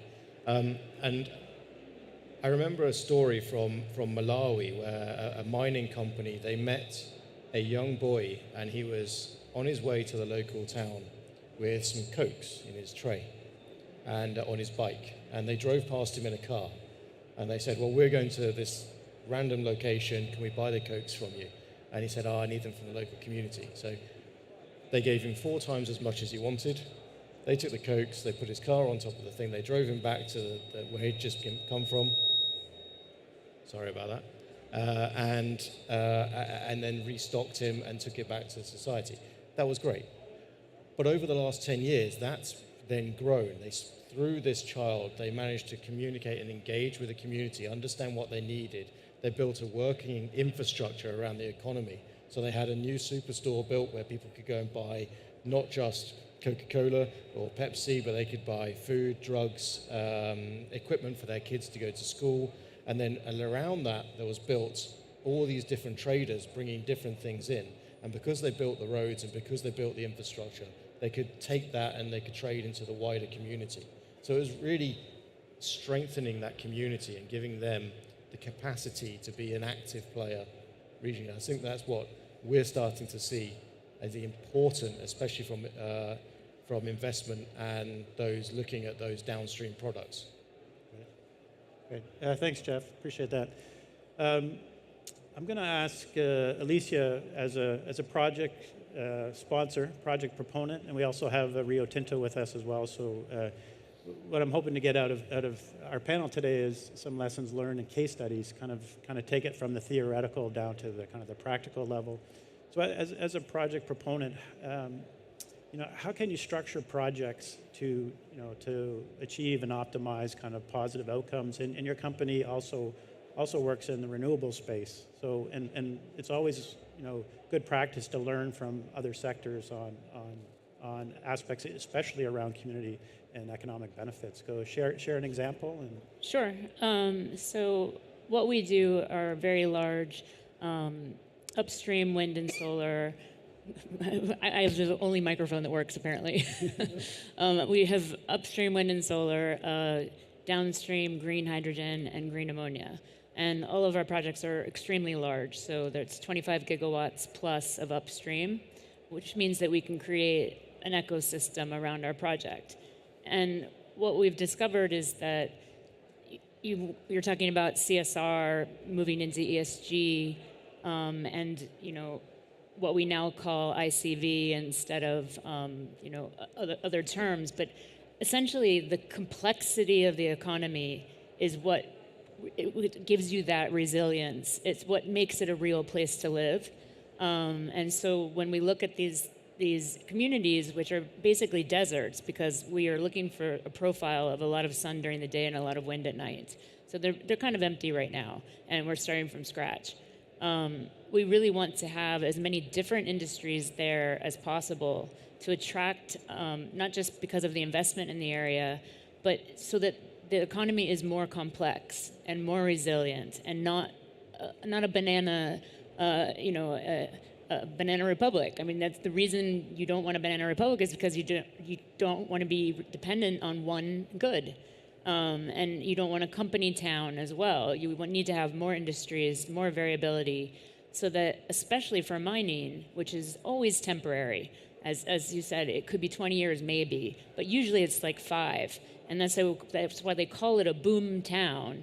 And what happens in mining that is really difficult is that the people who work there are then stuck in a place that has only one place to eat, only one place to drink, only one place to socialize, and it's very, very expensive, because the person who opened that said, oh, this is a great place to open it, there's all these people coming to work. And at the end of the day, the workers have been separated from their families for years, and they don't have any money in their pocket.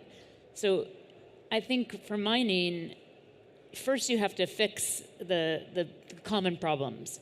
What typically happens in mining, just first fix that. I agree, it's not enough to do no harm, but you definitely have to get there. And then you can add on things. And I think, so having just accessibility of products that are at normal prices, like almost if you think of the U.S. military, or any military, they're on these like carrier ships. They're a captive audience, but the U.S. always makes sure that there's like a super low price option for them at any shore.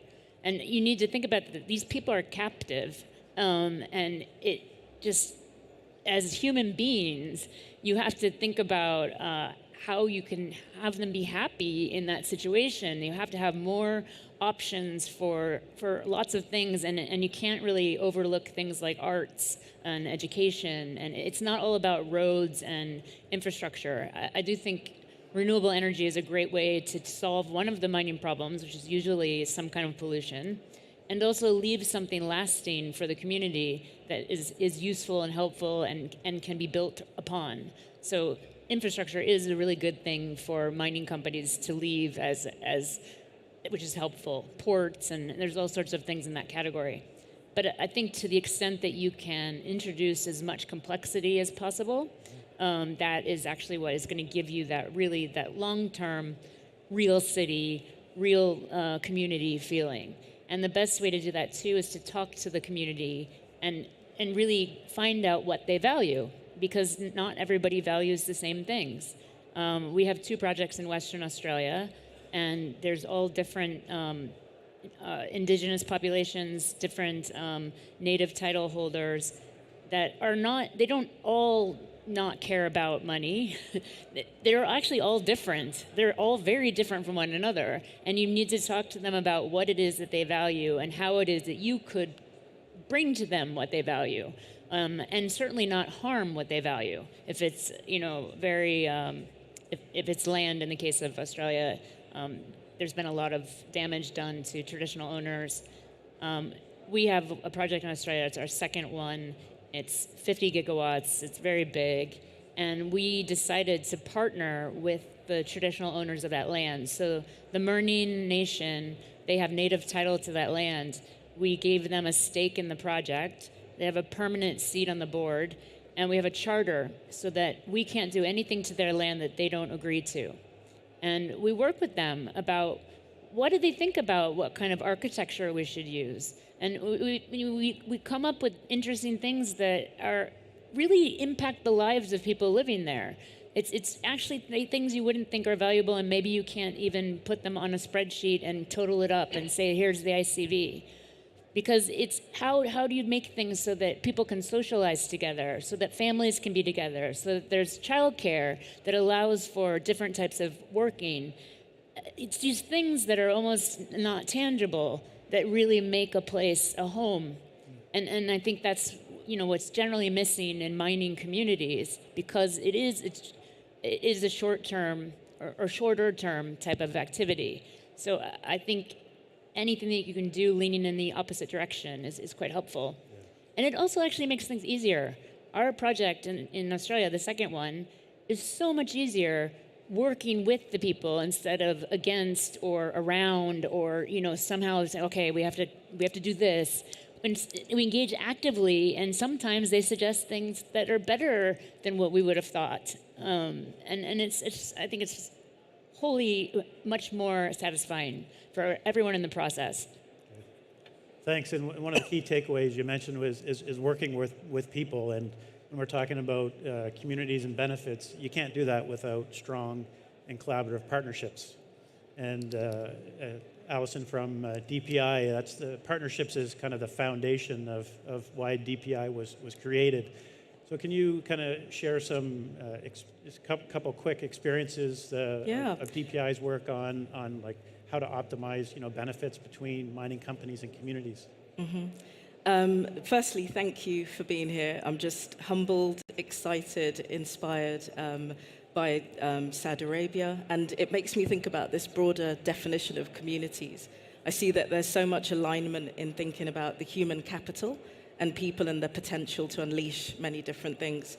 So a little bit about the Development Partner Institute. If you think about the traditional multilaterals like the World Bank, the UN outfits, or bilateral governments, there's a new type of way of thinking about partnerships with communities and companies and different multi-stakeholder arrangements, and DPI exists to facilitate and foster that. So at its simplest level, DPI is about accelerating mining for development and creating different multi-stakeholder forums to do that. And having conversations that aren't traditional, aren't usual, but also experimenting, so deploying and acting very quickly. When I think about communities, I think about a lot of our work is guided by the Development Partner Framework. And it navigates our work. And quite simply, we have 3 pillars, which are about shared purpose. And you think about before a mine goes into operation, and long-term planning with the community. Flourishing ecosystems when we think about the environment. And of course, having competitive communities, competitive countries, and what does that mean when that thrives? So on a practical level, we have, we're working in Zambia, for example. We've created a multi-stakeholder forum across the value chain having conversations. And we want to take that to the level of conversations with the Northwestern region, which connects DRC and Angola. So it's a really good route, and there's a lot of potential. So it's actually DPI sitting down and facilitating conversations to design projects. So recently we came up with 40 projects with communities, and we whittled it down to agriculture. And that's coming from them. And we think about the linkages to infrastructure. Of course, it's not the only thing, but it's about co-designing with communities. They don't have to have, sometimes I think about the detachment we have with the checklist approach to saying this has been done, that's been done, but it's about people and their lives and having agency and choices over that. And you don't need to have the so-called best education in the world to be able to do that. And so that's one of the ways that we work. Another thing we do is called the Mining Innovation and Research Battlefield. So we launched this last year, at the mine in Indaba. And if you imagine Dragon's Den or the Investor Battlefield, you pitch your idea. And if you're a PhD student, it comes to life, it's funded. If you're from a mining community, even better, you've lived and breathed what the gaps may be. And so last year we had 3 runners-up. Obviously, one became a winner, but one was from a mining community and spoke so eloquently about the ambitions for her country in terms of education and health, but said we can start recycling waste from mining sites and using that to create hospital equipment or stationery, because I hear leaders talk about these ambitious targets, but there's no tools to actualize that. And she spoke very passionately, and DPI had created this to give the platform for young people and people from communities to speak about the things that they want. The third thing is around responsible sourcing. And sometimes that's conflated with responsible mining, but trying to understand how can people participate at different levels of the value chain. So we've done some work in Latin America and thinking about how artisanal miners can be part of that, often termed illegal mining. But they're already part of the value chain, and just bringing that to the fore and using that knowledge to bring them. We learned from the communities we spoke to there, we're not just environmental defenders, we're also can be part of the governance of mining. And there's a lot of knowledge that we can bring, and we want our children to go on to perhaps be miners one day, or we want this type of education, or we want to grow these types of things. So really getting that to that granular level. We also spoke to many young people and people from communities about their vision for 2040, as we've called it. We know we've got the net zero target of 2050, but there are young people now who are going to become of age. And so it's starting with the end in mind and not doing these quick fix things. And so I feel that, just to sum up, it really is about agency, not just the tick box exercise, moving away from risk, because communities can stop operations, mining operations, very quickly overnight. Things can disappear. So it's also broadening that definition of what is a community. Is it just at the so-called local level, the country level? I see the experience of being in Saudi Arabia as one of feeling very humbled by the community experience of alignment and thinking about human capital and standing in the future of what can be created. And I think that's what I would say would enhance benefits for mining communities, those approaches. Thank you. Great. Thanks. And that kind of leads nicely into the aspect of like what is a community. And we often think about communities as kind of people living close to a mine site. But as mining operations, as we know for critical minerals, for example, so much new areas are going to have to be opened up. Well, these are going to be in more remote areas, right? And there's going to be more impacts on biodiversity, and so what is a community, and how can communities benefit in more rural or remote areas is actually quite an interesting conversation. And Anna, you were recently a board member on a mining company in the Amazon. Yeah. So can you kind of just share how do very remote communities benefit from mining operations? Yeah. No, sure. Well, first of all, thanks a lot for the opportunity and for to the kingdom to opening this forum that is so important for the future, for the energy transition, and for this invitation to me. I'm not an expert in the matter. I'm just very passionate about it, and especially after this experience that you just mentioned in the last 2 years, and that I've been the country manager for Brazil for Rio Tinto, and that I sit on the board on one of the joint ventures that we have there, that is based in the Amazon. And I think that, and it's of course very linked to what we have been discussing in these days here in the forum, we do not choose where resources are. They are where they are, and we have to go after them. And I think that most of the time, and we see that in history, they are in remote locations. In Brazil, what we see is that some of these resources, they are sitting in the Amazon, which is already remote. And to give you an idea, some of the in this mine that is now 40 years old, the closest, I would say, commercial airport, it's 7 hours by boat up in the river. Some of the communities that are, like around the impact area of the mine, they are like the closest one 2 hours by boat, and the expanded one like 6 hours by boat. So it is very hard to bring this perspective to other countries and other geographies. We don't really know what is this reality. But I think that when we think about these remote locations and the impact and benefits that mining can bring, it can be really transformative. It can really, it can transform lives, and it can do it like for generations. It can be transformative by many generations. And I think that one of the projects that I would like to highlight here that I have experienced there, and that I have seen, and I think it's one that has been running for a while, and now we are starting to see that at the operation. It's one that is linked to education. So it is about creating the opportunity for some of these, like the children from the community. We don't have usually in these remote areas. The state didn't get there yet. So usually the miners, we are explorers, we sometimes get there first. And in this specific location in Brazil, you don't have high schools. So kids, they don't have the opportunity to go to high school. And this is one of the things that the mining operation that we have there is bringing this opportunity for them. They come and they study with the kids of the employees. So the operation, get the boat, transport them, bring them to spend the day in the mining village.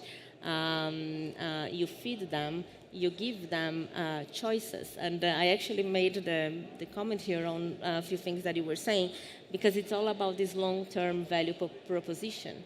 And now we have in the mine a few of the employees that they came from this reality. They went through the program, they went to the high school that was funded and facilitated by the operation.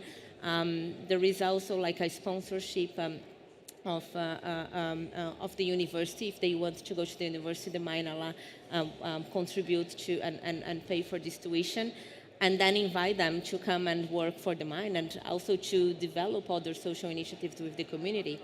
So it's all about long-term value proposition, creating opportunities, but listening. I think that as an industry, we are still learning. We are learning that we need more dialogue. We learn that we need to listen more, as you were saying. It is multi-stakeholder perspective, and we need to do that together. I think that's something we've been learning a lot, and we have some of these projects that prove that the more we engage and the more we work as not as individuals but as collective, the more we can achieve. Great, thanks. We've got 3 minutes left. Oh. So I'd like to just do kind of a rapid fire. Jeff Townsend, I use your last name because we got two Jeffs. Why don't you go first? And so just if everyone kind of like a key takeaway message, like what's like based on kind of what we've heard today and the theme of benefits to communities, what's kind of the key takeaway for you? So I think from my perspective, it's really, mining works better when the community and the company are in collaboration and working together. We have to understand that what we saw in the 80s and the 90s, you can't get away with. All the power in the world is now in a mobile phone. You can take a photo, you can take a video, it can be on Twitter or LinkedIn or wherever, instantaneously. And that's out there and it can't be taken back. So the community now has more power than it ever has. It should utilize that to ensure that when work is carried out, they have the agency and they have the ability to shape what happens around that. Yeah, for sure, absolutely. Alison, key takeaway for you? I think the community is us as well, is my key takeaway. I think when we separate it, again, I think it becomes detached. So thinking about the community as ourselves and building from that, experimenting, piloting, having new conversations, doing things differently, thinking of new business models, and engaging with organizations like DPI to facilitate those conversations, because I think there is a new appetite for development partnership, and mining has to go hand in hand with development. Otherwise, it will be tragic, I think. Anna. Yeah, so I think that it's important to reflect how mining has this potential to change realities, to change lives. This is massive. This is a big responsibility. So the more we listen and we do that together, I think the better the outcome for the society it will be, not only for the host communities, but for our contribution as an industry to the society will be, I think, even better recognized, and we are even going to be able to value that better than we do today. Great, thanks. Jeff?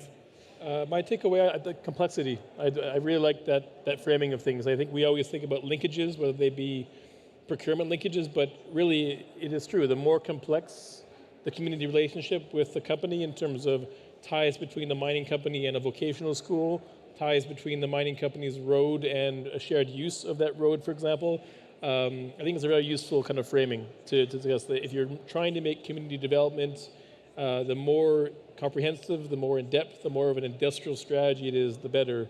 And moving away from just sort of pure jobs and pure tax revenue. It's got to be a much bigger picture. That's my takeaway. Okay, thanks. Yeah, that was Harvard Kennedy School. Okay. You didn't have to tell me that. You could have taken credit. It's a great course, and we half of our company has actually taken it. But it basically is about how much complexity matters in creating an environment that's good to live in. I think one of the things I take away, because I'm not in mining, so I'm the only one here that's not actively in mining, although my supply chain depends upon it. I've noticed in renewables, in hydrogen, in this whole new hydrogen economy, we are going to have to do a lot of infrastructure investments, a lot of project finance. I mean, I feel like the last 30, 40 years of investment have been all light assets and high tech. And we're about to have a revolution of real projects, real things that have to be built everywhere.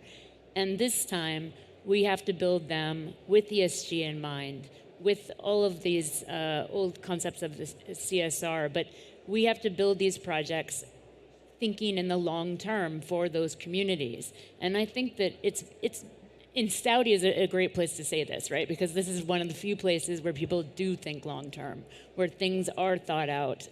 What's this going to look like in 10 years or in 20 years? And a lot of the rest of the world, has become so short term, for companies down to the quarter, for governments down to the year.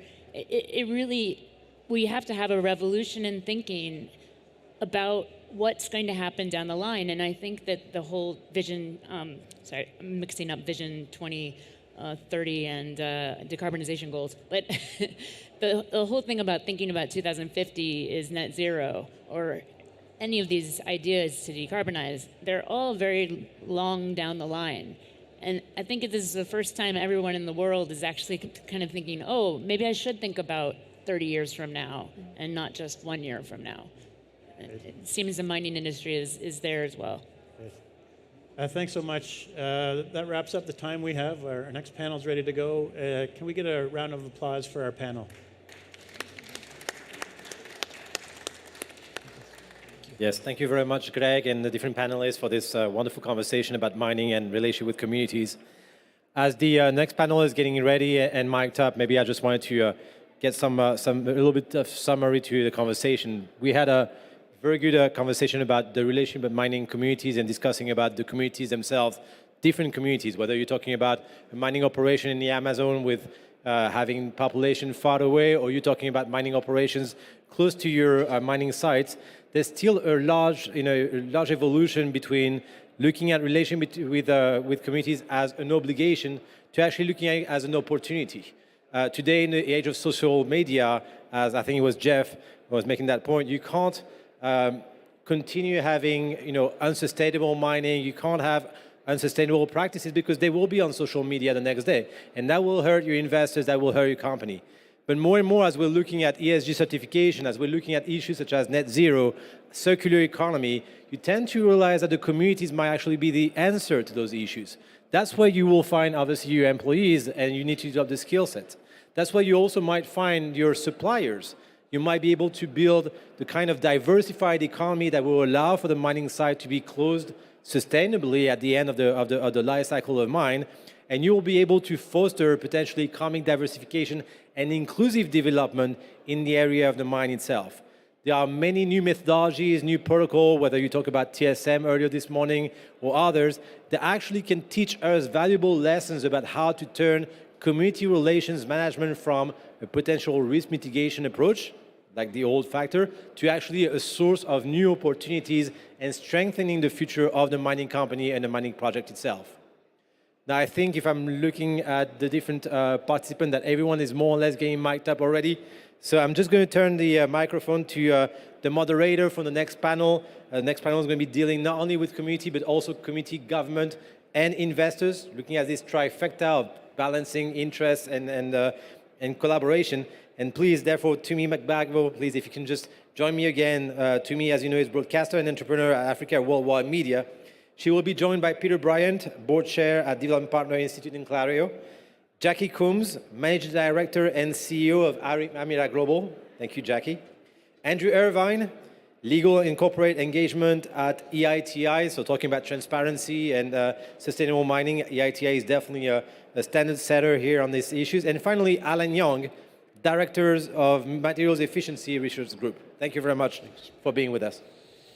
Thank you very much, Remy, for that lovely introduction. Thank you to my panelists for joining me today. I'm going to get straight into this discussion because it is quite a long one, not in terms of us being very wordy, but because the topic is quite significant and needs a lot of time. What we're really talking about is trying to balance this triangle of trust between the communities, the government, and investors. The reality is that for the longest time, and even now, communities are being managed as a risk thing that needs to be dealt with so we can mine. The reality is that that's not what communities are. So maybe I should just start with you, Peter, because you're sitting closest to me. Sure, okay, that makes sense. We all agree that it's a problem. Yeah. It's this trust deficit that exists between these three entities is a significant one. Yeah. Where do we begin? Where do we begin? I think the first place to begin is why should we enter into a different style of engagement? And I think we need to move away from we're doing this to get our social license to operate and elevate it to how do we ensure that the wealth from mining drives into increasing prosperity for communities and countries. And to do that and to build trust, we need to deepen understanding. So how do we create an environment where we respectfully listen to the communities, to the investors and companies and government in a way, particularly communities, where we don't have a power dynamic? And just like any human relation, we need to listen, understand different points of view, and companies need to act as the catalysts. And the final point there is, we need to come up with a common language. So often, organizations speak in a technocrat language, which is really complex, and communities speak in much more human terms. And it's not because they don't understand things. We just need to find that common language. And then, we co-create a shared vision. And last, companies need to really become a bit more vulnerable. Instead of going there with a plan and saying, what do you think of this plan? They need to just come with no plan and help everyone develop it. And Matthew Kuhn-Kum, who is the Grand Chief of the Cree Nation in Canada, he was on our board, he said, communities and Indigenous people find the word consultation insulting.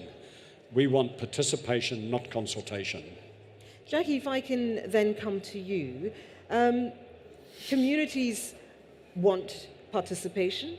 They want to be heard. They want the voice. Everybody knows this. Why don't we do it?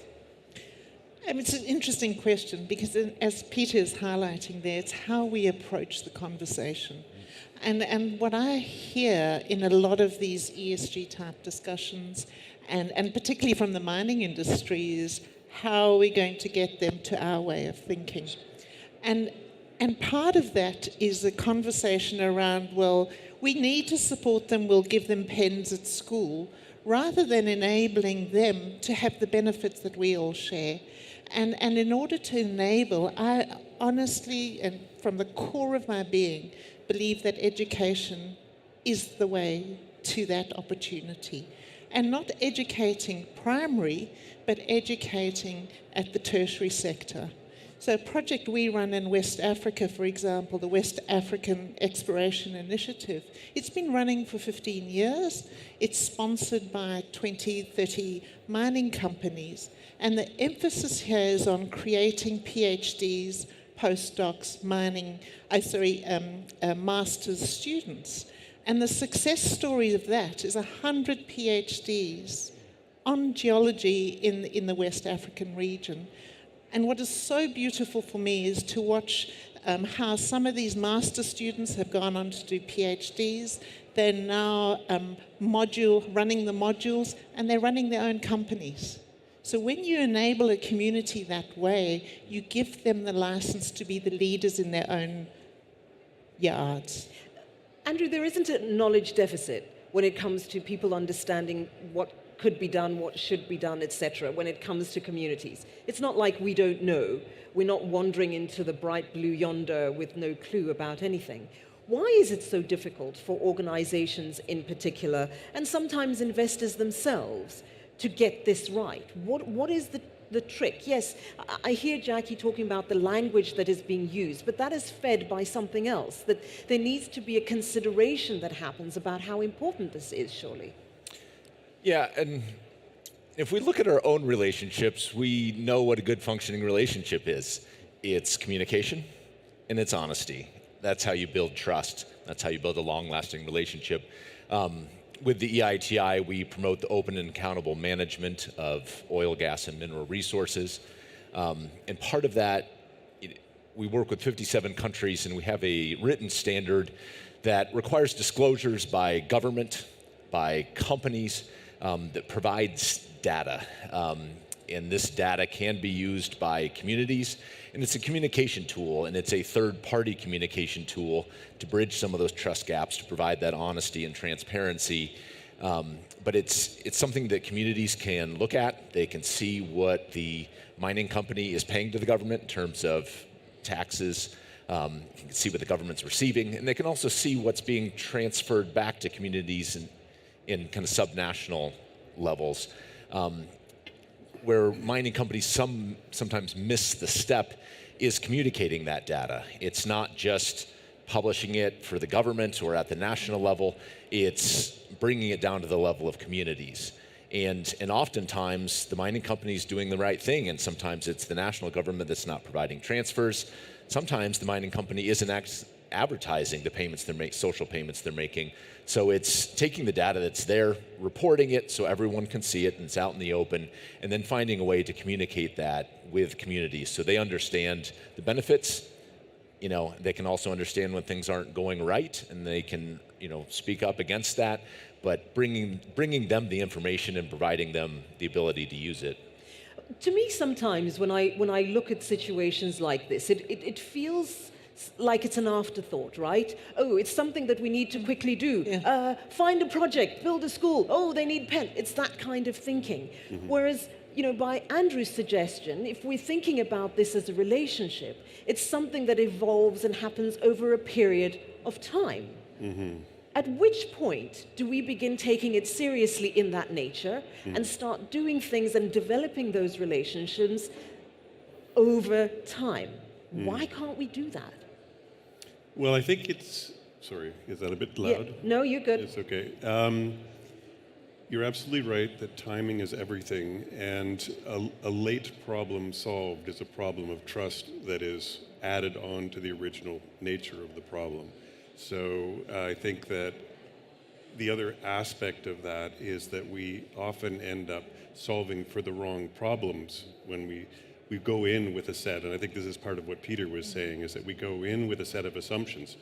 You need this, this is how you're going to be really impressed with me as a company, so I'm going to offer all these things, instead of starting at a baseline to say, well, what is it that is needed in this relationship that is of greatest value, and what is it that is of such value that it's non-negotiable.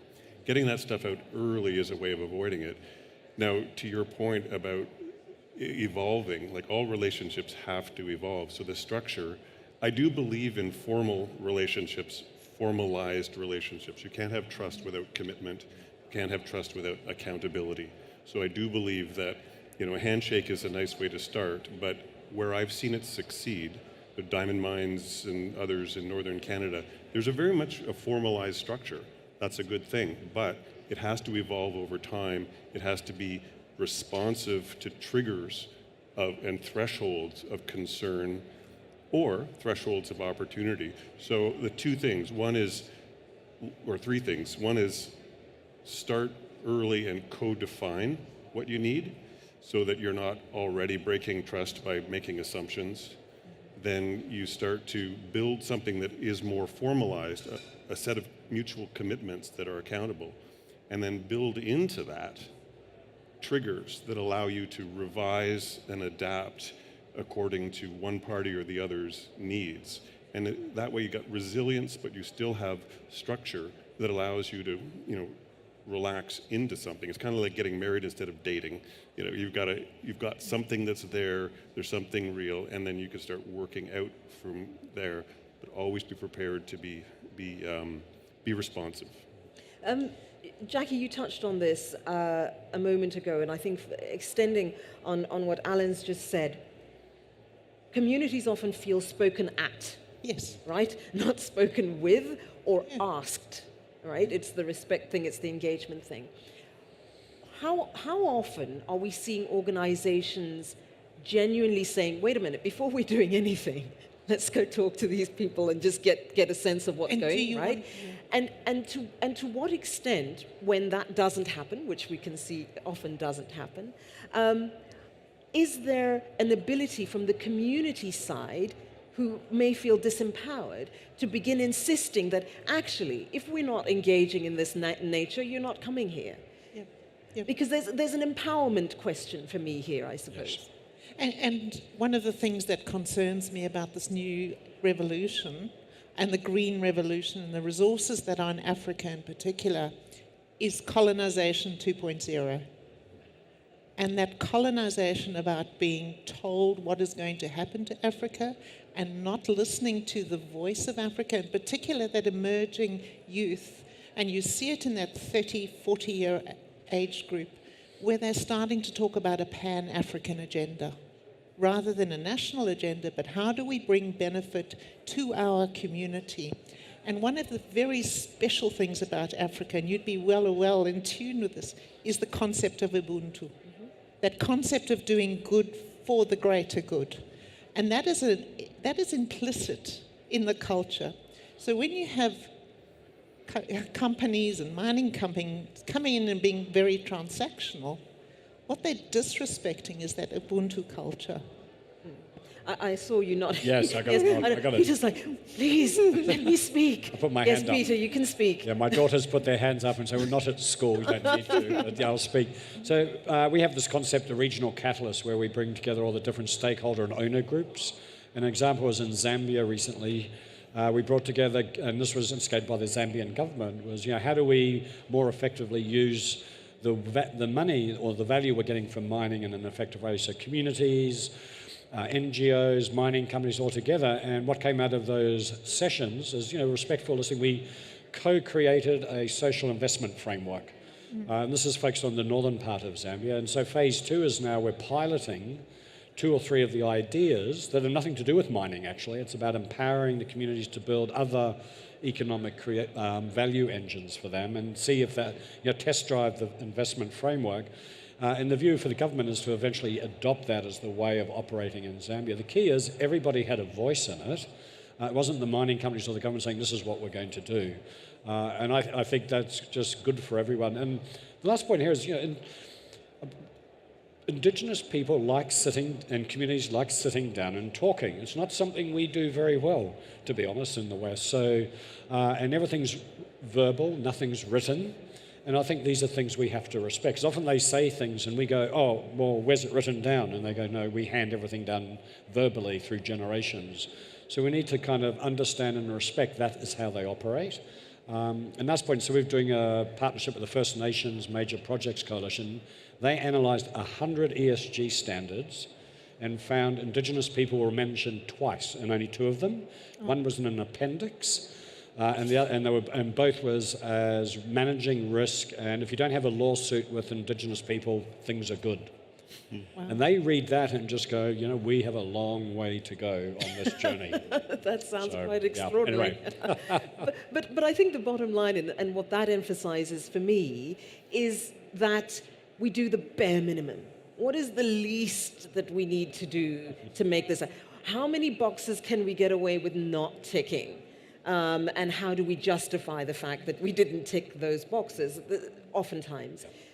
You're frowning, Jackie. No, I'm thinking one of. I don't like to think of building trust by checking off boxes. I think there needs to be trust is like a crystal vase. Yeah. You break it once, and that's it. So how do you mend the pain that we've already inflicted as an industry and is in the societal memory? We're not starting at zero. Okay, so let's talk a little bit about that. How do we mend? When we spoke previously, one of the things that you said, Jackie, was looking at how it's not just about the engagement, but ensuring that the communities have a genuine and real stake in what is happening, not just in terms of ownership, but in terms of skills, in terms of work, in terms of this is part of what we do, and you're not just coming and landing on our heads, essentially. Yeah.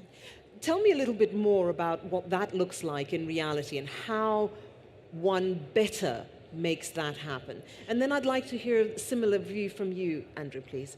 Well, one of the things over the last few days I've been absolutely blown away by is the Kingdom of Saudi Arabia's approach to engagement. And we had this at the Ministerial Roundtable, we're having it in the sessions. For me, there are 2 ways to approach a relationship, that you're trying to build a relationship. One is through cooperation. So you enter that relationship to get something for yourself, and you hope you win out of the deal. The other is proper collaboration. The real root definition of collaboration is to go into that relationship to build a benefit, but to also create benefit for others. And that's what we're witnessing over the last 2 days. It's the first time I've ever seen that in the mining industry, that true collaboration. We are here. What I hear the Saudi Arabian government say is we are here, we're open to learning, we're comfortable and confident in our position in this, and we want you to learn from the journey and get benefit as well. And I think that is absolutely remarkable and should be Congratulations. Applauded. Andrew? In running with this relationship analogy and getting back to one of your earlier points, if you're going to get engaged or married, you better lay some groundwork ahead of time. I just want everybody to understand that this isn't a panel about how you think this your is not marriage relationship's better. therapy. This is about communities. But if you don't do that, you better show up with a big rock or be very good looking, I suppose. But what we need to do is lay the groundwork before the mine heads to the community. And that's engaging civil society, industry, and government in a multi-stakeholder group to debate issues on the sector. So they are involved in governance from the get-go. So it's not just all of a sudden when a mine appears in one area of the country, but they've been involved in governance since day one. And they've been able to provide their input. And that's building trust there. And then you can take that out into the regions where people have already hopefully had a say and been engaged in how that sector is governed. And so that's laying the groundwork ahead of time. And I think that it will help solve a lot of the issues ahead of time in making sure that there's a voice prior to mine development. To what extent are we really hearing conversations around, okay, we need to do ABC, but the reality of if we don't do this and do it properly, what does it mean for us as an organization? Mm-hmm. Can you talk a little bit about that, Alan? Yeah, I think one of the aha moments for me was in part reading the work of Daniel Franks and others on the cost of community conflict. And I was given the report by a company which will go unnamed, but I was asking them, why are you involved in the standards process? Why are you getting ahead? Why are you investing in these ways? And he said, well, yes, of course, we'd love to do this stuff and like to have good reputation, and it's good for our ability to retain and attract staff, but ultimately, the cost of doing it wrong often doesn't show up on the books, but the research suggests that there's in the order of, I think it was $10 million a week of net present value loss for the cost of community conflict. This was a survey done globally on major projects, $3 to $5 billion, and it was documenting the best they could. Like, I'm okay with self-interest. I mean, these are not moral institutions. They are amoral capitalist organizations that are paid to do this. You can't do your job as a mining company without accounting for the kinds of real costs that are often hidden off the books that come along with a lack of trust. So I think you can make a very easy business case. This isn't about philanthropy. This isn't about altruism. This is about just good bloody business sense, and the evidence for it is overwhelming. So, I think we just need to get on to say this, when they tell the cost of doing business, literally, this is the cost of doing business. And the return on investment in trust is many-fold. I can see Jackie's itching. Yeah. Hang on a second for me. Peter's itching Sorry, too. Jackie, you wait. Peter's got the who's waiting? fingers on the itches. You go, Peter. Yeah, I'll And then go. Jackie. Jackie, just hang on one second. You have to wait, Jackie. One of the... Jackie. Peter. Wait, Peter first. Oh, sorry, Peter. See, there was a fun. I can tell you guys need to be managed. I need to separate you all. You need to separate. Yes. Behave. Okay, Peter. So, A lack Matt of passion Kudafani on this is subject the is chief really exec. troubling. Oh, Dale, it's brilliant to watch, right? Yeah, marriage counselling the other day. So Mark Kudafani, who was one of kind of the more progressive leaders in the mining industry, and just stepped down from Anglo American, where some of that data came from, was, he was always, there's the cliche which says it's no longer this or thing. Sustainability and making money is not an or, it's an and. And I think it applies to what we're talking about. And the cost of getting this wrong can be monumental through development and operational phase. I think, though, the mining companies, it's about capabilities, but they also enter the room with the wrong mindset. Miners enter the room from day one, we're in a negotiation. Communities and governments are like that. The communities are coming in with an open book. And an example was an Aboriginal woman leader that I spoke to at IMARC. She said, I want mining companies, when they come in a meeting for me, and this is in Queensland, to acknowledge that the ground that they're on and they want to develop is my country. And she said, I can't get them to acknowledge it. And all I want it for is a mark of respect. And I said, well, the problem is they probably think you're taking a negotiating position, and if they admit that, they weaken their negotiating position. So I think it's a combination of capability, mindset, and respect, and this is really, really difficult. And I think standards don't solve what we're talking about. They come later. And I think mining companies are using standards, to be honest, as a fig leaf. They don't work. I mean, that's gobbledygook at this stage. They're important to then track what you agree, but you can't use standards to do what we're talking about. That's like coming into, one thing, a human relationship. You go, actually, before we go out, let me just get my standard out of this, and we just need to, you just wouldn't do that in a human race, so why would you do it in this partnership? Okay, Jackie. Anyway, Jackie. Yeah, I know, she's suffering over there. And I think, these are all good things. They're all important things. But you started the conversation with the topic of trust deficit. We're not starting at zero. We're starting at minus 1,000. Yeah, absolutely. If you read the book by Tom Burgess, who's a journalist, his book, The Looting Machine, where he documented what was happening on the ground in Africa with the resource extraction, and that's petroleum and the minerals. And when you read that book and you understand how the community is experiencing mining, it's not starting at zero. We're not going in there now and saying, right, let's start the relationship. We're going in there having pilfered, having pumped things into the water, having damaged with, artisanal mining, enabled the mercury that goes in. So we're not starting at zero. We have a trust We deficit. have to sort out the trust deficit before we actually move forward. And I think this, again, coming back to Saudi Arabia's unique position, is they haven't been part of that history. Yeah. So they offer us an avenue to work with that trust deficit. There's an interesting example, if I can, because it's absolutely true. And it also, one other little side point is that what happens to one company happens to all companies, exactly. Yeah. which is why I think our it's really There's important. no mining is the brand. Yeah, it's a brand, and so you can't say, well, I'm not like those guys. Yeah. It just doesn't work. It's us. But that's a side point. But there was an interesting example when the Voisey's Bay, second largest nickel deposit in the world came up.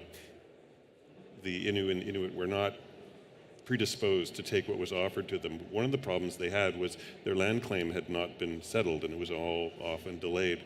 So what they said to the company is, well, how about we start with you supporting our land claim to the federal government? Once you have expressed that level of commitment to our interests and we've established a basis on which we can begin discussions, then we will start our discussions. But my point is that I think companies have to understand that they're bearing not only the industry legacy, but the government legacy. And this triangle of trust is about how you relate with the community to the government, with the community to investors, with the community to your fellow mining industry folks. And if industry bands together in the wrong way, then they undercut that potential to deal with the legacy issues. So it's a complex thing, and sometimes it will require, which is a really tricky thing for mining companies, working with the community to represent those interests to the government with a very different kind of leverage. Okay, Alan, seeing as you're on that point, I'm going to start with you. We're going to go quickly. 2 points, things that need to happen fairly quickly. Low-hanging fruit, for lack of a better phrase, that need to happen to begin to realistically and correctly address this lack of balance in this trust. So, 1 and 2. Sure. I think we need to start with an emphasis on the G part of ESG. I think it's the least well understood, and it's the one that people are often most scary about. So if you're thinking about what you're doing, you need to think about how are we going to discuss governance? How are we going to share risk? How are we going to share benefit? That's a scary thing, but it's the only way forward. So I would say start with a mindset that says governance is on the table, and we have to be prepared to share decision making and share how we go forward. The second thing I think is more of an activated learning network where people who have had success are being able to share with others who don't. So there's a direct ability for communities to learn from each other about the kinds of mechanisms, the kinds of processes and others, because I'm a big believer that those kinds of exchange can accelerate progress really quickly. Yeah. Andrew? I would say multi-stakeholder dialogue. In most jurisdictions, minerals are for the benefit of the people, so let's get the people involved early in governance of the sector, along with companies and government. And then I would challenge companies to be transparent at the licensing phase. Who owns your company? Beneficial ownership. Disclose that information. The public should know whether there's a politically exposed person or others, and that will help root out some corruption in the licensing systems. Provide the public with your contract transparency. Lay it all out there. It creates for longer term deals when everyone understands the terms of the deal. The public believes that they're getting a good deal for their resources, and that creates a long-lasting contract and builds trust. Jackie? I'm going to be a little bit contentious, if I may. Uh-oh. I think before we do any of this, we need courageous leadership. And that courageous leadership needs to do 2 things. And the first is to acknowledge, respectfully acknowledge the history and the pain that has been felt. And the second then is to work from that point of shared acknowledgement to co-create that future. Great. Peter? I think 2 things actually building off everyone. One is the leaders need to make what we're talking about as important as safety in their companies, and they need to do it now. It's everyone's job. It's important. We have zero tolerance for anything going wrong, just like safety. And two, courageous leaders, go and make yourself vulnerable and go and try and have these sessions where you have no agenda, and it could be a reconciliation session like we've been involved with in South Africa, and just sit down and listen. It doesn't have to be a new project. It could be an existing project, and you'll be amazed at what happens. The value is far greater than any downside that you may see. And on that note, that was really fun. I enjoyed that. That was awesome. Thank you so, so very much. A round of applause for my panel, please. Thank you. Peter, you did great. Thank you. Thank you very much to me and different panelists for this very interesting conversation. Now, as you understand, the entire purpose of this session is to explain that mining is not only about machines and minerals, it's actually about people and institutions.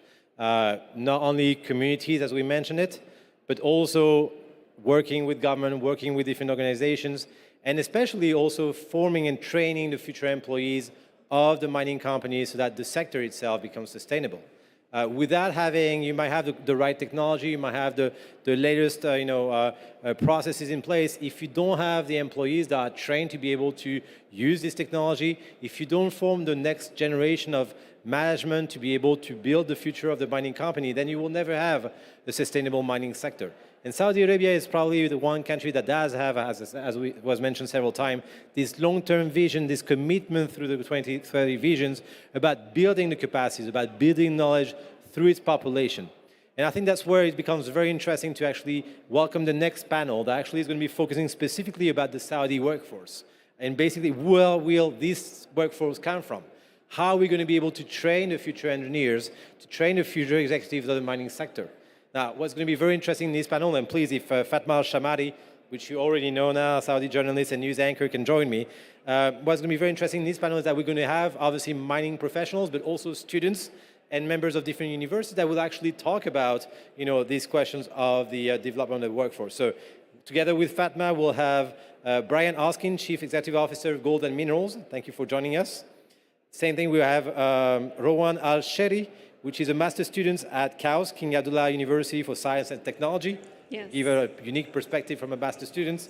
We also have Rana Abdullah Mohammed Zumai, Senior Director of Corporate Communication and Knowledge at the Saudi Geological Survey. And finally, we have Shuk Al-Mari, Senior Personnel Officers at Gold and Minerals Company. Thank you very much for joining us. And, Thank you for the introduction. So we have a beautiful variety here in this panel. We have the expertise, we have the newcomers, and we will be able to hear from each side what is missing in the industry and what could be more improved, I suppose. So welcome, everybody. Thank you. Let's start with you, Brian, since you're the only gentleman here with us on the panel. But I'm not sure whether it's the thorn among the roses or the rose amongst the thorns. However you want to see it. All right, so... for me, this is one of the most important panels that there is. Mm-hmm. Mining is about accumulating resources. And always in this exercise, people forget about the human resources and the human capital. You can't build a mine, you can't operate a mine without the people that you have. Correct. Just to give you an example, and forgive me, we're about to start building a mine at the end of this year. That mine will employ around about 600 people. At the moment, there is nothing there. So we will, in the next year, one of her main jobs will be to help us with the recruitment of a huge workforce. A large proportion of those people will be Saudi nationals who have no experience and no skills, and we will have to make sure that they are ready to take their place in the workforce. And that being said, Brian, are you having trouble recruiting people or getting people interested in the industry, so to speak? I'll let Shuk answer that one, but from my perspective, I'd make the point quite importantly, is that one of the advantages that Saudi has is it's an amazingly well-educated workforce. And at the same time, we're just moving into a new area in Bisha. There is huge unemployment in there, and people are desperate for those opportunities for us to employ. So our problem is going to be one of selection and training rather than availability of skills. Yeah, wonderful. Rana, let me speak to you since you're also an expert in this field. How do you see people or newcomers approaching this industry and being interested in it? Actually, my opinion is, for our luck, that the new generation has different mentality, and they are looking to the challenges to start their new career. Maybe in the past, all the people looking to the secure job and not thinking about creativity or enjoyment. For my experience about the Saudi workforce in general, female and male, and now they are equal in all the rights. I think mining will be exciting more and more to be in this, but this is our role, maybe the people who work in communication in mining sector, to make this sector more attractive and to show the people what is behind the wall. You know, as a original mining companies or even government associations, you will find the mining sector is so tough and so straight. So nobody share what is the good culture inside or what is the benefit inside. Now, the media and new communication ways that Saudi adapted to do it since our vision started and launched, you can see all the young and youth in Saudi Arabia from both gender, they are looking for this, excited to start and to be uniqueness. For me, I select this sector to work with because I think no lady start communication in the high level to the mining to show the face of the mining with the lady. Because even if there is any issue with the male to be interested to join, I think the female will have more.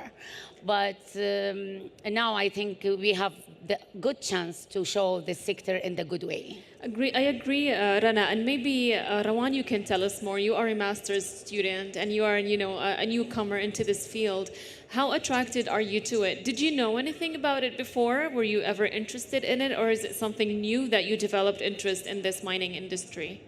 Well, my interest is, I'm a chemistry major, and my interest is basically renewable energy.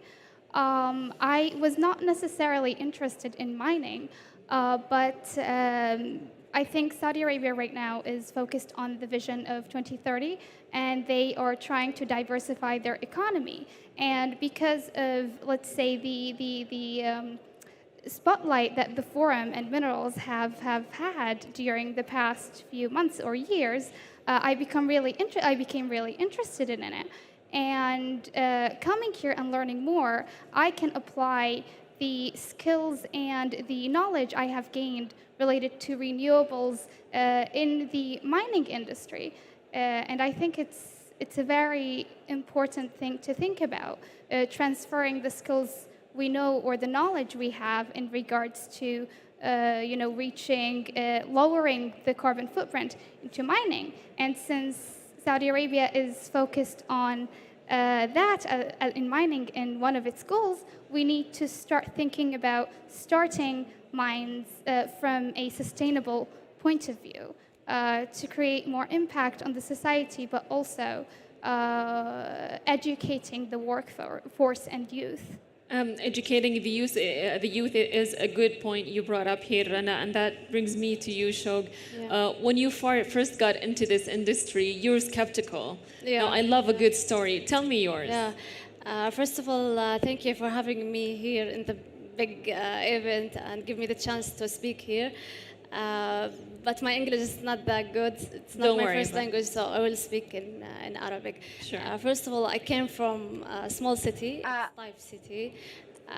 تخرجت من جامعة I graduated from Taif university, I faced a lot of difficulties to build my career.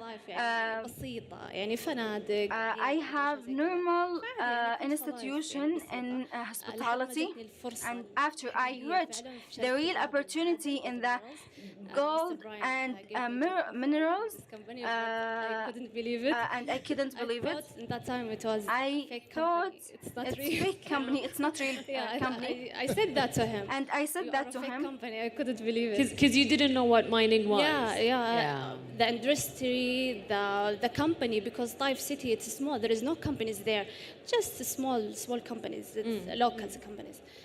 But what attracted you in the opportunity? Is it because it was a new, different opportunity coming to a small city? Yeah, it comes to small city, and but I accept it anyway. Okay. And then after that, I was HR, still HR in the company. Lovely. But I think. And now you understand more about mining and the importance of mining industry, I suppose. I have no idea about this industry before. It's not مش معروف بالنسبة لي يعني تعدين ومعادن أبدا ما عندي and mining and mineral to even recruit other people into the industry. Yes. يعني نفس ما جتني هذه الفرصة أنا يعني آمنت. I believe in all the opportunity that I have now as the university graduate from small college or for small universities. They want to achieve more and more. As the same the opportunity for me, I want it for the others. And the office for the company in that Taif, they are fresh graduate. The company believe in all the talent, fresh graduate talents.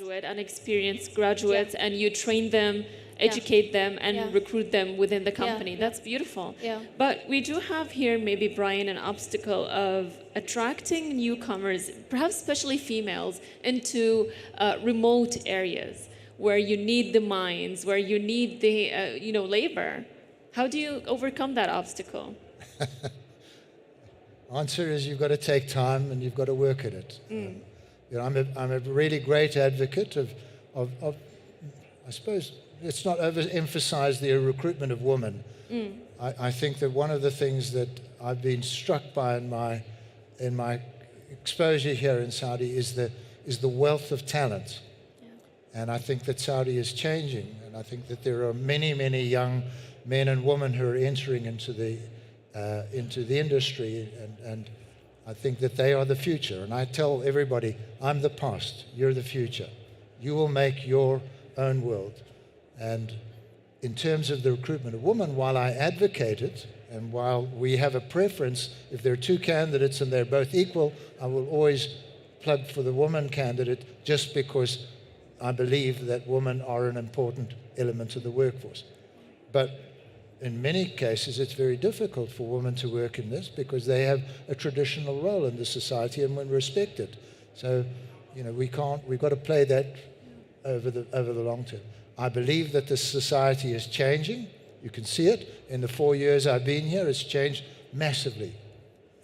So who knows what the future is going to hold, but I think it's very exciting. All right, wonderful. Rana, from your experience, what do you think jobs at remote areas need in terms of skills?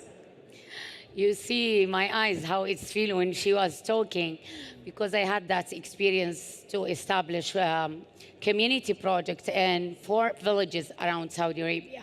And it was my vision in one day to convert our villages to productive village. And I did it in 4, then they promoted me. Lovely. However, from that experience, the big matter we have to look at it in the mining sector, from my perspective, is once we have to do any mining, and most of the mining work doing in the far area or away area from the main city.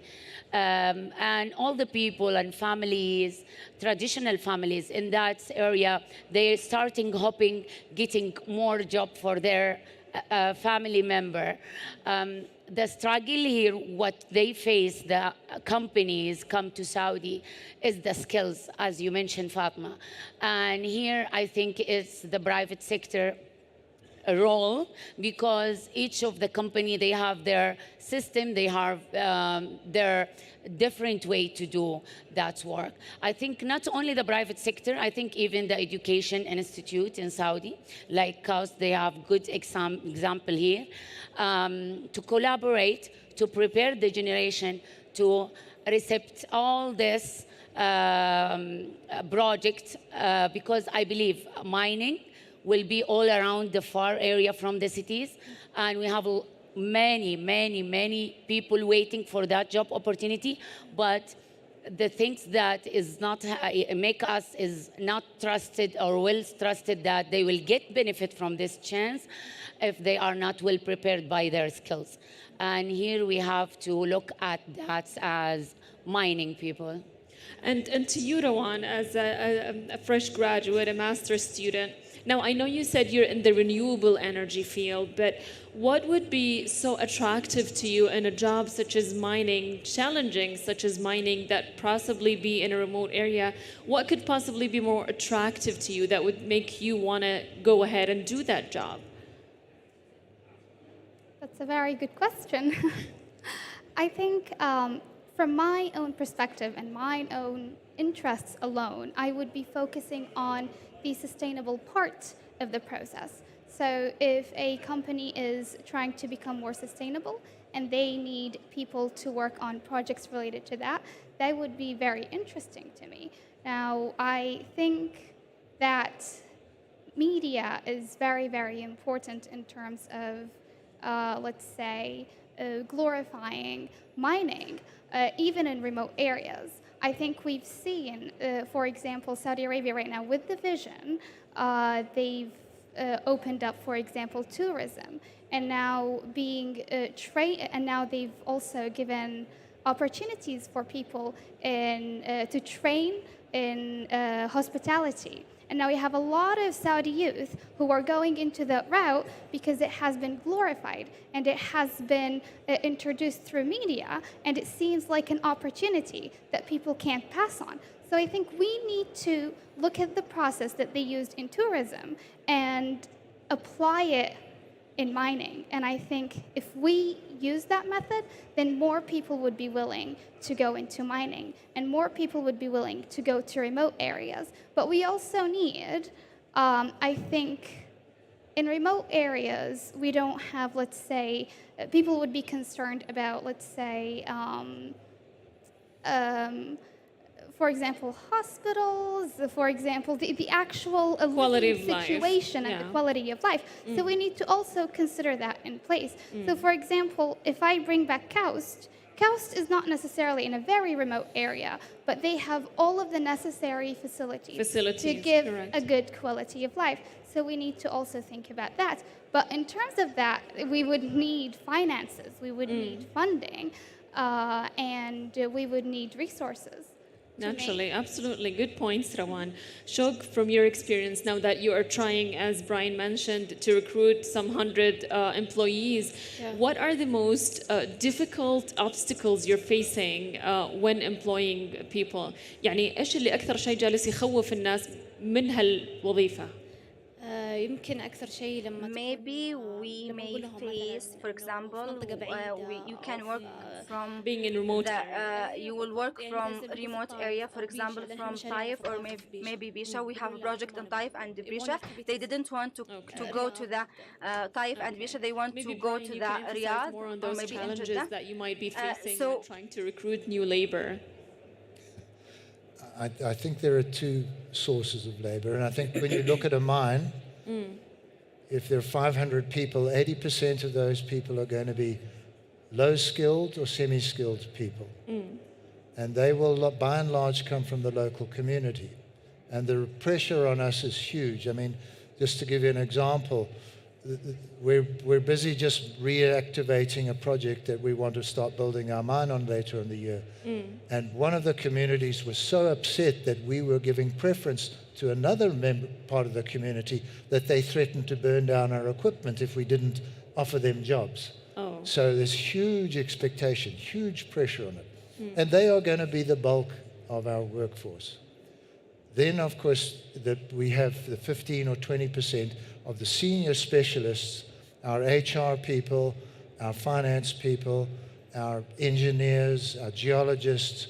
They will work, and they will work on very different conditions. So by and large, they've been educated, they want to work in the major cities, and they will work on fly-in and fly-out contracts. So they will work on site for 1 or 2 or 3 weeks, and then they'll go home for a rest period.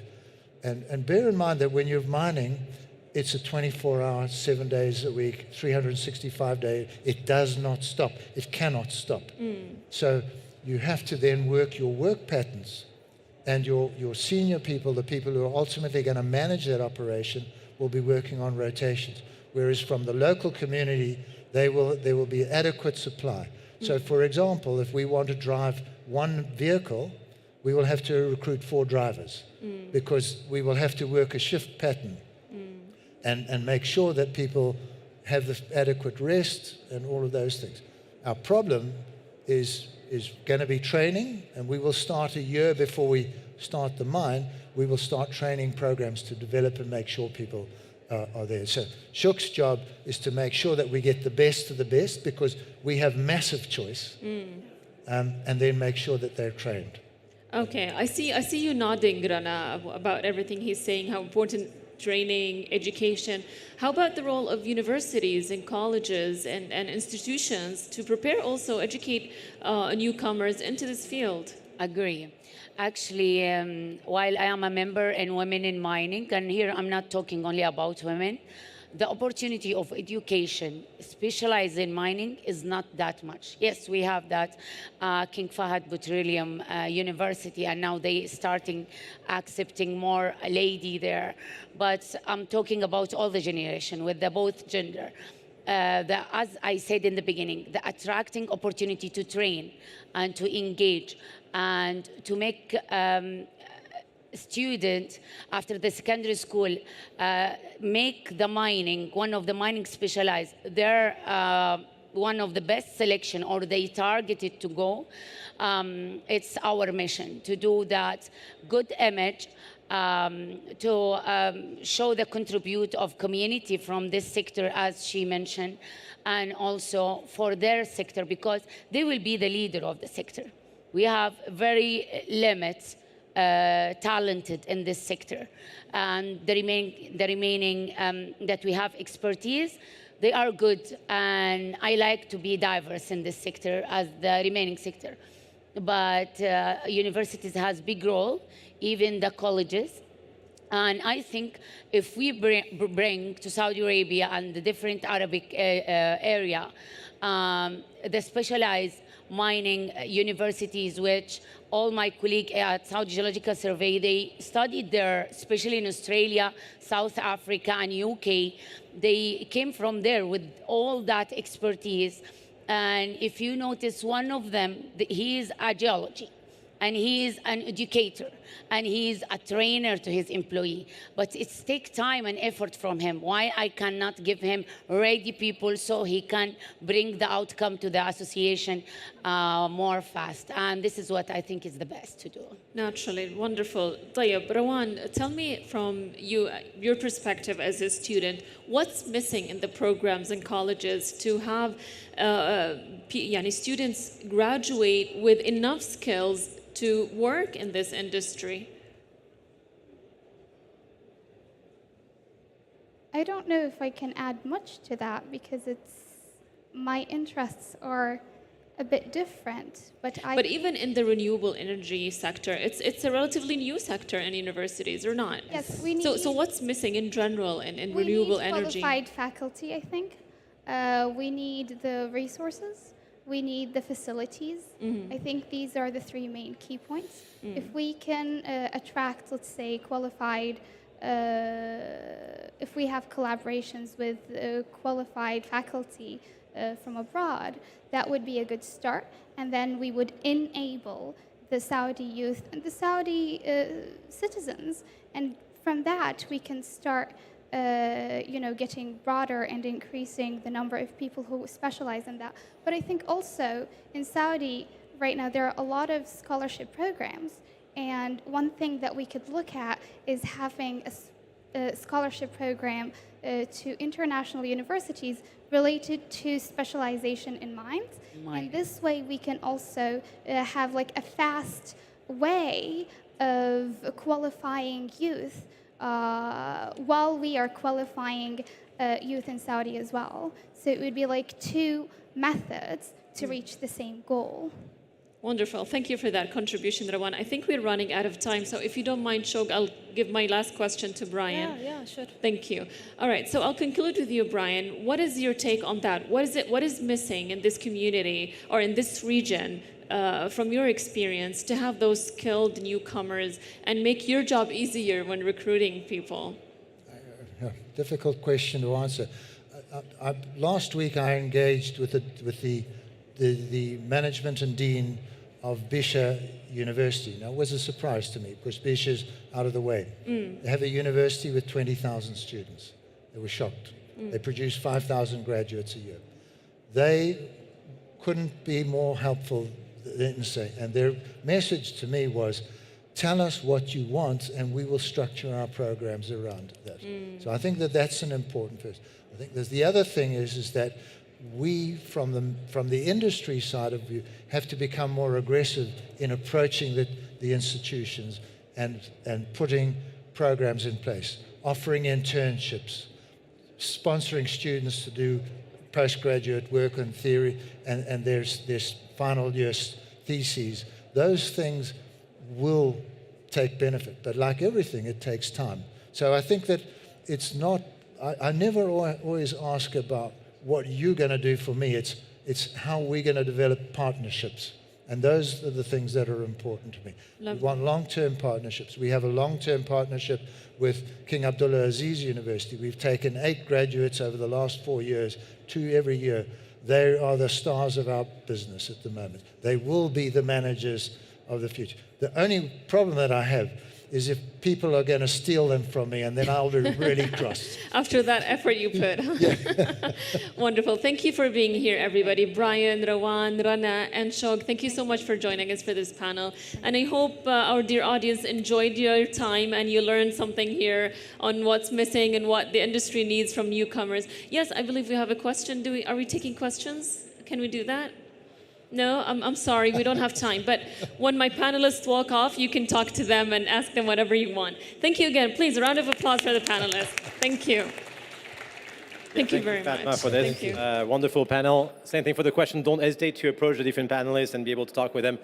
We're going to go right away to the next panel, which is more or less along the same line, but how we transition the region from oil and gas to a sustainable mining workforce. We will be hearing from Carol Cable, who will be moderating the next panel. Carol is partner at Brunswick Group. We'll be hearing also from Roderick Eggert, Professor of Economics and Business at the Coulter Foundation Chair in Mineral Economics from the Colorado School of Mines, so obviously a wonderful institution. And we'll hear also from 2 voices from Saudi Arabia, Michelle Adomayer, Senior Specialist Transformation at Ma'aden, that will give us the perspective from the industry, and Adnan Abou Saud, sorry if I actually, the accent is not perfect. He's a consultant at the Ministry of Industry and Mineral Resources. He'll give us the perspective from the government here of Saudi Arabia. So please, Karen, you can walk on stage here and the panelists, and I look forward to your conversation.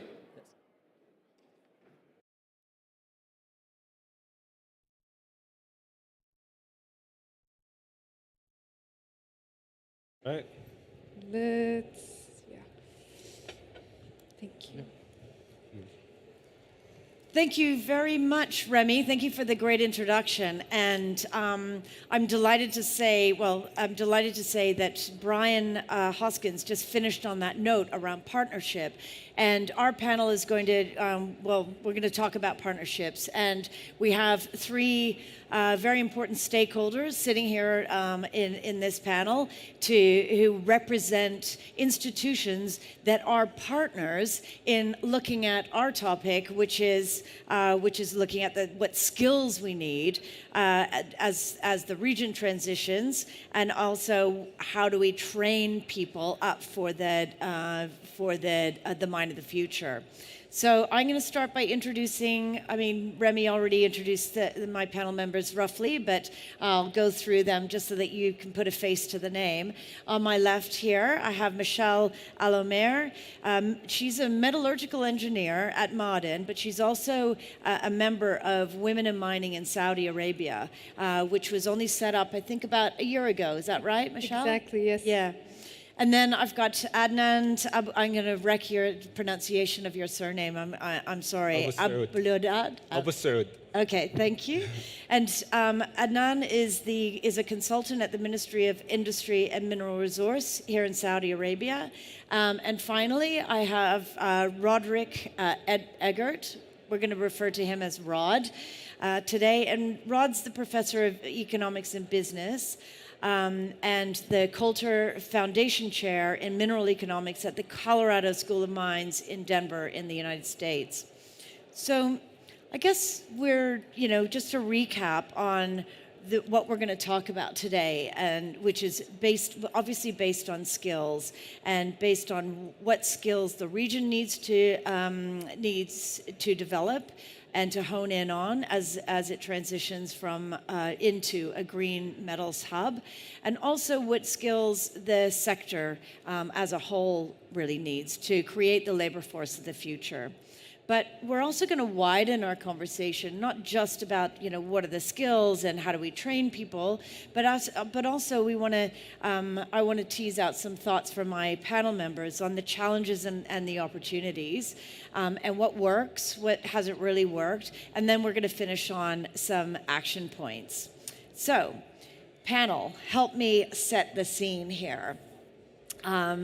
The skill sets, obviously, the skill sets in the mining sector has changed markedly over the last 10, 15 years in my observation, as sustainability is put at the heart of business. And Saudi Arabia is no different. We've heard all through the last 2 days how Saudi is putting sustainability at the heart of everything it does, because it recognizes, as do others, you cannot have a successful mining business if it is not sustainable and if it is not responsible. So that has meant that skills have changed, and not necessarily been replaced, but probably just widened and probably just been augmented. Now, some of this is partly due to the changing expectations of stakeholders, as stakeholders become sort of more skeptical about business and about mining, but it's also changed because it's actually the right thing to do. Now, the challenge that we face, understanding that situation that we're currently in, is, and I think the last panel touched on this, is the next generation that hold the skills that we need don't necessarily want to come into the mining sector. So what do we do about that? And how do we approach that, and how do we identify the issue and solve for that problem? Now, Rod, I'm going to turn to you first and ask you, as an academic, what skills do you believe are needed in the sector? What are you teaching your students? And what is working in the way in which you teach and the approach that you take? And how do you attract that next generation into these courses? You've asked me several questions. A lot of questions, sorry. See if you can unpack them. Let me try to provide a starting point for at least several of those, and start by making, I think, an observation that's very true, but nevertheless doesn't get us very far, and that is to observe that we need skills across the entire range of disciplines that are important in the mineral sector. So it starts perhaps with geosciences and science generally, and engineering, economic analysis, and so on and so forth. That by itself is not terribly helpful. I guess a second opening comment or point would be we can think of core competencies as a synonym for skills. And one thing that has not changed is, at least in degree-seeking students, or in students who earn a degree over several years, we need both depth and breadth. Depth in a discipline, and in my view, it almost doesn't matter what discipline you have depth in. A discipline provides a framework and a way of approaching an issue that I think is beneficial regardless of what you end up doing. In terms of breadth, I think what's especially important now is comfort with numbers. Even if you major in a non-quantitative, if you have depth in a non-quantitative area, you need to be comfortable with numbers and quantitative analysis and statistics, and that's regardless of which area you're in.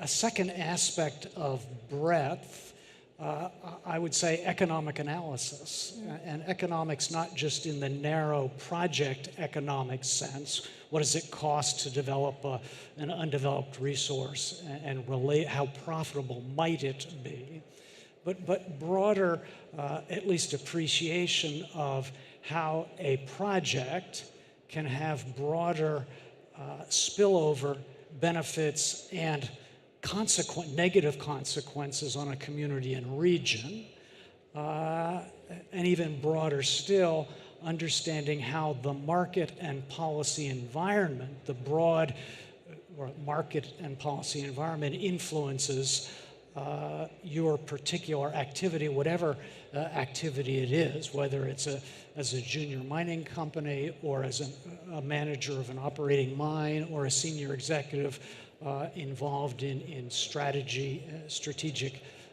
decision making.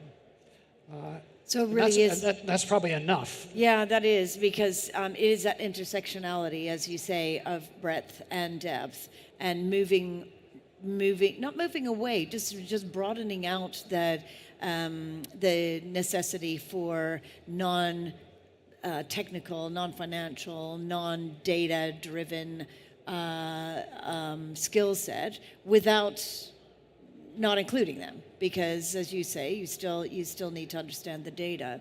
I'm going to come back to that in a second. I'm going to bounce around a little bit, because one of the another challenge that we find is just picking up the data point is, as we move to IR 4.0 and automation, digitization, Internet of Things, it throws up a huge amount of opportunity, especially around diversity. And the other panel previously just touched on that. But it also throws up consequences, moving into IR 4.0. And I'm just going to turn to you, Adnan, because I'd love to hear from you, in the context of the Saudi government and approach, how do you mitigate any consequences, or how do you think about the mitigation of any consequences to the traditional workforce? Thank you for that, Carol. I think it's a very important topic to touch upon, and probably would take hours of discussion to come through with a verdict for this one. But I think we need to have a positive mindset when it comes to IR 4.0, as it is a main driver for developed and advanced industrial and mining sectors. Thus, I think we should look at it as it should be harnessed as opportunities rather than mitigated as threats. So for that to happen, we must acknowledge the effects of IR 4.0 and the disruption it could cause on the workforce. Automation is expected to lead to job losses in some field, but it also supports the emergence of new jobs within other fields. The jobs that are mostly affected by the Industrial Revolution are those that are routine jobs, that are easily replaceable with automation. But yet we're forecasting that in the future it might take over more jobs. But with the right approach and mindset, we can use technology to support and enable people rather than think about it replacing people. And I'm going to give a small example. Maybe it's not the most relevant to our discussion today, but while preparing for this panel, I did use some new tool that's emerging. It's an AI bot that helps you do research and write content. And it did help me a lot, but did not completely factor out the human involvement, which is me, to filter out the results and understand what's happening. So it did save me some time. So that goes back to the fact that we need to think about it as an opportunity that needs to be harnessed rather than a threat. Governments currently are approaching this in two different ways. So there's the proactive approach, and then there's the reactive approach. The proactive approach is preparing a generation that is ready to be part of the IR 4.0, which is something Germany, for example, is working on. They have an initiative called the Digital Pact that aims to raise a generation with high literacy towards IR 4.0. This requires, this is a long-term solution that requires a lot of time and effort between the government, the educational institutions, as well as the private sector. The reactive approach, which is working closely with the private sector to reskill or upskill your current workforce or labor into other skills that are more relevant to what's happening right now. This approach is adopted by the UK, for example. They do have an initiative called Talent 2030 that aims to support workers in reskilling or upskilling in topics like AI, data science, blockchain, and other skills that are demanded right now. Thank you. So that's the good news is that humans are still needed. It's using AI or technology speeds up the process and gets rid of the the repetitive grunt work, but we still need to have human beings there. Michelle, you have obviously been coming from university and then working abroad, and now coming to Saudi and working with Modern. What do you see that in that experience that you've had about how to mitigate any unintended consequence of moving to IR 4.0? First of all, I'm delighted to be here again this year. It's exciting. It's really amazing to see the evolvement of the conference over 1 year. I see some familiar faces, so I'm really happy. To answer your question, during the studies, I graduated in 2016, so it's not that far back, but I can see a lot of advancements happening in the degrees of the people that are graduating this year and in the coming 4 years, where there's more focus on data science, statistics, and integration of AI, artificial intelligence. That's something that maybe I didn't have the privilege to really delve into. But studying metallurgy and mineral processing engineering, and coming here and seeing the destination that the mining industry is heading to, it's a really important element to have that included as part of the degree of all engineering, not just metallurgy. Yeah, exactly. And Rod, I'm going to throw that back to you, because that's one of the things you were talking about before we came onto the stage today, was that integration. So, integrating data plus, other social science or anthropology or whatever. How are you actually doing it with the students and with the courses and the design of the curriculum? Well, at the undergraduate level, there continues to be an emphasis on engineering design, but I think engineering design has become more multifaceted than it had in the past, and it's not just being responsive to a client the way it might have been, and that narrowly defined as it may have been in the past, but it's thinking about in a proactive sense, the impact that your engineering solution may have on a community or on the environment, and anticipating that and building that into your solution as opposed to thinking about it after the fact. So that's one specific example. In my academic program, Mineral and Energy Economics, so I'm not an engineer, so don't ask me too many engineering questions. I have found it, and we have found it very important to have a mix of academic backgrounds in the student body, in the cohort of students.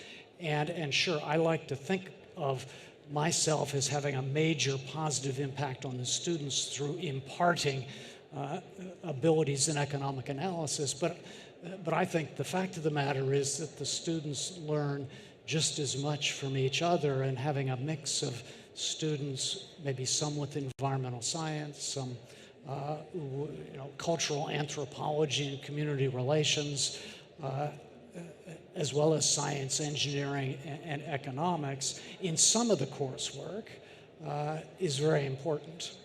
And I guess the converse is true as well. My daughter studied anthropology at university in the UK in Manchester, and she was, they were introducing, I guess, to your point, Michelle. She's obviously a lot younger than you, or a little bit younger than you, but they had, they were introducing data and AI and into the coursework. So it's, the opposite is true as well. How did the universities address the, say, social sciences or the non-technical subject matters or degree courses and link them back into the technical part? Because I think that, I don't know, Rod, how it works at the Colorado School of Mines, but, how do you sweep for kids coming out of university or even going into university to tell them about the mining industry? So my daughter is lucky because she has a mom who works in the mining industry, so she's been indoctrinated since she was very, very young. But her friends didn't, in the anthropology course, didn't know that actually there's really good jobs as an anthropologist working in mining anywhere in the world. So how do you sort of account for that, or do you have that sort of that connection across the faculties? The simple answer, yes. I would say a deeper answer is to say that we, at the moment, probably have the best opportunity in my professional lifetime at attracting a new and different kind of student because of the visibility and excitement associated with decarbonization, whether decarbonization involves continued significant reliance on fossil fuels and making CCUS, carbon capture, utilization, and storage possible, as well as the other methods of emissions reduction that involve wind, solar, and others, and the simple reality that mineral resources of a wide variety and the products and components and systems derived from them are foundational. And therein lies the excitement of the sector that should be attracting that next generation. And if we can just pick up on that, and I can turn to you, Adnan, again, if we think about these wider skill sets, what approach is Saudi doing to devise these new skills? So, given that Saudi is going through major reforms on so many aspects, so these are being addressed on a cross-sectorial level. It's a national program that was developed in 2000. It was announced by His Royal Highness the Crown Prince in 2019. It's part of the Vision 2030 program called the Human Capability Development Program, which has many objectives, but more notably for the purpose of our discussion today, is the first one is as we mentioned before, the proactive approach was ensure alignment of educational outputs with labor market. And then there's the reactive part of it, which is expand vocational training to provide for labor market needs.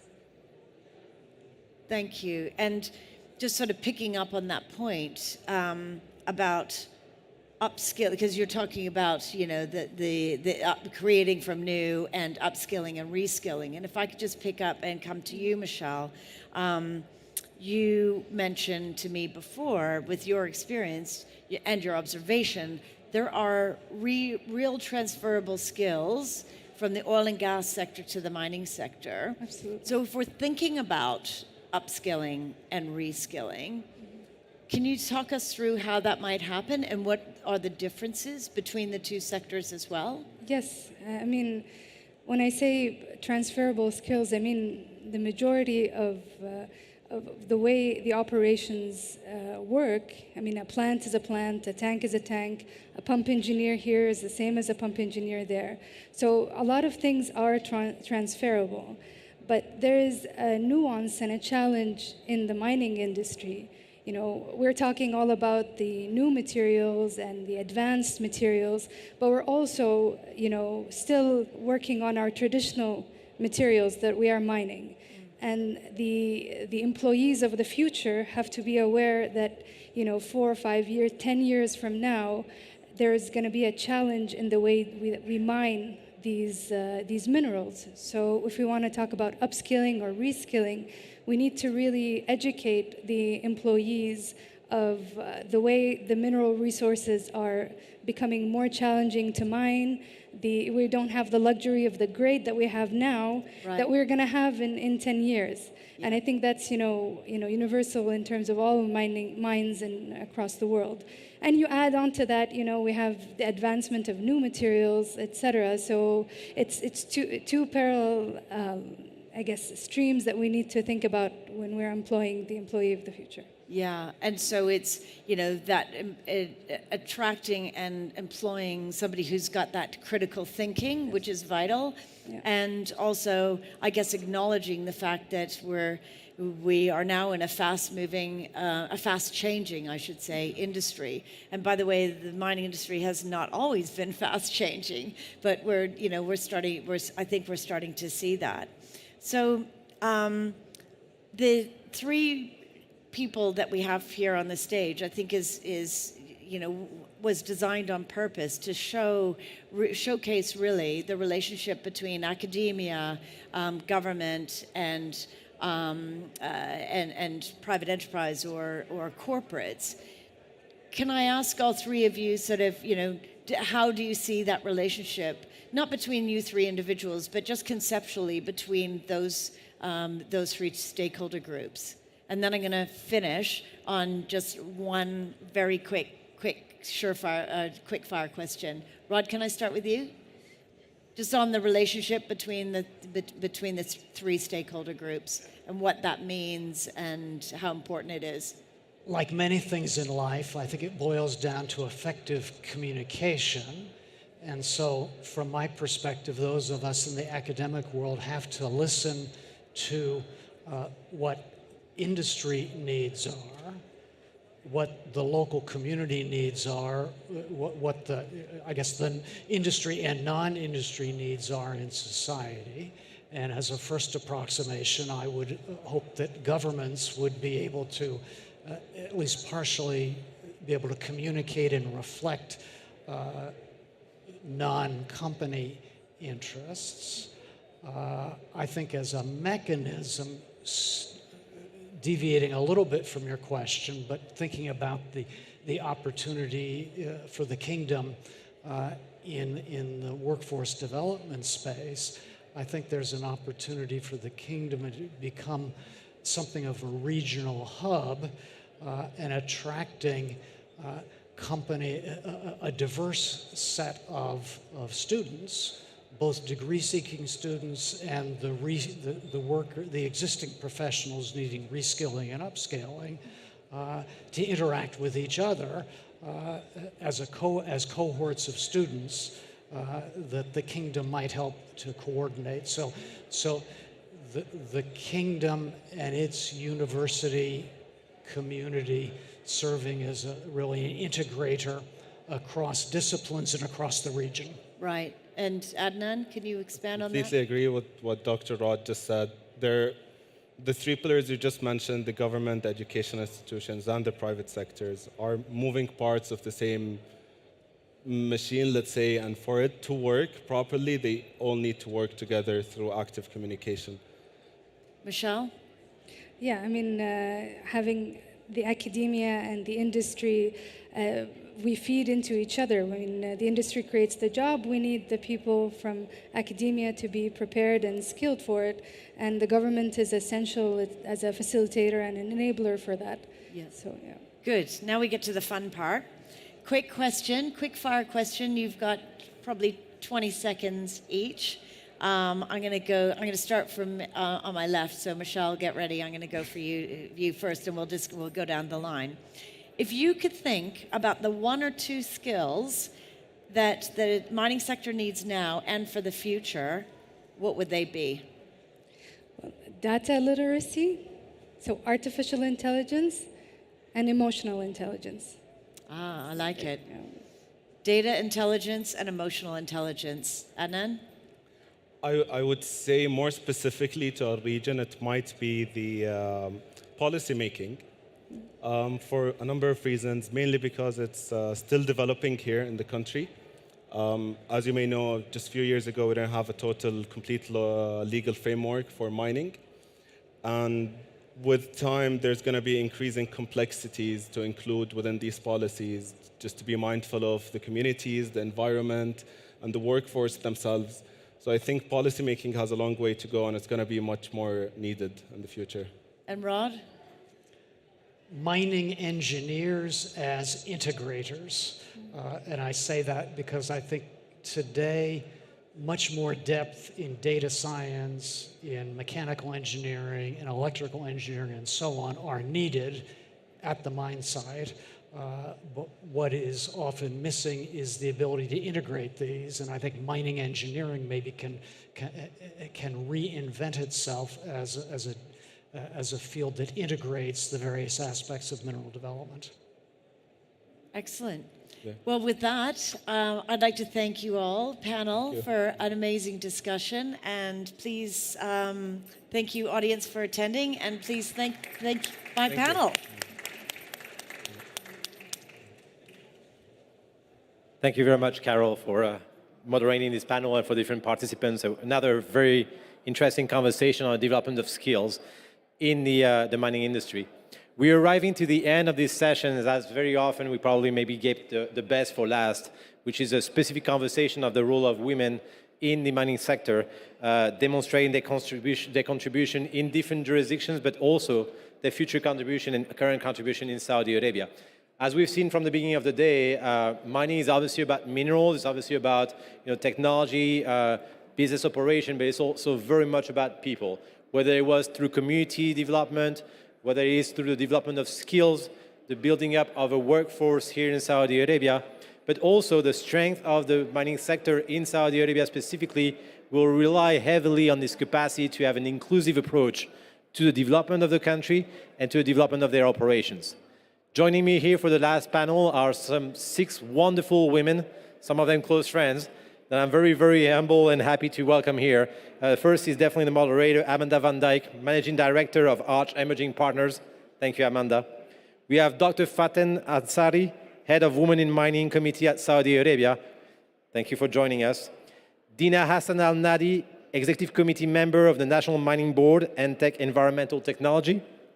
We also have Florence Drummond, Chief Executive Officer of Indigenous Women in Mining and Resources, so further more inclusive development, including indigenous communities.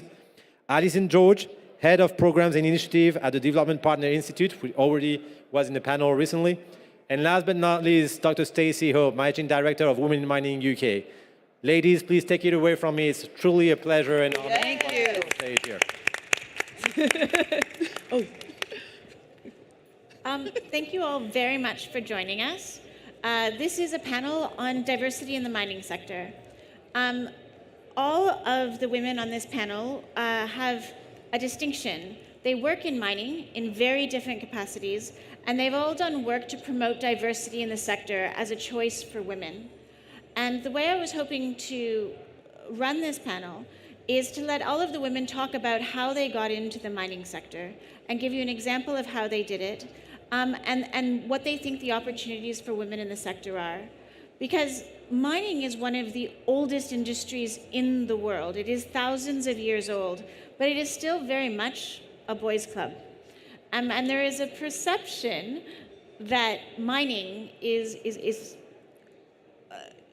picks and shovels, and it's very much a man's job. And there's a lot of misunderstandings, both by the industry and the general public, but also about women, about the roles in which women can participate in the sector and the incredible variety of roles women can do. My own personal background is finance, not mining. And I started in mining banking in London, which was very exciting. And I've grown from there to run an investment fund in the mining sector, and I have the privilege of investing in mines all over the world.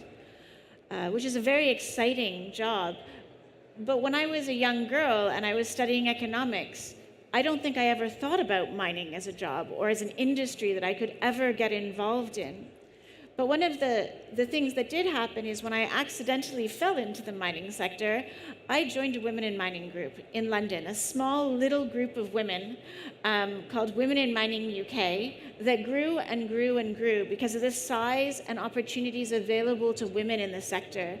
And I grew to eventually manage that group and then move on. And now, we've gone on to the next generation, and Stacey now manages Women in Mining in the UK, and she's going to talk a little bit more about Women in Mining in the UK and the variety of women that are in that group and the way in which they participate in the sector.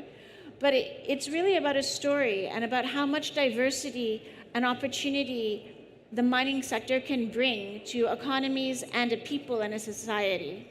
So this is more about them than me, and I'm going to ask all of our participants to give you a little bit of a story of how they got into the mining sector and what they do in the mining sector, to give you an example of just the incredible variety of opportunities available to women.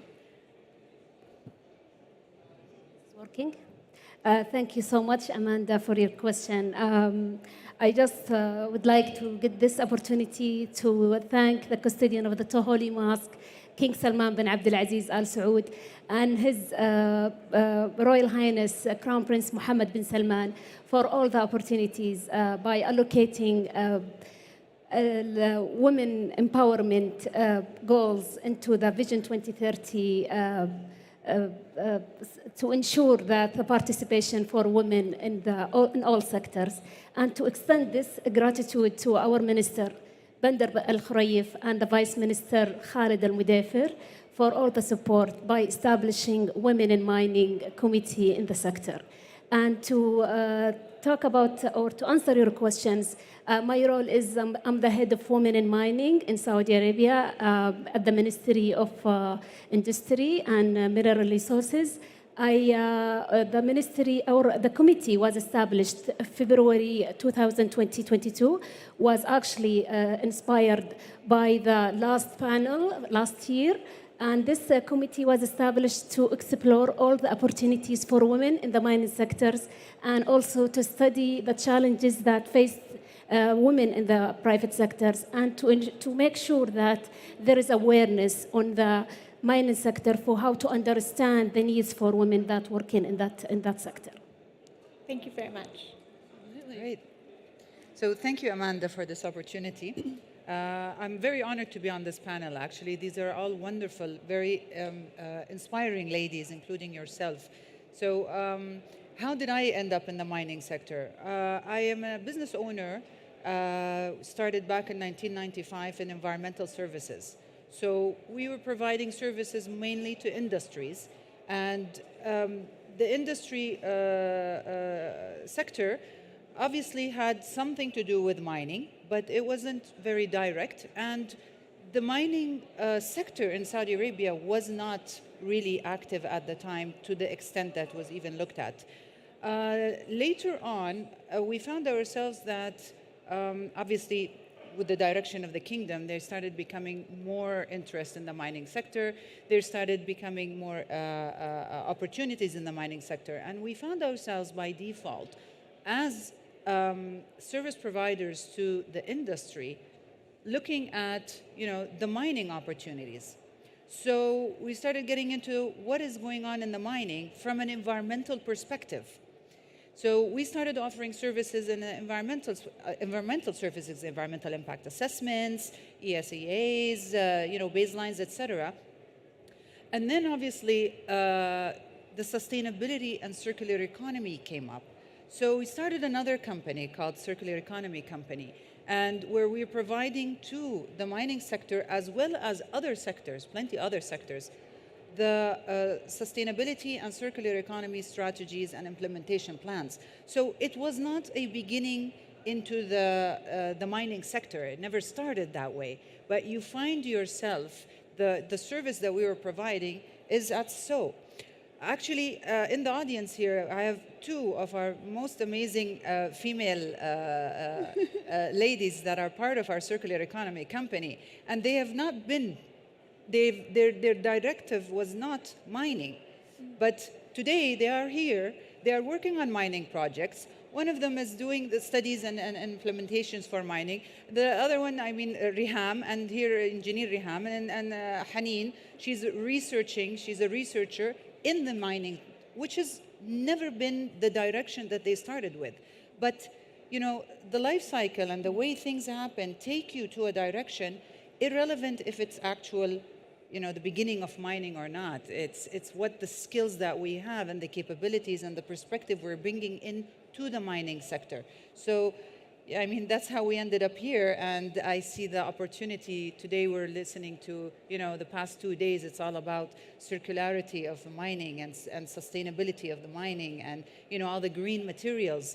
And obviously this is music to our ears. We're all ecstatic about it, and we find ourselves now all in the mining sector by default. So yeah, that's our story, that's my story.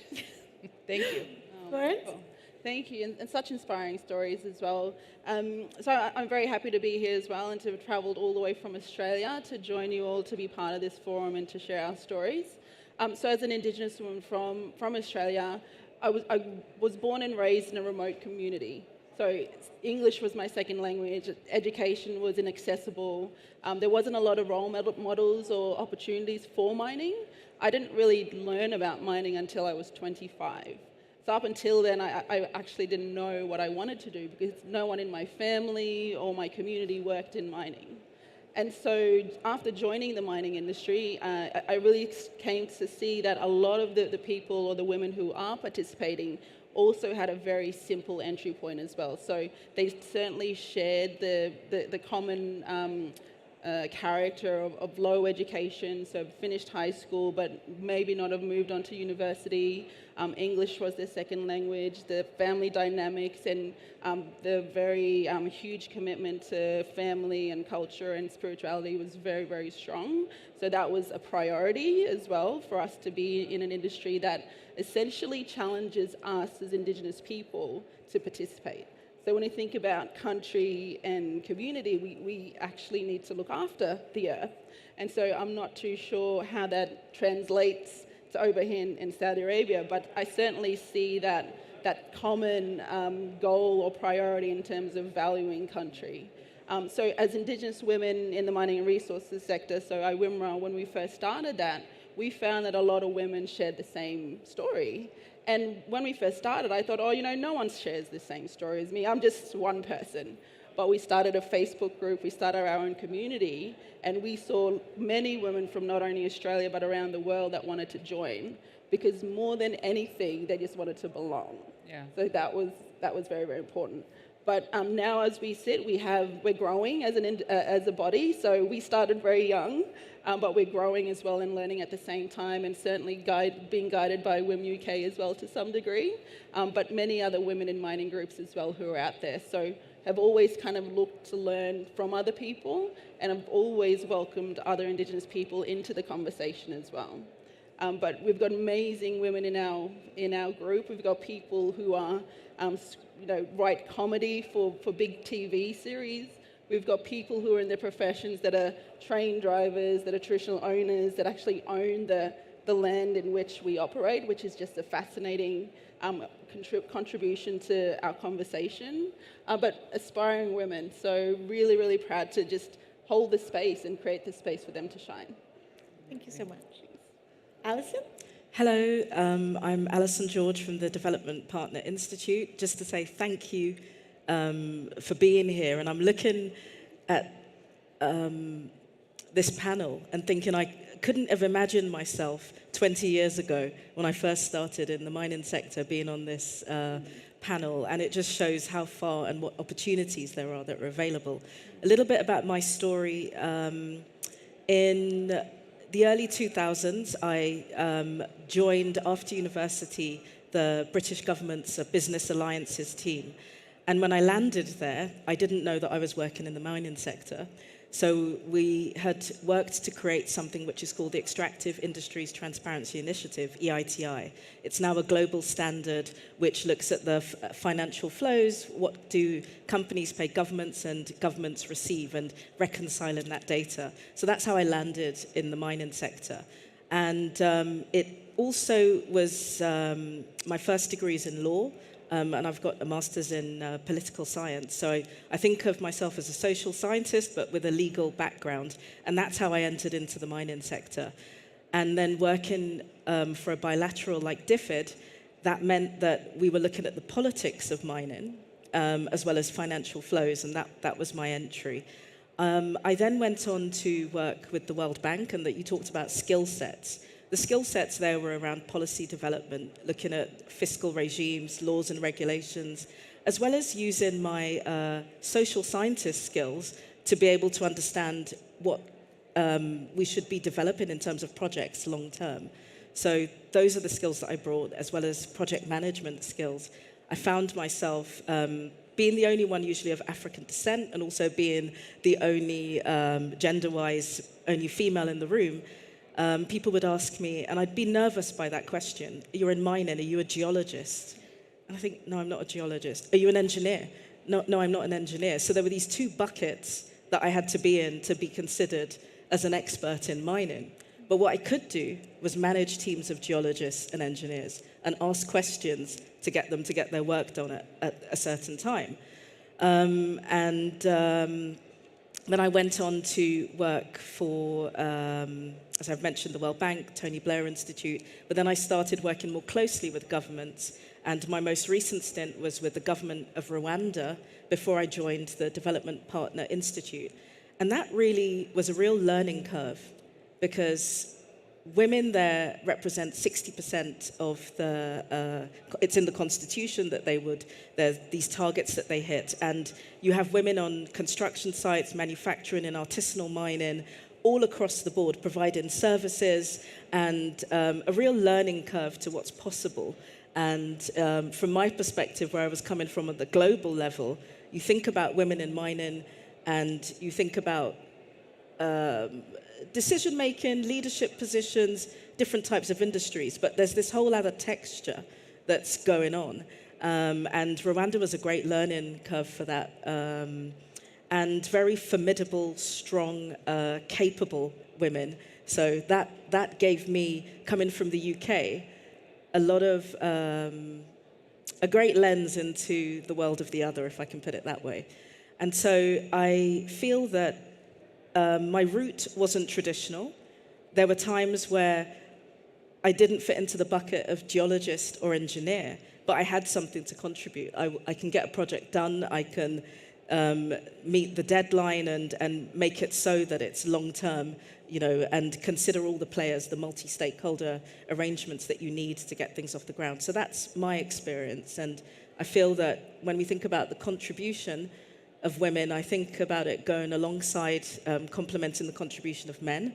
I gave birth to twins, a boy and a girl, and I love that duality. So I do see this as a very fruitful sector, a sector that's willing to learn and to bring in all sorts of people from different angles. Thank you. Thank you so much. Stacey? So if you, with a legal background and being a social scientist, don't fit the bucket, then I think an anthropologist is probably really at the other end. So my background is as an anthropologist. It's as someone who goes into cultures and societies and really understand and use that information to help paint this picture, this narrative of how do we engage with the other. And I lived in the Amazon for 2 years. That's where I did my field work. And I worked with an indigenous community that had mining camps around them. And they were very much against mining, but very much pro-mining at the same time. Pro-mining if it's us, against mining if it's the other.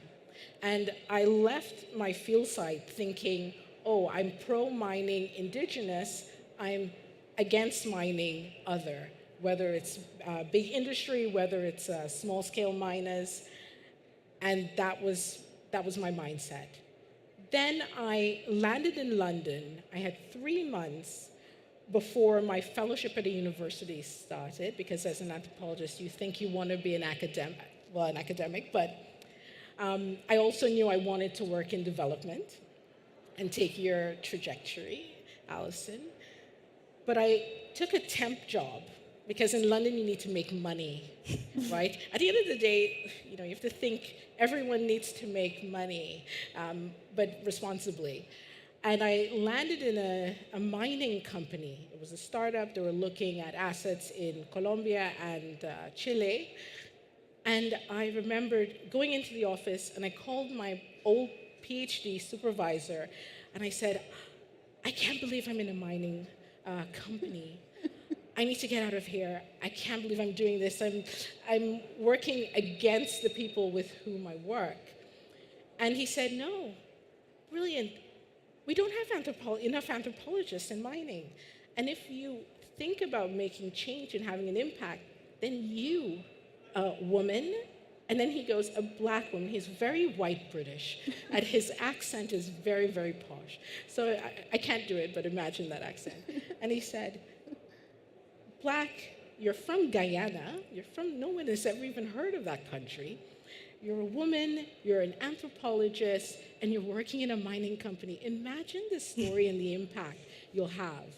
So he said that, and the next day I walked into the office and I was like, oh, I'm an anthropologist in mining. Absolutely, absolument.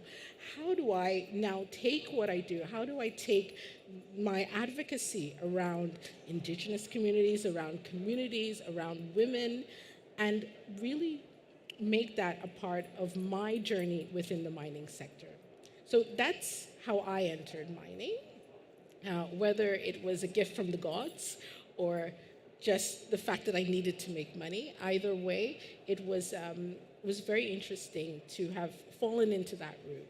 I stayed there for 1 year because my ultimate goal was to work with communities. It was to work in development, which I do now. But now I work in an area where I'm contributing to mining, working with the private sector, working with communities, and working with the multilaterals and the governments in order to co-create and co-design. As an anthropologist, that's the language we use. It's all about participatory work. It's about working with communities. It's about talking to them, listening to them, and building that rapport really quickly, and trying to take that understanding and build something that doesn't exist. Because if it existed, then we wouldn't have all of these fractures. So the contribution, the second part of your question, Amanda, in terms of the contribution that me personally and women in general have is, yes, there's a diversity of thought, but when we're co-creating for communities, for governments, we need to ensure that the risks are mitigated, and the only way in which to do that is by having all of the different risks presented, and that's through the different voices. So thank you for the question, Amanda, and I just want to say that from all of the stories that we've said, it sounds like mining is all about this environment, and it's a convergence of where we are and the jurisdictions and the countries in which we work. And I think that also is testament to the fact that the countries, whether it's Saudi Arabia, whether it's Australia, Rwanda, or Guyana, mining there, it's present, and we're present. So it's lovely that we have a presence in it. Absolutely. Amazing. Thanks so much, Stacey. As you've heard, there's an incredible journey that most women in the mining sector have been on. And as we go into the next generation, as the Saudi government has seen, as the Saudi people have seen, we're on the cusp of major change in the world, and mining is more important than ever. The global energy transition, which Saudi Arabia has made an incredible commitment to, is going to be dependent on more metals and more mining than we have ever mined before in the history of mankind. And while that's a great challenge, it's also an incredible opportunity. And it's a sector that is growing, and it is becoming more and more important and more in the world eye as a sector.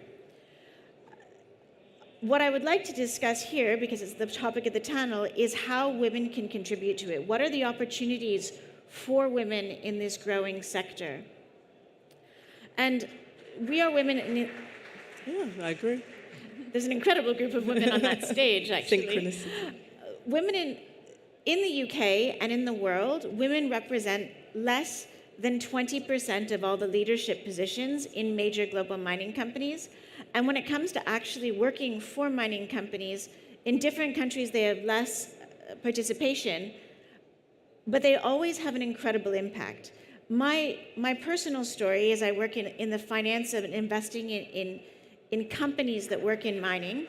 And what I've seen is that companies that have women in their leadership positions outperform companies that don't. Diversity absolutely leads to profitability and a better social license to operate. The women at every stage, all the way from the board to the management to women working, driving trucks. And what I would like to pose to the panel, given that they all work in very different sectors of the mining industry, and that there is this great opportunity of an industry that's growing so quickly with so much recognition in the world, what do you think in your area are the opportunities for women in the sector? What are the exciting opportunities for women in Saudi Arabia to get involved in mining, do you think? Yeah, this is a very great question, and I believe that maybe, as you know, that one of the strengths of the mining sector is, let's say, capturing opportunities and by creating jobs, whether they were maybe direct jobs or indirect jobs. And but we still have a milestone to go, especially for women, due to the, let's say, the special characteristic of the mining sector. So what we know about the mining sector, we know that it's a very, it's always been in remote areas. It's the hardship working in the mining sector. It's very difficult for women to join. However, the shift from today, from the physical work and to the, let's say, the technology and the digital transformation today, it will help a lot to introduce women and to have great opportunities for women to enter this sector, starting from jobs, let's say support jobs, either whether in legal, accounting, finance, or sustainability, or GIS, digital solution, digital innovations. All of these jobs could be a great opportunities for women today to enter. And then also another opportunities for women, we need to have women leaders in the mining sectors. Thank you. Having leader in any sector. Yes. So having women leaders in the mining sector, it will help. It will help for the, let's say, the decision making. It will help for creating policies that will help to prepare the environment, making the workplace a right place for the women. So I believe starting from these two, let's say, support functions and also the leadership position, it will be a great opportunities for women in the mining sector today in Saudi Arabia. Sounds excellent. Amazing, yeah. I mean, 10 times, absolutely. Leadership is important. I think that women what's requested from the women today in any sector, mining including, is taking a step up. And I would give a shout out to all the young ladies and women of Saudi Arabia and the world, basically, to step up. I mean, don't expect and wait anybody to empower you or wait for somebody to take you by your hand and say, oh, wow, you know, great, you're doing great.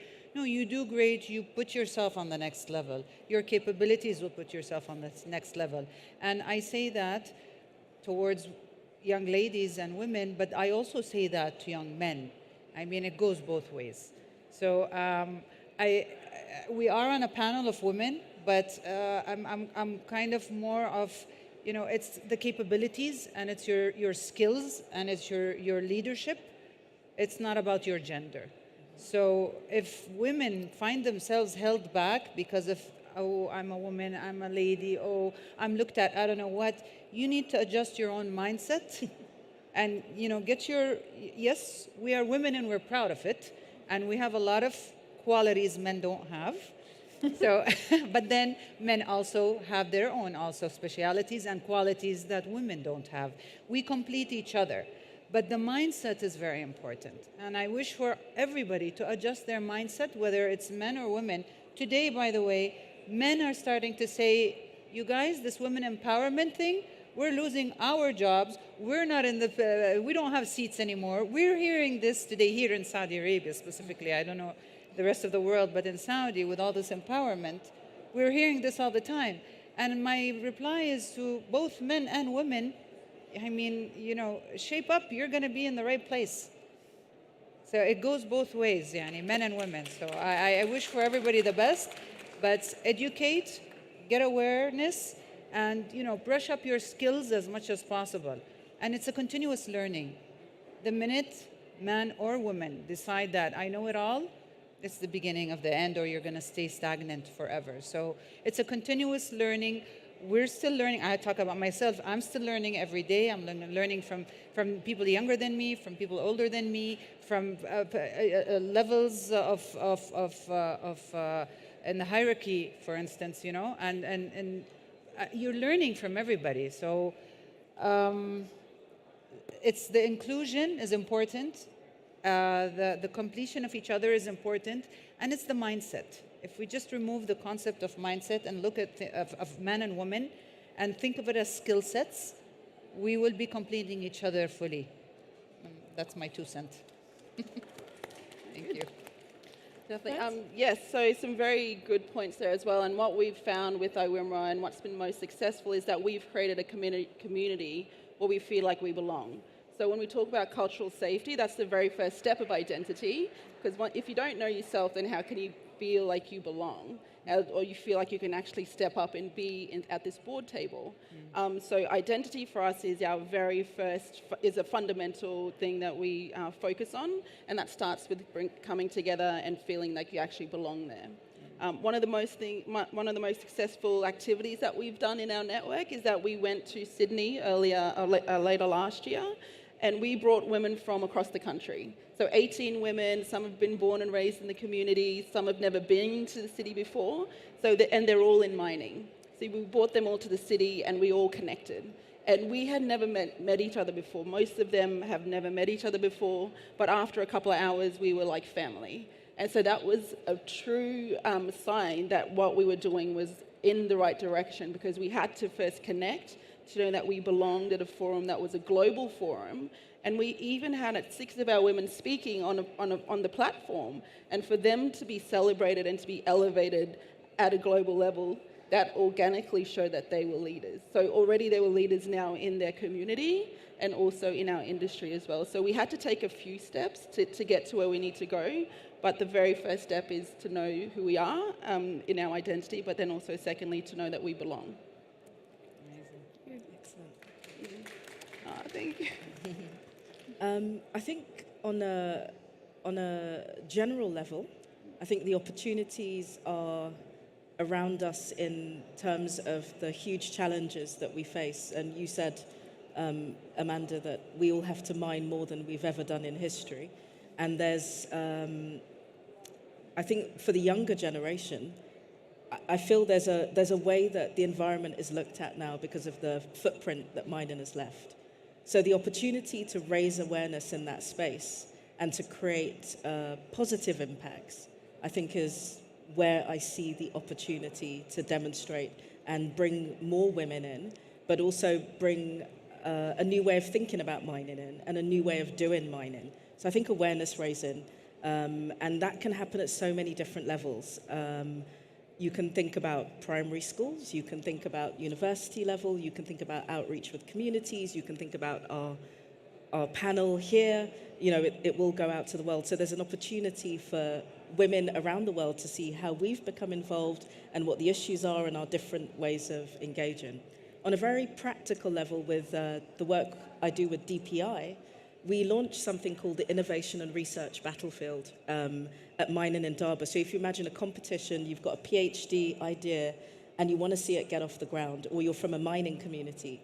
And some of the parameters or boundaries we had with that were, whatever idea you come up with, it should be about sustainability. And last year it was about post-mine economies. 2024, we're going to look at artisanal mining, and there's a huge space for women in that. Over 50% of people in the Southern Hemisphere are women that are mining. So I think bringing visibility, but also for us as an organization, it's having this 2022, it was 2 women that won. One is not from a traditional mining background, the other one's an engineer. But they came together to collaborate. So us launching this competition and inviting women in to give their ideas about mining and seeing that sponsored and funded is a great opportunity and a demonstration of the contribution that women can make. Amazing. Absolutely. Brilliant. And I love this. I'm actually learning whilst I'm on the stage, in terms of opportunities for women, I think in order for them to for us to even talk about it, it really has to be an enabling environment in which they feel that they have access to those opportunities and that they know about the opportunities, so the awareness around it. And the access and that mindset, changing the mindset, but that mindset can only be changed if the environment allows that. And I don't know about anyone else on this panel, but we've all had moments, I've had moments of imposter syndrome, right? And that's because my environment wasn't enabling at that point. So for me, whenever I think of opportunities, I think there are opportunities for everyone. It's who can access those opportunities. So do we have access to, Dina's company? That's a very accessible company for women, for men. So that environment that you've created, allows for that to happen. Is that the same for other companies and other women in other jurisdictions? I do a lot of work with indigenous communities, so hearing the language of belonging, my thesis was about belonging and identity politics, right? And you had to shift, you had to negotiate your identity in order to access those opportunities. At Women in Mining, we try to create opportunities in which women can have that access. So whether it's through internships with major companies or through scholarships, so bringing women into more, whether it's the master's in finance, in mining finance, or whether it's a technical study, we try and enable and create that enabling environment so that women see that there are opportunities and that they have access to those opportunities. Amanda, would you allow me to have a second addition? Concerning opportunities, I would urge, again, men and women, to look at the supply chain. Because the supply chain has a whole lengthy pool of opportunities. And break this down, because the supply chain, if we're thinking of, just before even the excavation, right? When they're just trying to find the surveys and all of that, you have the AI, you have the data collection, you have each and every one of these part of the supply chain is an opportunity. So, look at the supply chain, the whole supply chain, and think of the immense opportunities that are there, whether it's an employment to look into these companies, or it's a lack of service that is out there, and it's an entrepreneurial opportunity. And you yourself are all about funding, so whoever wants a startup, here's a good opportunity. Amanda will be financing that. So, this is, again, the opportunities are unlimited. So I just wanted to add that. Thank you. So I'm afraid, thank you so much. I'm afraid we're running out of time, and I just want to sort of summarize. The mining sector is growing and is more important than it's ever been.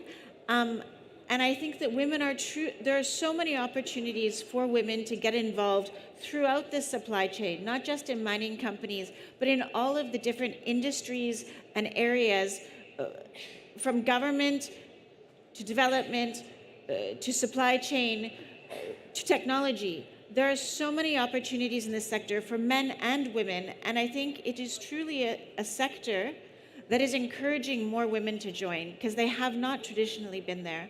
And we're so excited that women are getting to participate in this growing and important industry. And I would like, just as a final thank you, to give some credit to Women in Mining Saudi Arabia for helping to bring that opportunity to the women of Saudi Arabia. You've done an amazing job. Yes. Thank you all so much for coming, and I hope we will see you all again next year. Thank you. Thank you. Well, thank you, everyone, Amanda, and all the panelists for being part of this, wonderful last panel. Oh, Amanda, they wanted to have a photo, if you don't mind. If you can put together.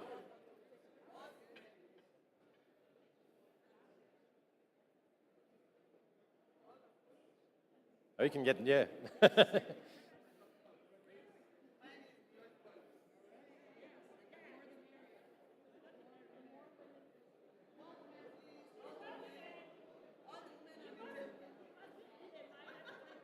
Yep.